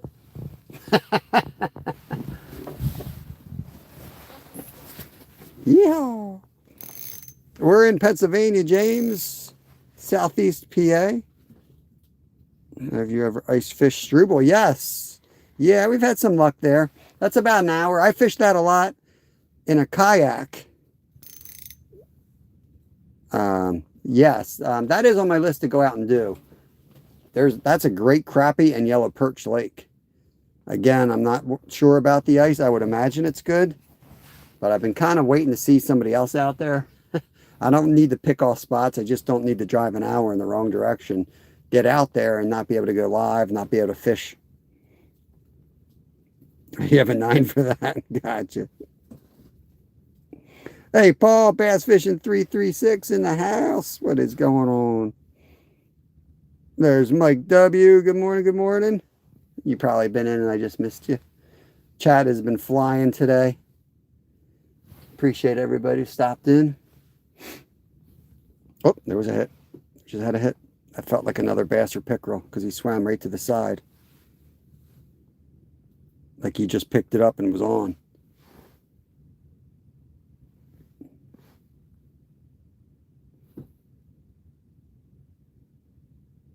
See if he comes back for it.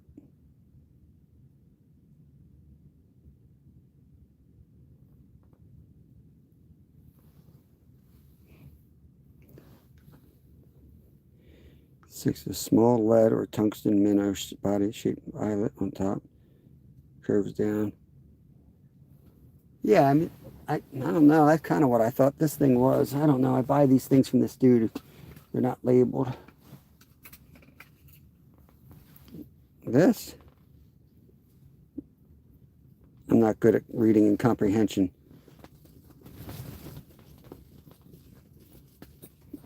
This is one of my favorite go-to lures.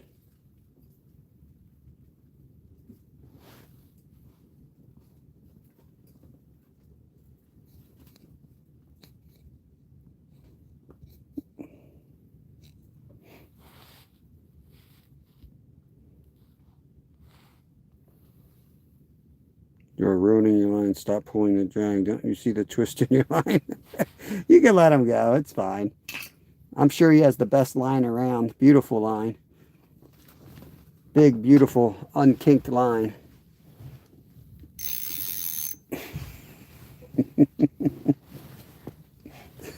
Some people have like OCD. I mean, my dad's kind of that way. You're ruining it. You're ruining your life. Stop doing that. Oh my God.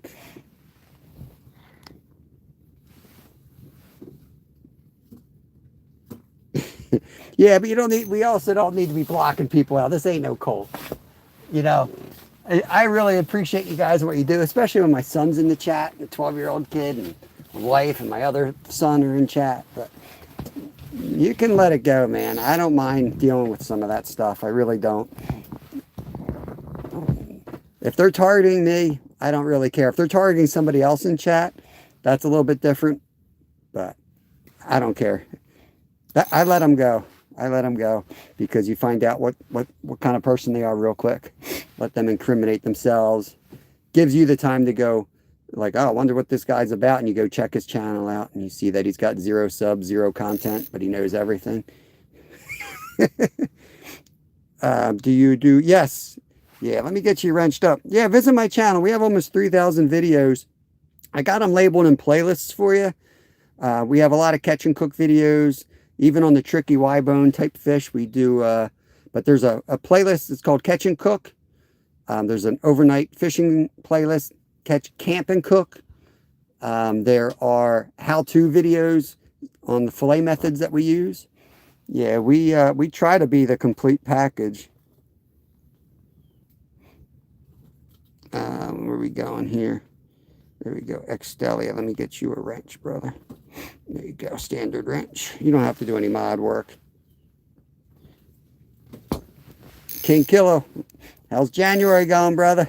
How you making out there? You still good? It's okay if not. I was thinking about it. I said it earlier. I was like, oh, I don't want to mention names. Oh, there he is. Fish on. Another big fish. Oh, he's off. He never really had it.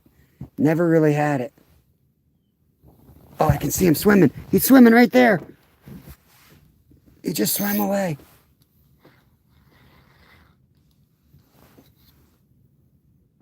He just swam away. Did you guys see him? Nice. Awesome, awesome. Nice, man. Yeah, same here. Fish off. It was on. I don't know if you saw him swim away. He was a big pickerel or bass. He was big. He just swam by heading that way. Check my rod out there. Make sure you don't go smoke it.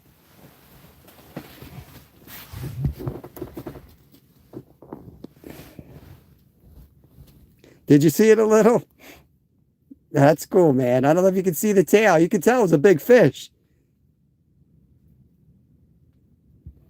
It looked kind of like a big bass, to be honest with you. He was big. He was wide. He just went like this, real slow. Like he wasn't really bothered by it. But he was just cruising that way like he was done. He wasn't coming back either. All right, let's just go back all the way down and restart here. Let's get on the bottom, bring it up.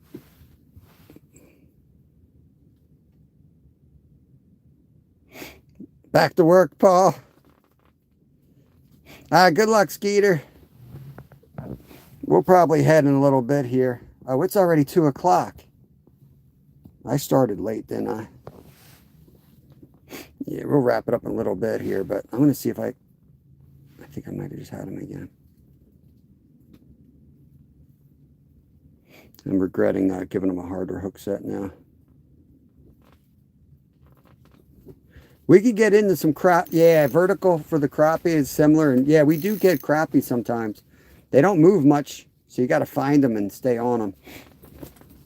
This isn't the best lake for it. We'll catch them here, but not often. Yeah, there's something playing with it. There he was. He just hit it again.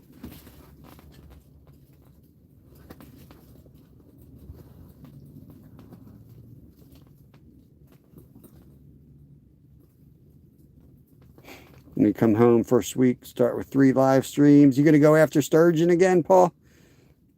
Catfish in that lake? I don't know, man. We've got tip-ups with the full night crawler. He's been going tiny. We've been catching all of them on butterworms lately. We only caught one of the three big ones on minnow. One was another nightcrawler, and one was like a piece of nightcrawler, and one was a butterworm. They've been going real small here. Yeah, it's really strange. I think what it is there's a lot of people, the people that come here, they come here and they get these huge shiners and they throw them down there. And a couple of the guys, one guy criticized me that I outfished this place. I said, I don't even keep pickerel out of here, but whatever. But yeah, I went small. I think there's a lot of guys fishing on the weekends with tip-ups with gold shiners and big baits. I don't use any of that stuff. I use the small stuff. And when I get a big shiner, it's still like that. You know what I mean?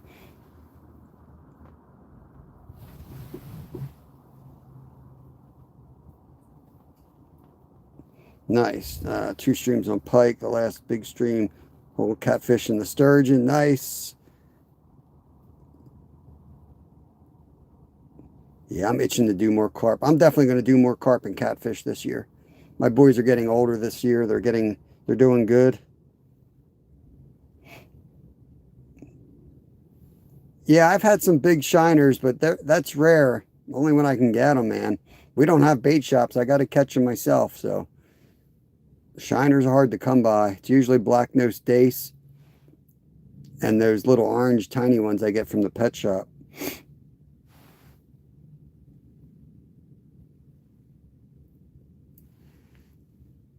I meant on the ice. Probably when we go upstate. When we go upstate, we can hit another tackle shop. That's a 2-hour drive. They don't sell minnows locally anymore. Walmart put mom and pop out of business.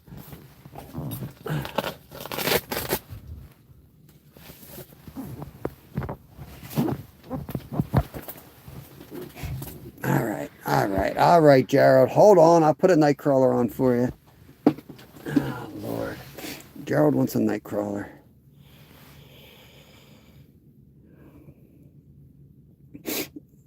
That's not too bad. I was wondering if they sold minnows in there during the winter.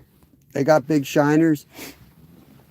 It's kind of in the wrong direction for me, but I'll keep it in mind because, I mean, I hate getting off the ice this time of year, but I could go down, you know, hit the creek that's got trout in it and then hit that on the way back. I just don't want to take a day off the ice. And you know me, I don't got any free time. I leave here, it's like right home and right doing homework with the kids or going to the gym with the kids or cooking dinner. It might look like I got the glorious life, but this is as glorious as it gets. And I get home, my work begins. All right, Gerald, here we go. Looks like a freaking gardener snake going down.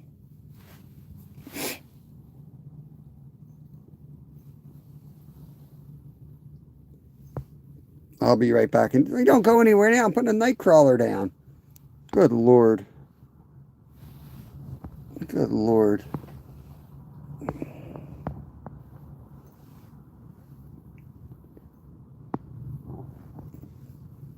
All right, we'll see. Down we go.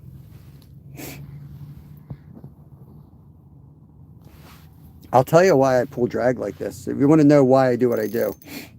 So, if you have the line right there, and you're messing with it, and you're opening the bail, and something hits it, it's going to pull that up, and that line's going to flip. And a lot of times you lose a fish that way. There's very expensive reels that you can push a button and it lowers. I don't buy expensive stuff, so I've got like a freebie reel that I use. So I keep it in that position, ready to fight a fish, and I pull it like that. If you understand why I do what I do, that's why I do what I do. Right there.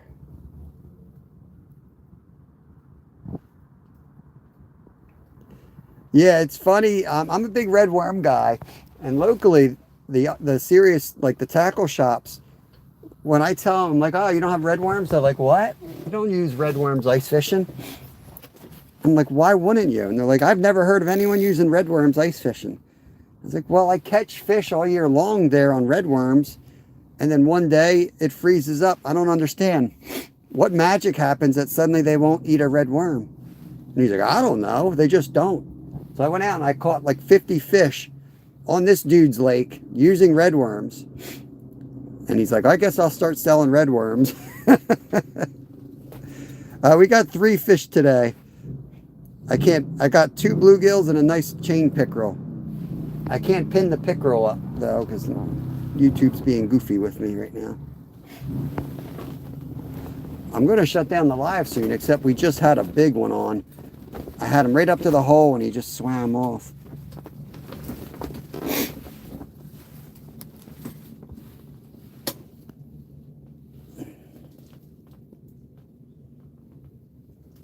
It's funny, they're not fighting as hard as they were. When the ice first froze up, they'd slam it and they would just take off. Now it's just like slow motion.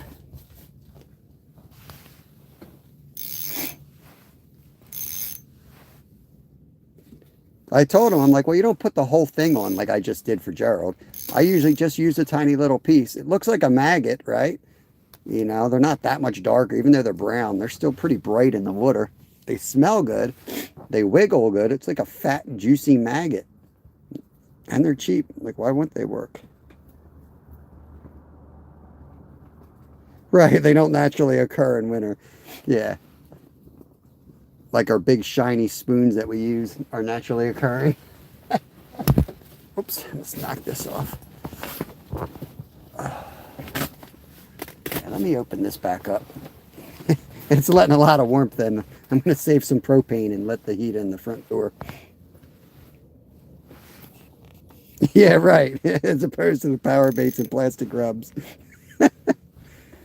It's funny. That's why you got to question things. There's a lot of stuff out there that just, you know, get passed on and on for no good reason. It could be a supply issue. Hard to get worms in the winter, you know. That could be a local thing for you, Gerald, because I never do. There's one creek here where I have notoriously caught carp after carp on an ultralight and worms while trying to catch trout. But in my lakes, I almost never catch them on nightcrawler. And I use a lot of nightcrawlers out there, you know, when I'm fishing for bass, or I got a rod out there that I want to catch a bass, a perch, or anything like that. You know, a couple of the lakes that I spend a lot of time on, and there's big carp in there. They just don't like it. But I'll go over to another creek, starts with a U.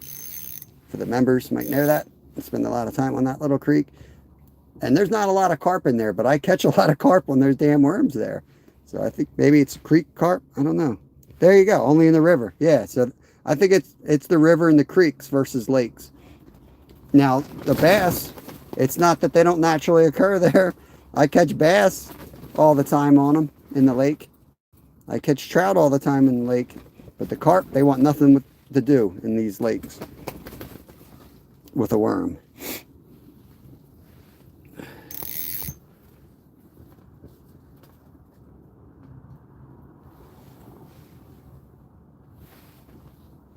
All right, let's just sit this here a minute. I'm hoping the wind calms down. So I'm going to take another walk out there, check all the other rods before I end this live and start breaking down. But I do need to get out of here soon.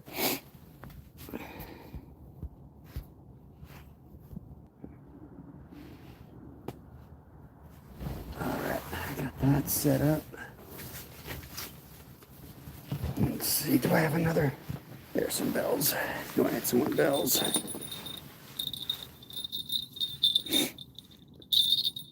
You see, I got a night crawler on one of the other tip-ups, and it hasn't gone off, so I just don't think they want the night crawlers today. We'll go out there, we'll jig the other rods. If I have a minnow on it, if I still have a live minnow, I think I'll bring the live minnow over here and I'll put that one on this rod and jig that a bit. How do you get rid of the small bones?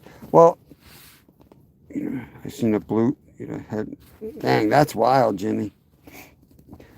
I've caught them on chicken liver, though. I have caught carp on chicken liver 3 or 4 times. Big 8/0 circle hook the one time, too. Big koi I caught on an 8/0 circle hook. Had to get the bones out. I've eaten a couple. I know a lot of people say they're super bony. They really aren't. I mean, they got pin bones. They don't have a Y bone. So if you can take pin bones out of a trout, it's the same structure. The ribs are real tough. The scale's really tough. But other than that, it's really not hard. You just, you know, you got the 13 pin bones typically. So you can just cut a V notch down there and pull them out that way. Or you can use tweezers and grab them and pull them. It's not that bad. And they're not that small. They're pretty obvious, which is nice. Some of these smaller pickerel will drive you nuts because the bones are pretty tiny. You think you got it boneless till you chew on it, and you're like, oh, I missed that one. The worst is when you cut like an inch off, like an inch to the left or the right, and then it's just a whole line of bones that you're thinking you're not going to be chewing on. All right, let's see. What are we going to start with? But I don't know about buffalo. I've only eaten common carp. So I'm not sure if they're any different structure-wise. I couldn't answer that. There's another night crawler over here for Jimmy. Let's get this one out of here.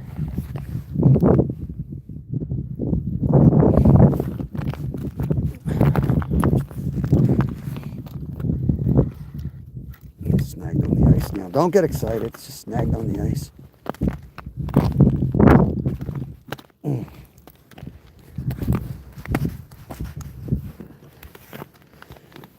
Gonna make me stick my hand down there, really.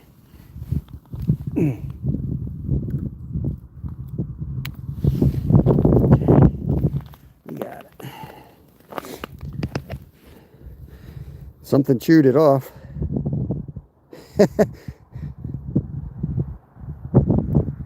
Something chewed them off. That scrap back there. Alright.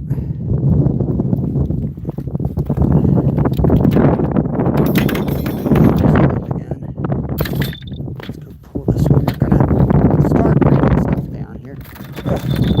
We're breaking stuff.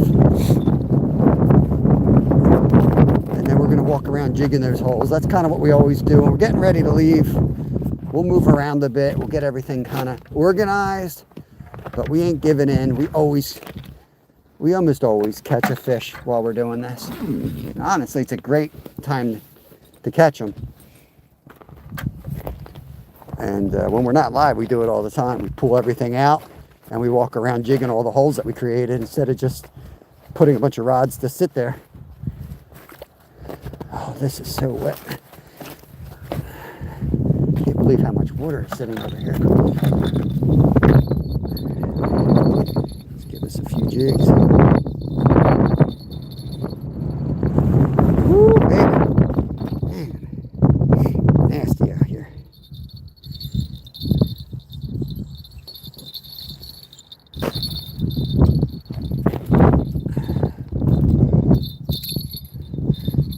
Got a nice piece of ice right there.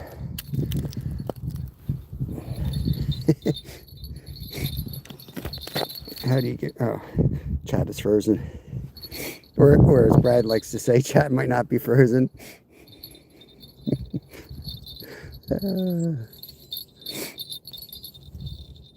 Don't drink the yellow slushy.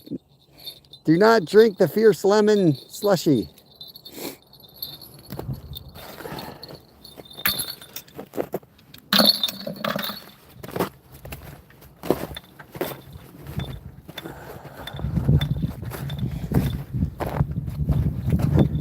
North Fork with the happy poop. Appreciate it, buddy. Thank you for the happy poop. Actually, we're going to put the rods in this one. Stuff is frozen in here till spring. Woo, baby. It's so cold, I might need to put my jacket on.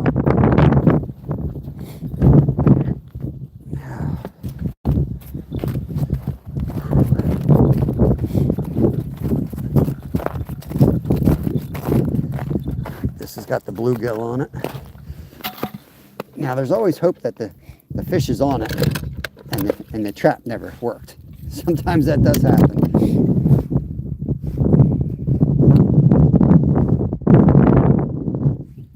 got some action. We'll let it fall. Can't remember if that's I'm pretty sure this is the bluegill.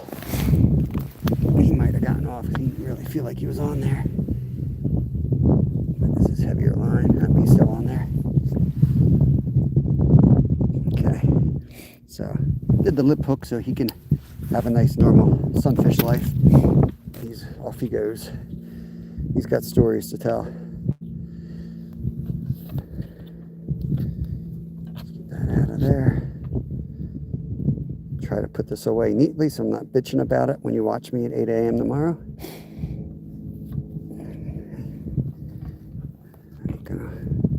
Ain't gonna cooperate in these temperatures. Keep it SG. Is that my friend? My friend finally surfaced again? I think Coltec was in jail or something.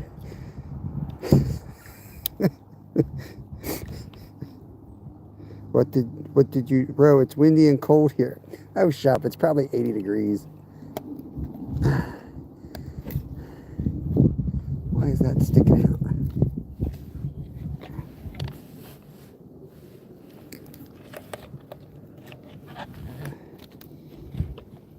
14 wood ducks, 27 mallards. We're out duck hunting. It's a hell of a day right there.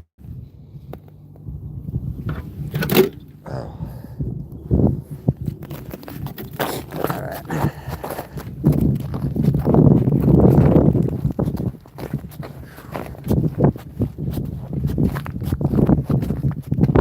You feed them in your yard, then you shoot them, or you just feed them.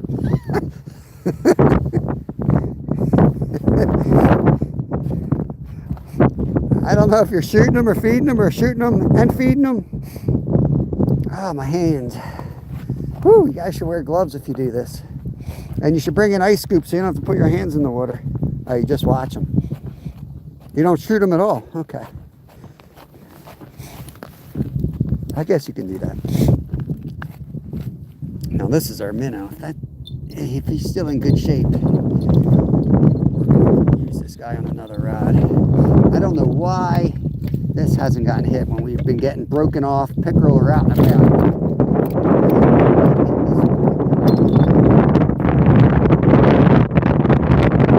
Man, that's baiting. That's not that's number 4 shot.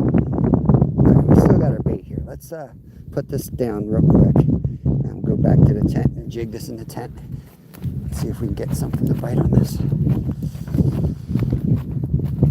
Hear a bell. Do you hear that bell? That's this rod. Oh.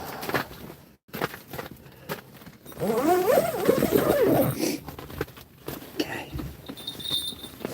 Let's keep that. Whew.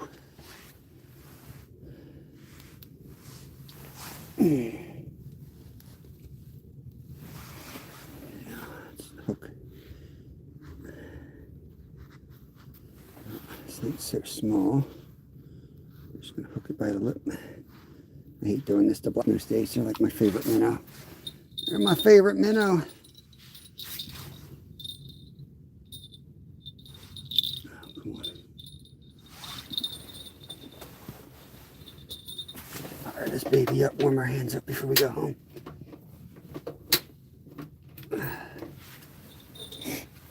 Oh, that's me. Federal crime, waterfowl are protected in every state. Might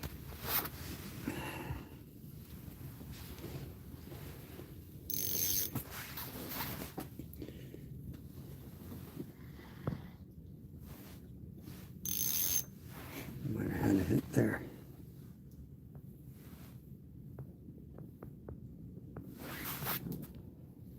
Oh, now it's letting me scroll.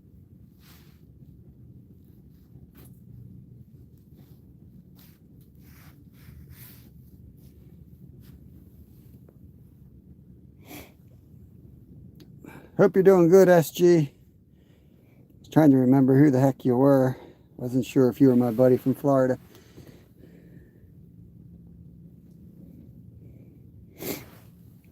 My Persimmon home says hi. Welcome in, Persimmon. That is in Pennsylvania. That is the deer's favorite food, persimmon trees. Yeah, bite might pick up, but I gotta get home. It probably will. But...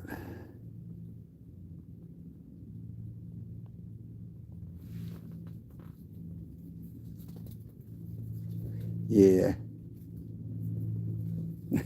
Gotcha. Gotcha. Well, welcome back. It's hard to see people's pictures when it pops up on your screen. Thank you, Persimmon. Appreciate that. We're not going to stay much longer today. We've already been out for 4 hours. We try to go live 4 hours every day for you guys and have like a show. And occasionally when the fish are really biting, we'll spend a lot more time out here, but it's not going to be one of those days. So we can get home and be productive, and that way we can have a better day tomorrow. It's surprising that we haven't caught a pickerel while jigging this minnow, though. And I'll bet you if we sit this here a while, one will come.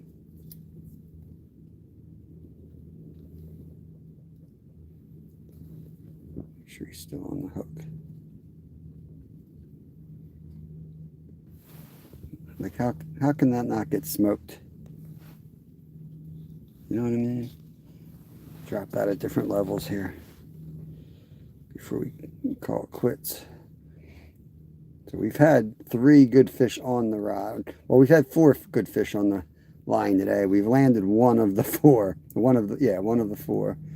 2 broke us off, and 1 came up, hardly really bit it, and swam off in slow motion. But they were all nice fish. Trying to catch that big boy again.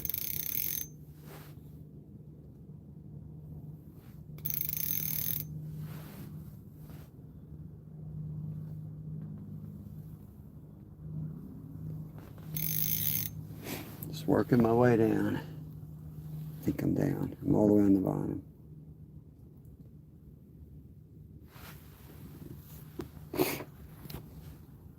Originally it was SG, then YouTube changed it to same name. I recently changed now to keep it SG. Oh, I gotcha.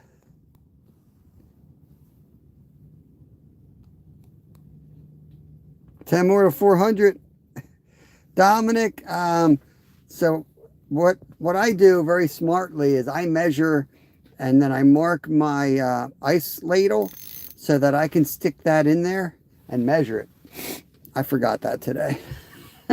So I stuck my hand in there. I don't know. It's about 4.5, which is weird because it's been so cold here. Oh, sorry. Nose is running. We've actually lost ice, believe it or not, with this cold weather. So it is a creek. So the only thing that could be happening is the groundwater must have come up. They must have gotten some moisture or some type of melting upstream from this for whatever reason. Maybe there was a house fire. Who knows? And, you know, the firefighters dumped a bunch of water. I don't know what happened, but we lost ice out here. It's plenty safe enough. I mean, behind us, we went out on the edge back there a little bit. It was a little more risky. And we were down to like 2 inches back there. But no, it's not 400. It's 500, Jimmy. Man, you and Zyro. 500 for the butterworm. Get out of here. It was not 400. Oh, man. Even my members are against me. Tell you. Southeast Pennsylvania, Dominic. Southeast Pennsylvania. Where are you from, buddy? I gotta blow my nose before I make horrible sounds. Oh, Lord.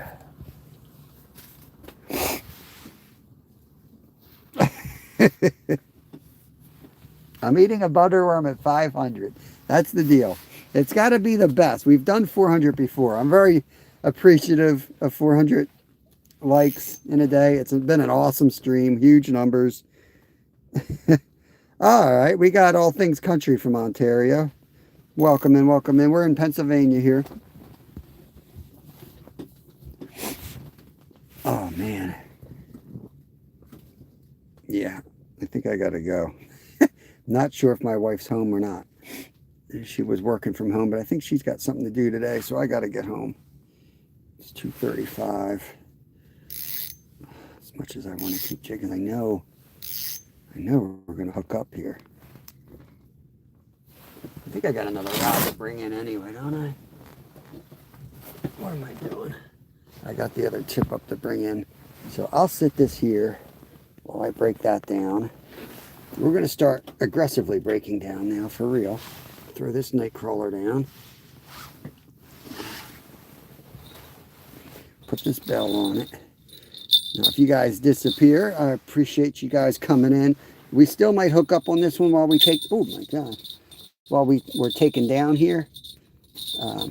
But we're going to quickly wrap this up so that I can get out of here. I got to get my kid off the bus. And mentally, I was thinking my wife's home today, but I think she was only home because she had an appointment to go to. I didn't even eat my lunch. I got some lovely pasta salad in there. I'll get that when I get home. Got to take my dinosaurs back, you know. Serious fishing here. Let's get this. Now, my least favorite part is trying to get this flat back here to cooperate with me.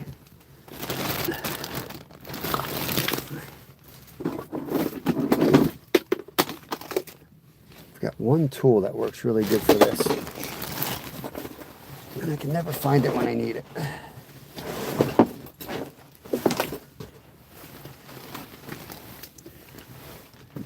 The catch-22. The tool, I know I've got a couple extra bolts. Oh, I know where there's one. But right now they're holding my tent down. Brontosaurus, you're going in.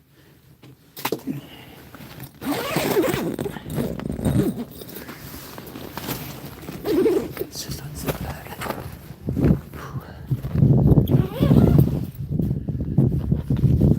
Let's keep it like this. It's going to knock my rod and I'm just going to hear bells. Sorry.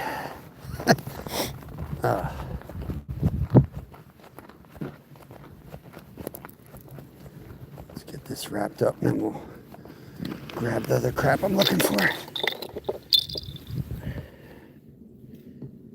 Freaking ice everywhere.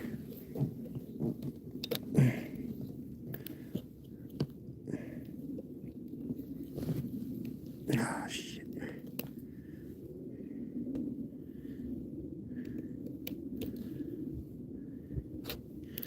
Okay. Make sure I'm turning this the right way.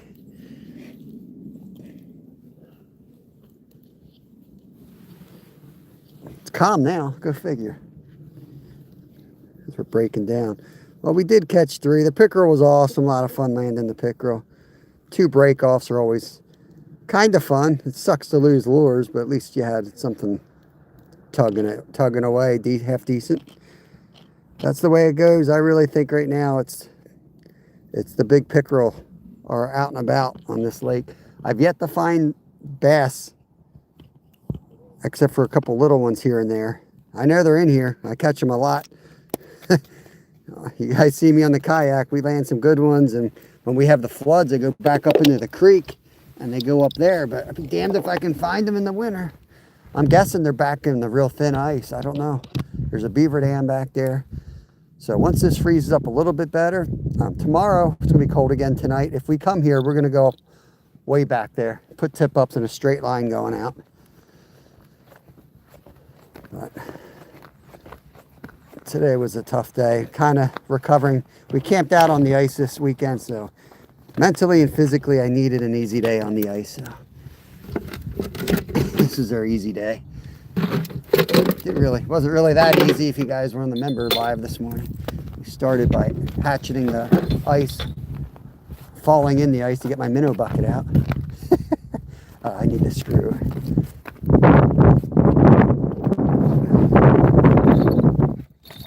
Let's get this guy. There's my one with that cool little red pad on it. He might be buried in the ice. We might not see him till spring. It's this time of year. You leave a little bit of water in bucket, and then you lose things till spring. That's how it goes.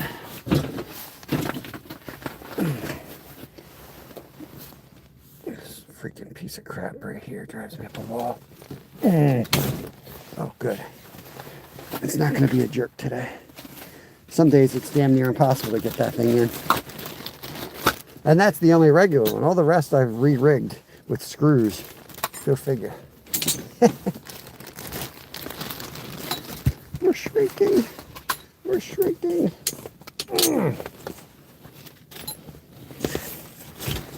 You gotta do it this way, otherwise you're a parachute and a gust of wind hits it. You're gonna get hurt. Or you're gonna lose crap. Most likely you're gonna get hurt and lose crap. These are lessons you learn the hard way. Okay. At least it's a low profile. Let's untie this one.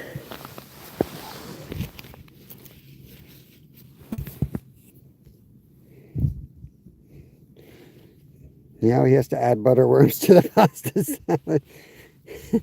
We're at $3.95, so we're not eating it at 400 anyway, so don't have to go to 400.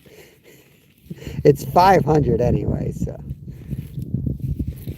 I think Jimmy should go live and eat one now, since he's full of false promises. He started this rumor. Okay.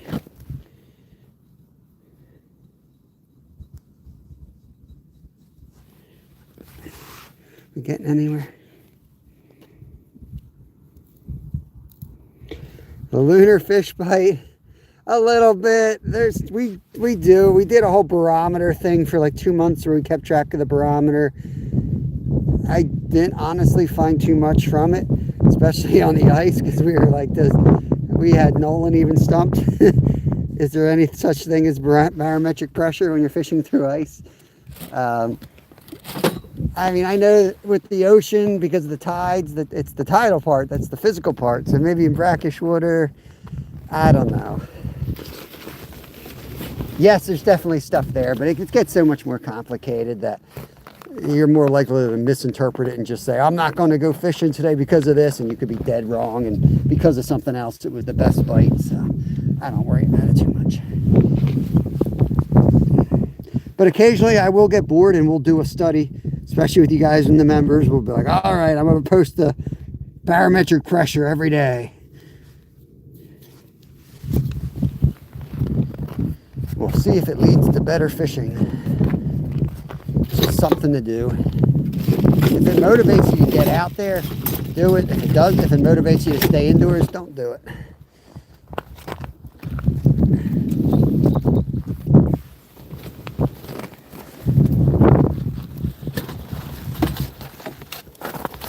Side bolts.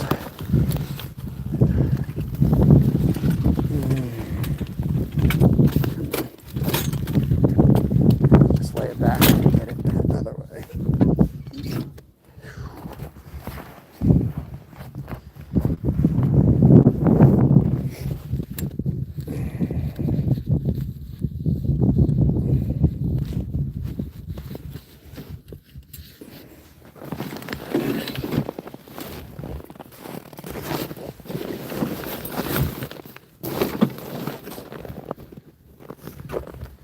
No, did this bolt drop off again?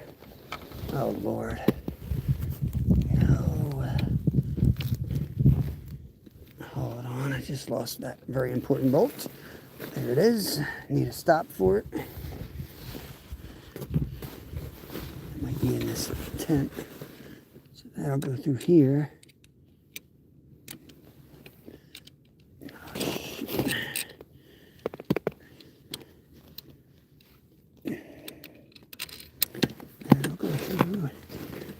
This hole up here, I'm missing a nut. Look.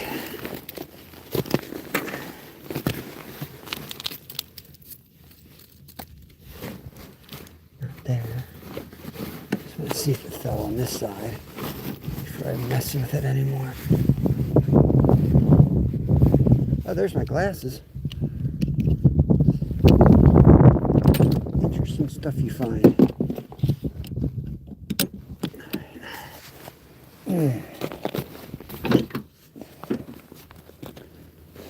That might fit. That might be my backup. Another bolt.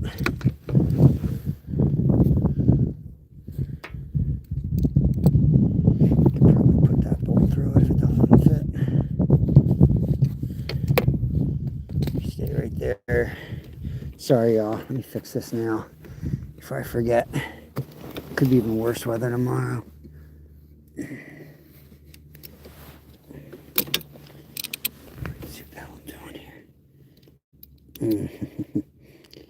Come on, fingers. You gonna work? Yeah, that'll work.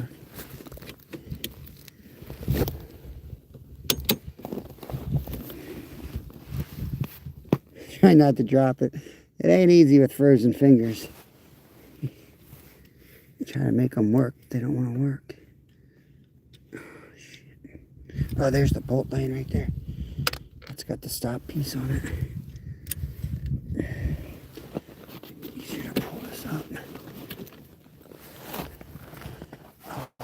It's always something, guys. Always something. My tackle box overturned this weekend. That's why my tent's a mess.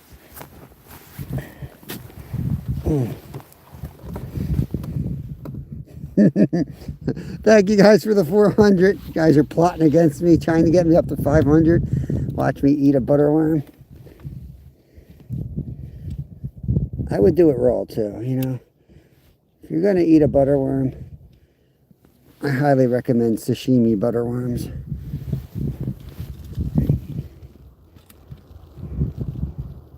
I mean, I know they eat mealworms. I know that's like a healthy thing to eat in certain parts of the world.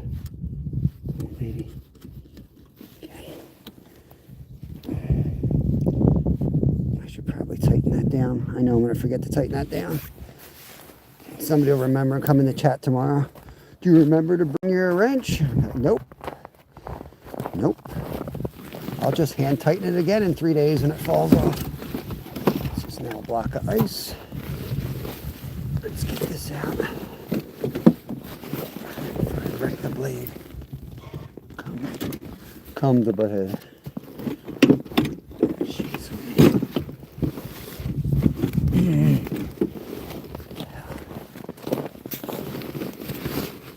Is it possible to get dumber the colder you get?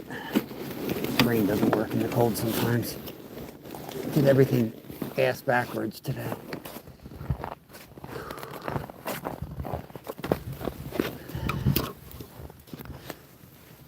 Let's get this cover on.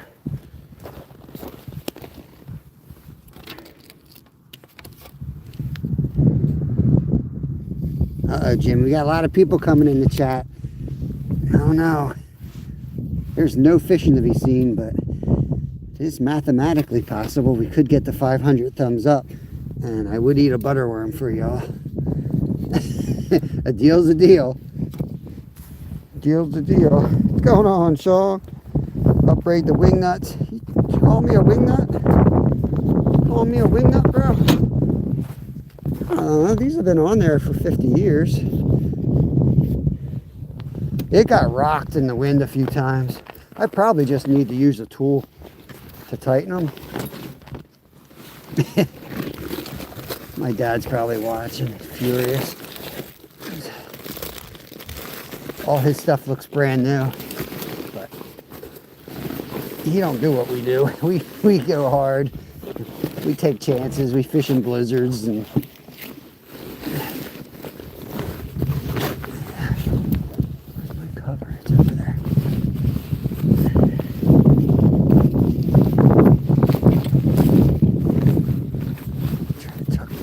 can. Appreciate you, Steve. Thank you. Jimmy is he's all in on this.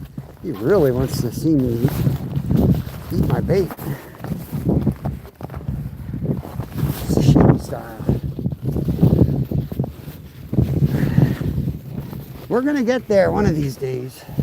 We're gonna hit 500. Maybe, I don't know. You never know with YouTube. It's YouTube's got its own little algorithm. I'm just happy it's pushed us out as much as it has lately, but for you other channels that are watching, let me tell you something.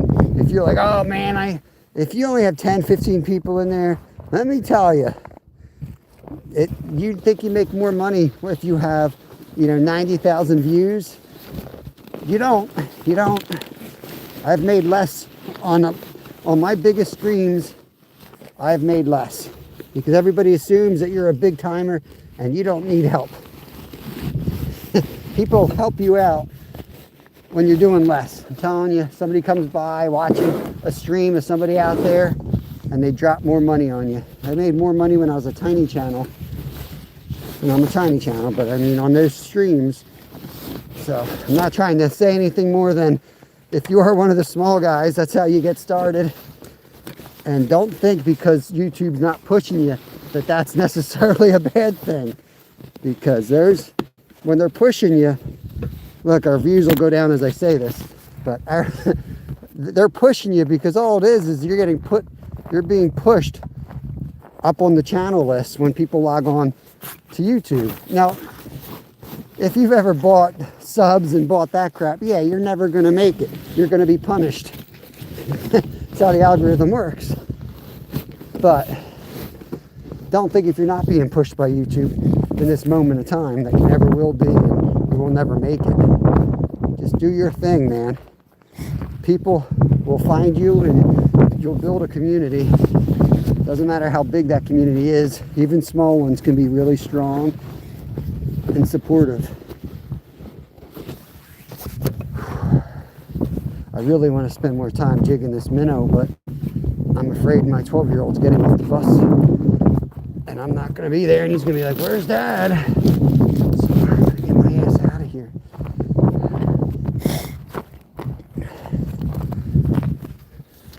Could have put the heater on the inside. Steak.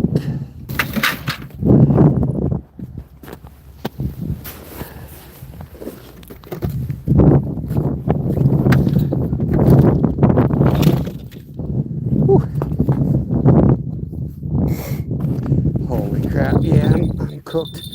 Bus gets there at 3:20.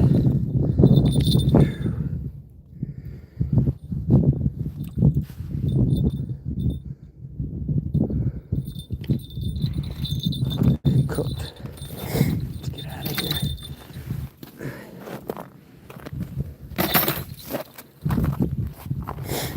Now, cab's fine, but I'm not sure if maybe there's the appointment. I know my wife had an appointment, but it might have been with one of the kids. Don't want to leave them home too long. Let's get out of here.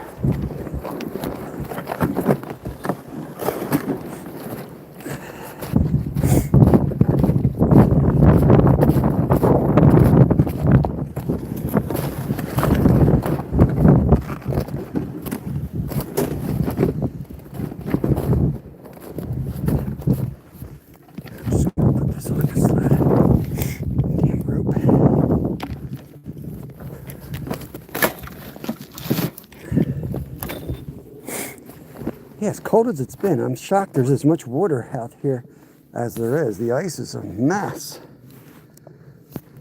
Try to make a nice trail. So we have a nice way to get on the ice tomorrow. Get you guys up a little bit. All right, let's hustle.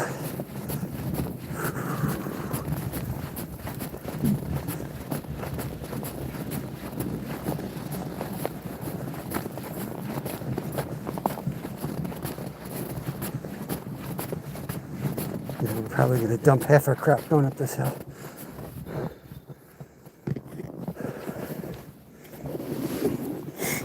Oh.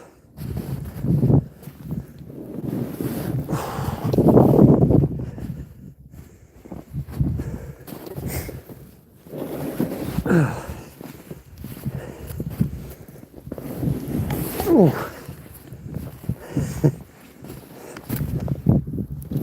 Oh yeah, there goes the minnow bucket.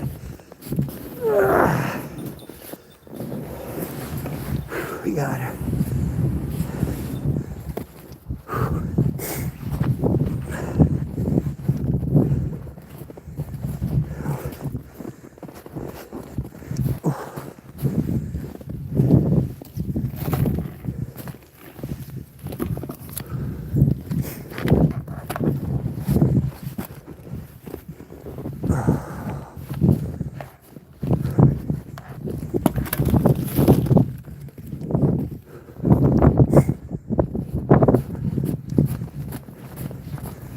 I'm going to just carry. I'm dragging this all the way across. I don't want to get stuck out here.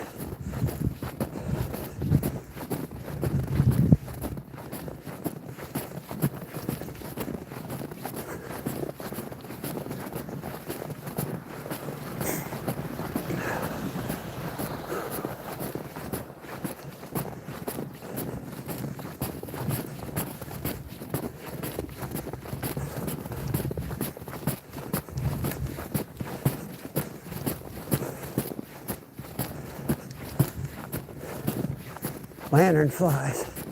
Can't wait to see my friends, the lanternflies.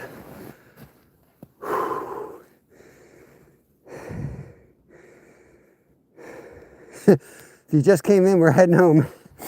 Just heading back to the car. We'll be live fishing by 8 a.m. tomorrow to figure out where we're going yet tomorrow. I don't want to get my car stuck, so I'm just going to go across the blacktop onto the other side. I'm not feeling lucky. All right, make sure no one's coming.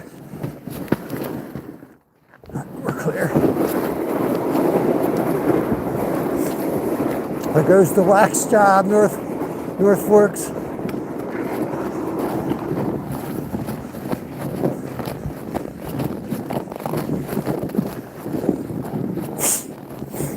Part's easy because it's already been packed down.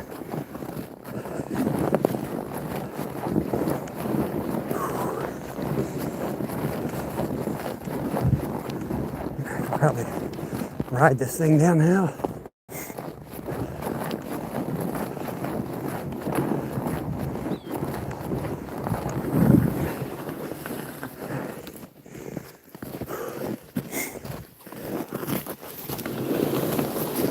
Yeah, just ride it, I think. Oh, it won't stay in the groove. Come on, buddy.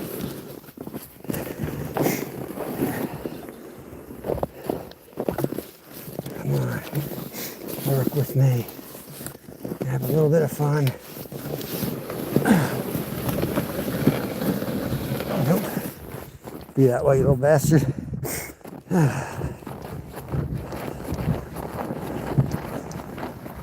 Sound like a good idea. My son usually gets to surf on it while I'm pulling it.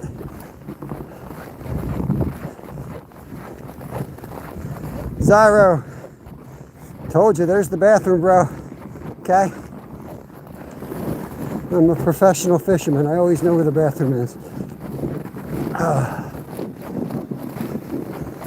Let's see if anyone slashed my tires today.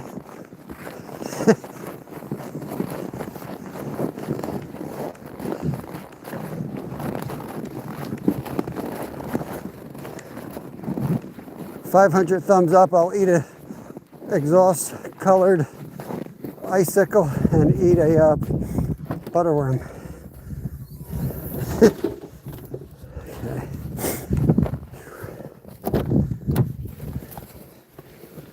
Oh, man.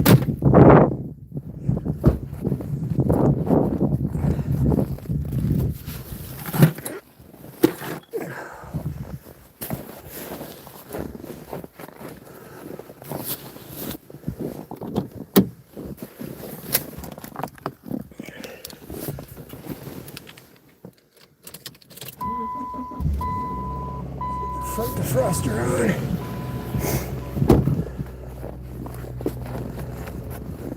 That way I can work back here and have exhaust blowing in my face.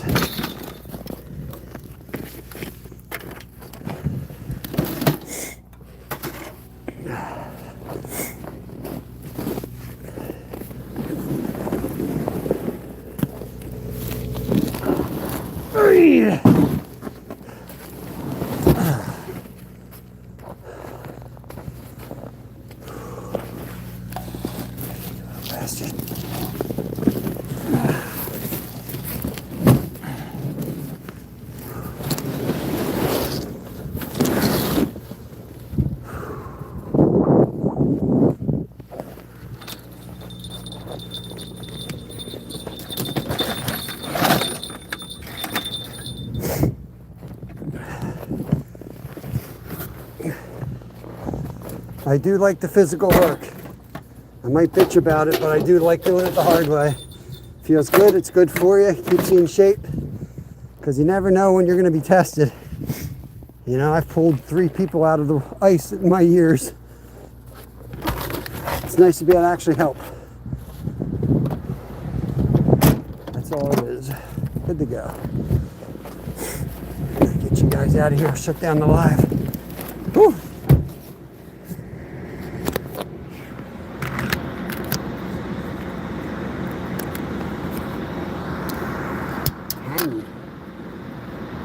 Thank you guys for the 400 thumbs up. I appreciate it. Wow, 420. I'm still not 100% sure if somebody slashed my tires or it was from me doing donuts. But last time I came here, my tires had a big slash mark and had a flat tire, which is not fun. I was a little late for work that day. So, still not sure if that was me or somebody who really hated me stealing their bluegills, but we're gonna head out of here. I'm gonna try to get home in time to get my kid off the bus, and we'll see you tomorrow. I appreciate y'all hanging out, and that's all I got to say about that. Time for the awkward closeout face.